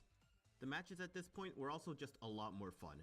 Every round felt The fuck's going on with sharks? Why can't I sell them? figure out my opponent's patterns, what tools their characters Whatever. have, and how to respond to any approaches they would come at me with. I also got a better sense of when to throw tech, which, when I was watching pros, I thought throw teching was some kind of fucking wizardry. Like, you just know when to tech the throw? But the more I played and paid attention, the more my brain just instinctively knew, oh yeah, you tech here. Not sure how to explain it, but it's probably some combination of pattern recognition going like, they're probably gonna go for a grab here, and fuzzy teching. I'm not too sure myself. One weakness in my gameplay I still had to fix though. We're just watching. I bought a Decent basic combos for starters, but if you really want to take it up another notch, Luke starts taking one of those boards. his perfect flash knuckle. Luke's flash knuckle typically has two versions, charged and uncharged. The charged version One of those boards without the knob. Leverless boards. I want to play around with it. version of the flash knuckle called the perfect flash knuckle. When you hold the punch input for only 18 to 20 frames before I have SF. I have SF6, but I just haven't played it in a minute. but with some extra damage and important properties added. Just for the fuck of it. Which can massively improve Luke's highest. Just because it's so like eye appealing, and I hated playing it on the keyboard and mouse, or not keyboard and mouse, but the joystick or controller, I should say, not joystick. So I got the leverless controller. Into training mode, just trying to get down the perfect flash knuckle timing, which spoiled but I didn't fully implement it in matches by the end of this challenge. And while I was in training mode, Just for the fuck of it, I'm gonna play around with it. Drive rush. Drive rush is another drive system mechanic added in SF6 that's essentially a dash that you can get either through dashing while holding a drive parry, a mechanic we'll talk about later, or hitting a dash in the middle of a combo out of a special cancelable normal. Drive rush has a ton of utility, but the main purpose I was just for the using it fuck. for was just to extend combos or to hit confirm, which is just checking Are you a to see if the fighter? attack got blocked, so you know whether or not to convert into a combo. I wasn't really good at it though, so I didn't end up using it too often in match. In fact, most of what I talk about here I didn't really try out in matches. I was still playing my same old playstyle. At the start of the week, every match felt fun and rewarding in its own way. Smasher? Ooh, who's your smasher that you like to play as? I was back at gold 4, but I didn't really have the motivation to climb more, so just playing casual matches. All of us should get into like a fighting game Not really needing to commit too much focus towards winning the match. and just become like a clan. Better every single day, but I would sometimes go on a slump of either not hitting a single punish or just fumbling every combo for an entire day. The great games I was having early on began to taper off though. And I know Blackout has SF6. Really gonna have to go all out in ranked and push as high as I can before time runs Marth Duck Hunt Luigi. Marth. Up until this point in the challenge, I'd been making a Duck lot of Hunt. large Of course you mistakes beat in my Duck gameplay. Hunt. So at the start of the week, I took a good hard look at the tapes to see what I was doing wrong. And You know who I hated? I hated playing against what the fuck is his name? I gotta Google it because I haven't played Smash. Super Smash Bros. kinda sucks ass. For It's one of Smash Luke's longest range attacks for Ultimate sure, but the risk reward percentage Characters. just isn't there. It's a super slow move. Oh that my you god, can't what's his combo name? off What's his of name? when What's it his hits, name? and if it gets blocked, you end up eating a full combo by your opponent, because it's really minus on block. Game and Watch. Dude, I hated playing against Game and Watch. Medium kick mainly as my poke, since it comes out quick and doesn't leave you susceptible to a punish by your Fucking opponent. Game and Watch. Drive rush to hit confirm out of it. And while I'm on the subject, I should probably talk about my bread and butter combo that I found worked best for me, which was this combo. I just kind of workshopped myself, since I was pretty confident I wasn't consistent enough with perfect flash knuckles to rely on them in matches yet. It's kind of dumb that it took me 4 whole weeks to actually effectively implement drive rush into my gameplay, but hey, better late than never, and at least now I have a more damaging BNB that I can fall back on no matter where I am on the stage. The overarching problem I found in my gameplay from the first 3 weeks was Which really game? just a lack of Alt consistency. Smash 4? I didn't have a Ultimate. consistent strategy, and reactions can only take you so far in this game. I think this clip from day 22 summed up my situation pretty well. I still didn't have a good go-to starter for my combo, so I'd rely a lot on DI and jump-ins, which is not exactly how you want to start improving footsies, but now that I've established more useful moves and options in my neutral, my play was going to be even more solid than it was before. So now, having talked about and finally learned all Because I didn't play the... Because I think Smash 4 is the newest one, right?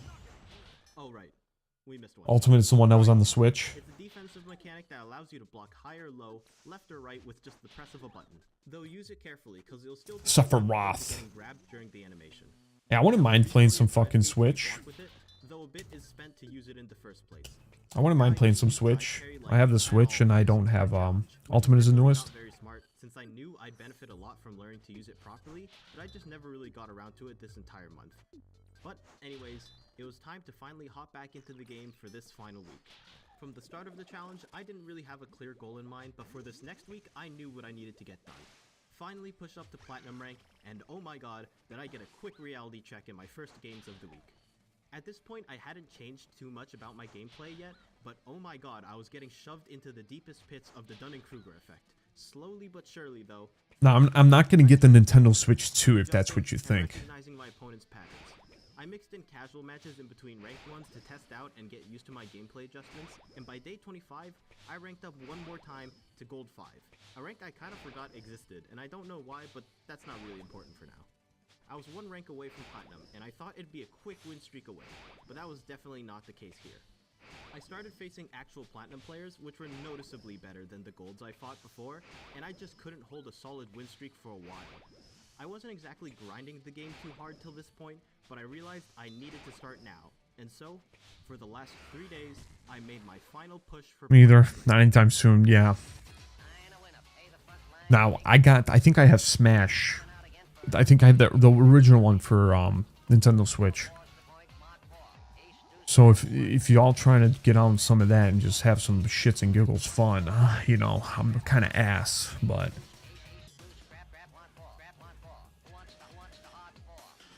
But, you know. Is there any difference between the new Smash and the old Smash?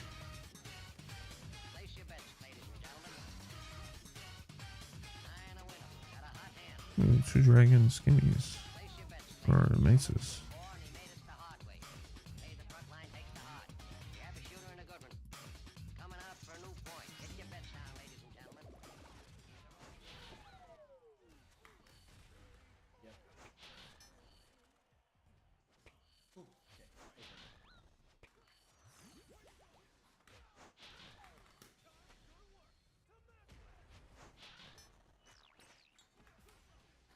Let's go!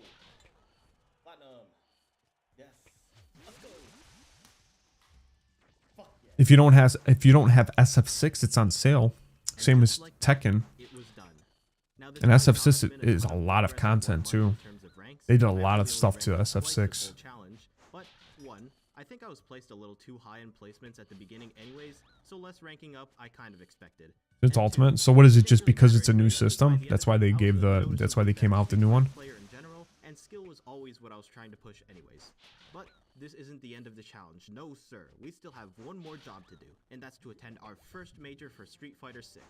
It's 3 days away, and I gotta craft a whole new game plan if I want any shot of winning. The month was already over, but I still had one more task I'd yet to complete, and that was competing at Toryuken, Toronto's big fighting game major. And with just 3 days left to prepare, I started training. It wasn't anything crazy in terms of real life changes, just minor adjustments to how I played the game, like seating my box on a little lap desk and sitting off to the side of my monitor to simulate an offline event. But the real big changes were in my gameplay. See, going into this event, I knew I wasn't good enough to play real top-level Street Fighter with a million different variables you gotta account for at once, and I didn't have the muscle memory or knowledge for complicated setups. But what I did have was fundamentals. Now back in the 1500s, there was this famous artist you might have heard before named Michelangelo. When he had finished on his famous statue of David, he was asked how he'd done it, and his response was that, quote, "It was easy. You just chip away the stone that doesn't look like David." With the underlying implication that David's already in the stone. What about you, nuns? Did you play any fighter games? And that's what we're gonna do here. Throughout all of the knowledge that I've shared during this video, somewhere in there is a solid and very simple game plan that'll take me as far as possible in this upcoming.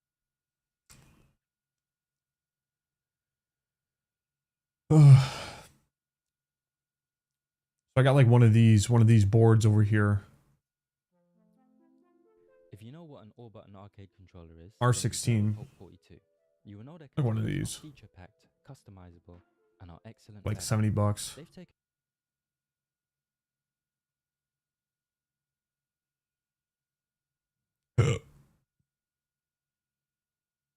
I'm making this video for two reasons. The first is the most common question that I get in my chat nowadays is what game should I play? Should I play Grand Blue or Strive? Should I play Street Fighter?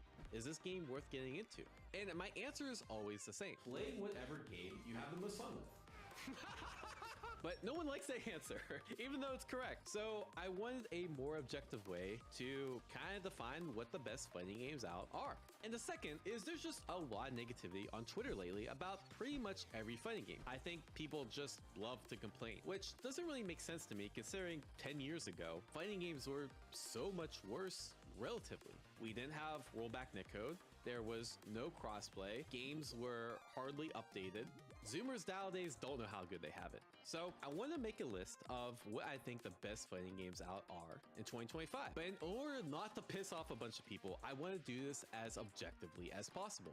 So we have a rubric. The game will get us. We'll go play the hottest one, the one with the most anime and hot babes in it. Comes down to how popular is the game. A game being more popular is very beneficial. The reason is you can find people of your skill level a lot easier, right? You can go straight on the net play, hop on and find someone of equal skill instead of getting beat up by veterans that have been playing the game for 10 years. It's also a lot easier to find tournaments being hosted. It's also a lot easier to find guides online and find friends that might be interested in the game as well. So a lot of it is just going to come down to how popular is the game. The second is the net play experience. So I think in order to qualify for this list, you need rollback netcode. Rollback netcode is kind of the standard of netcode these days. It makes the game feel a lot more like offline than something like delay-based netcode does. But it's also like how quickly can you find matches? How good is ranked? Are there a lot of connection issues? Are there different modes you can play? And basically how good is the overall net play experience? Because that's the most common way people play fighting games nowadays. The third is the gameplay. Is the game fun? I know that's really subjective, and I'm going to try my best to describe that. But there's less subjective things that we can talk about. How's the balance? How are the graphics? How's the music? How's the game feel? The fourth is ongoing support. So I think a game that's regularly updated and has new characters coming out is in general just beneficial. Just look at any Steam chart page and you'll see the spike of people multiplied by 2-3 times anytime a new character comes out or anytime a new patch comes out, right? It's one of the best ways to reinvigorate the lifeblood of your game. Do you have new DLC characters coming out? Do you have new balance patches? Are there prize pool? Is there like a pro tour? Is there something to grind for? Ongoing support nowadays matters a lot, to the point where people get mad if the ongoing support is bad or characters aren't coming out at a regular interval. It's kind of the expected standard nowadays. And the fifth is the casual appeal. Casuals may not care about a lot of this, right? So how much does it cost? Is there story mode? Is there other cool stuff to do? Are there other ways to learn? How easy is it to play with your friends? Stuff that might not necessarily matter to me as much, but matters to a lot of the people watching this video. And I also talk about like what separates the game from the rest. And the games we'll start with are the games in the EVO lineup. Usually EVO, the World Championship of Fighting Games, is the largest fighting game tournament in the world, and often the main games that EVO kind of determine are based on the games most people are playing. So let's start there with Street Fighter 6. All right, so let's start with Street Fighter 6 and competition. I have to give this a 5 out of 5 because it is the most popular game. If you look at the Steam charts, it kind of dwarfs any other fighting game out right now by probably a factor of 2. Except maybe Tekken? I can pull up Tekken. I'm actually kind of curious. Oh, wow. Look at that. Bro, Season 2 just came out and like, bro, this is like not a spike at all. I think people are like actually protesting the game. Holy shit. That's actually kind of bad. I'm not gonna lie, guys. Either way, yeah, Street Fighter's at the top. It has the most competition. By default, have to give it a 5, right? And one of the nice things about Street Fighter is a lot of games, like a lot of smaller games, very hard for a new player to get in because they log online and they go online and they can't find another new player. But because so many new players are playing Street Fighter and some of these other top games, that when you're a new player, you get online and you're matched against another new player and you feel like you can like slowly rank up against people of equal skill. I think that's very, very valuable for a game to have. The net play experience, I think, is also a 5, partly for that reason, but I think it has the best ranking system of any game on this tier list, right? So the way Street Fighter 6 ranks work is it's basically like a gradual shift where everyone, you know, you kind of funnel to the top, right? But the really cool thing is it has some, like, basically it rewards people playing, and there's rank inflation in the sense that like it encourages people to keep going further, because it's well designed to reward people that grind, and it's also very well designed to weed out smurfs, because if you smurf and just win like 10 games in a row, you're already going to be very close to the highest rank, right? But once you get to the highest rank, which is Master, it now turns into like an ELO based system, which means that as opposed to just grinding out a bunch of games in order to get your rank up, it's really strictly based on win rate. And because it's strictly based on win rate, you get to be matched against other people. Like for myself, I get matched against other people with a really high win rate, which means the matchmaking is a lot better quality than almost any other game at the high level, because you're almost guaranteed to have like really strong players, or at least people of your skill level, even at the highest rank. So I think net play experience is also 5.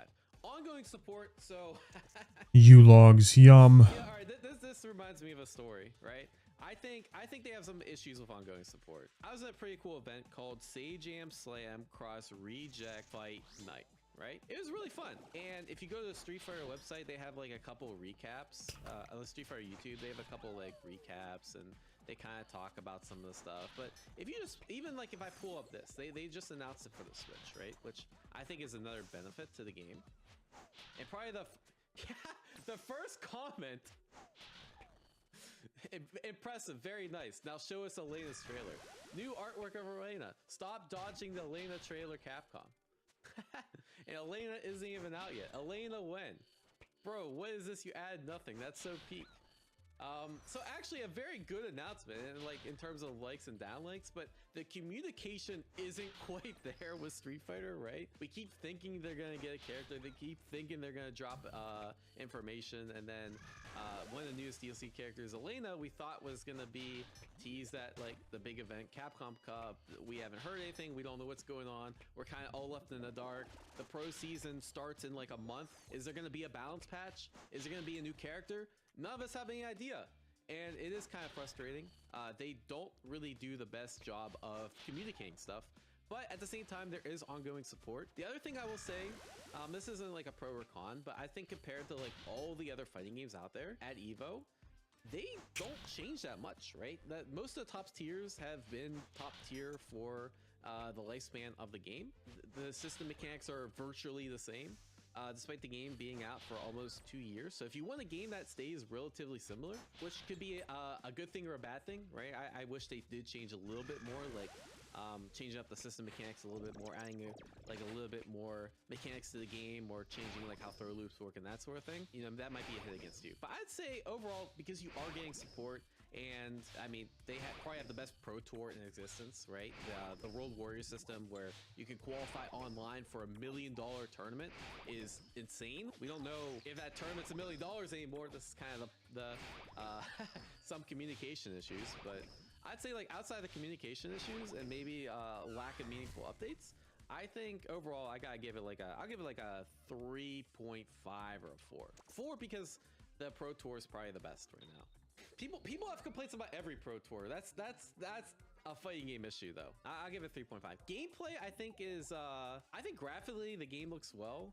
It plays well. The drive system's very well thought out. I actually have very little complaints about the gameplay itself. I think it's fun. I think the music, honestly, I think it has the worst music of any game that I'm gonna put on this tier list. But thankfully, you can just kind of like mute the music and play your own music over it. And some of the new tracks they've been putting out have been pretty decent. So I'll give it like a 4.5. I think there are some things I'd like to see change. Music's probably like a 1 or 2. But other than that, I think it's pretty decent. Yeah, they have the music from the older games now, which is good, but like you have to unlock it and stuff. Obviously, the music from the older games is actually like really peak. So I'll give it like a 4.5. It's good gameplay. And the casual appeal, I think the only thing it has going against it is it's just expensive, right? I mean, it's probably one of the most expensive games on this list, considering we have some games that are literally free to play. We have some games that go on sale often, like Granblue. I mean, I guess all these go on sale. Yeah, like KOF should not be $60, right? This isn't the best. Is there like a way to see like cheapest price of Steam game in 30 days? Yeah, so it's actually not that bad. That's actually a pretty good. That's just probably like some of the lowest it's been. $24, but you also have a bunch of DLC to buy. It is a little bit more on the expensive side, but I think that's the only thing going against in casual appeal, because the story mode is probably one of the best. You got World Tour mode. It's very expansive. It lasts a long time. It's pretty interesting. It's one of the few stories I've actually played through because I like the RPG mechanics. The Battle Hub, I think, is also very good for beginners as well, because like you can go into a lobby and communicate. You can dress up. You can do all this kind of stuff. So I'll give it like a 4.5 for casual appeal as well. So what is that? Total score 23. What, 22.5? That's pretty good. I think that definitely good. I suspect Street Fighter 6 is gonna have the highest score. Oh yeah, I think Street Fighter 6 is good. If you just want like an all-round, well-rounded package, I think Street Fighter 6 has the best well-rounded package. All right, now we gotta talk about Tekken 8. Now, I chose to do this video at a really interesting time because Tekken 8 got a insane balance patch lately. And by insane, you know, season 2 just started, and usually like when a new season starts, you get an insane spike of new players that want to play the game because you have a new character, which Ana just came out for Tekken 8, and you have a bunch of new features, bunch of new moves, all this really cool sounding stuff. And just to kind of like we'll look at the Street Fighter 6 chart, right? This is a Street Fighter 6 team chart, for example. So this was Akuma's release. This was Bison's release. As you can imagine, like it kind of brought a lot new people to the game. It's almost like triple the amount, right? People get very interested, very hyped for new releases, and that's what happened to Tekken. As you could see, yeah, the interest kind of died out really quick in this span of like a day. And in fact, a lot of people are very unhappy with the state of the game. I could probably just open Twitter and scroll and see how fast I see someone complaining about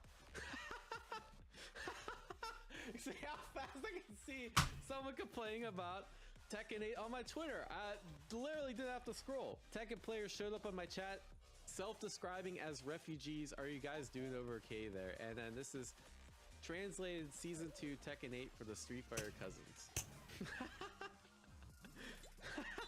Wait, this is crazy. They actually just made up patch notes. This is hilarious. In season 1, Akuma is a technical, well-rounded character with a lot of flexibility.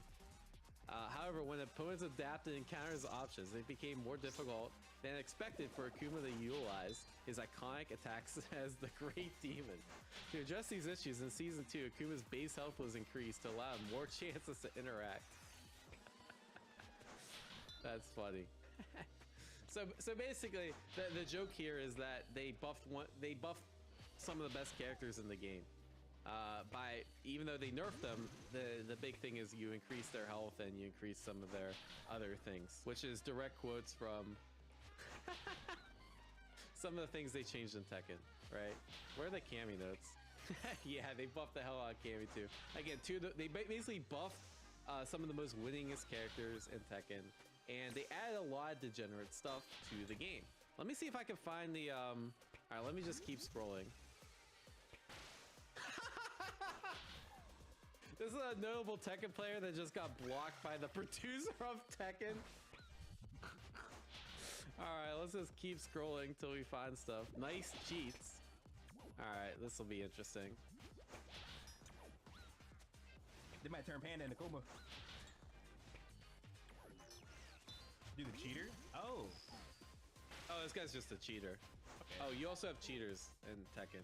More than Street Fighter. Oh, they just can't block that string. He's toggling. You stupid bitch. That's kind of funny. All right. All right, so this is Nee, one of the most winningest players in Tekken history. No mind game, no sidestep, 1 or 2 OP moves. Easy game, but no fun.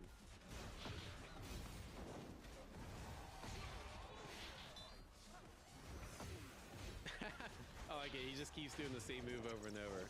Okay. Command grab? Yep. You get the idea. This clip is 2 minutes and 41 seconds long. Yeah. So people are basically crashing out about Tekken 8. Game is Kusoge. Yeah, sanity questionable.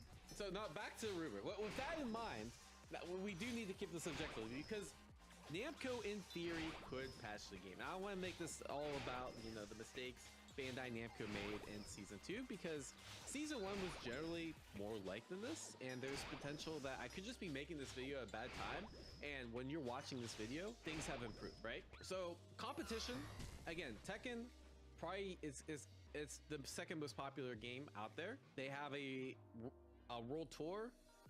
There's a lot of tournaments for it. I'll give it like a 4.5.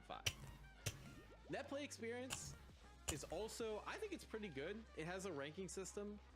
The ranking system is very good for newer players or people just kind of climbing the ranks. It has a lot of rank inflation to make new players feel good. There's a couple then it starts to get harder to progress.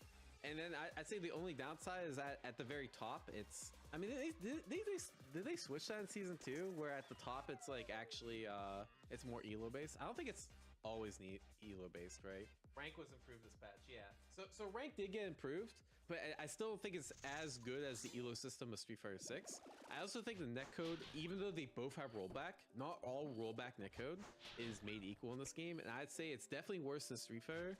It's worse than some of the 2D games like Arxis. So I would give it like I'll give it like a 3.5. Just docking points for the netcode and how do I say, not the best rank system. Ongoing support. Okay, so they are releasing characters. There is a world tour. No one likes the direction that the game has taken more than like any other game I've seen. I mean, obviously people are going to be complaining about the game. I don't know. We have to dock some points for gameplay. We have to dock some points for ongoing support as well. I'd say that just the fact that you do have a world tour, you do have new characters coming out, it's existent, but it might not be in the direction that people want. So I'll give it a 3, but I'm also going to dock off points to gameplay too. Because gameplay also had, like, the graphics, I think the graphics of Tekken 8 look phenomenal, right?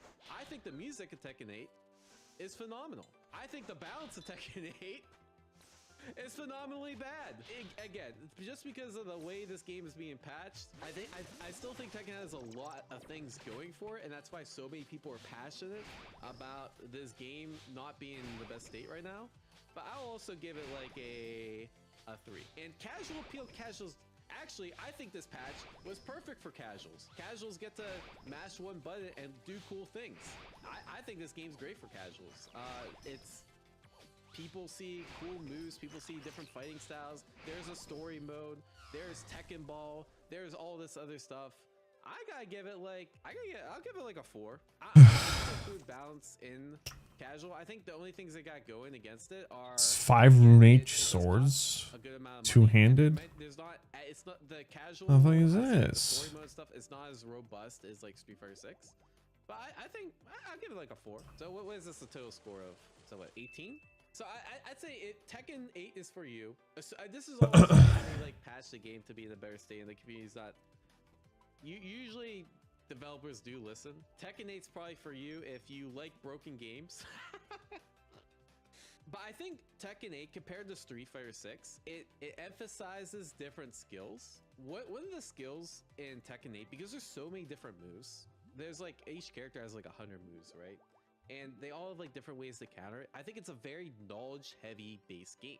I think you need to actually study Tekken 8 a lot more than you need to study Street Fighter 6, in the sense that there's just so much more to actually learn about the game. So I think memorization, if that's something that you like, is like learning about the game very in-depthly, I think that's a skill. Tekken 8 will help you shine the most compared to like Street Fighter 6. So we'll say like depth of movesets, we'll say like more realistic more realistic combat. I mean, obviously it's not realistic. I mean, we got like... Alrighty, I am gonna head out for tonight. You boys have a wonderful Monday morning. Hope you guys have a wonderful Monday, and thanks for chilling with me.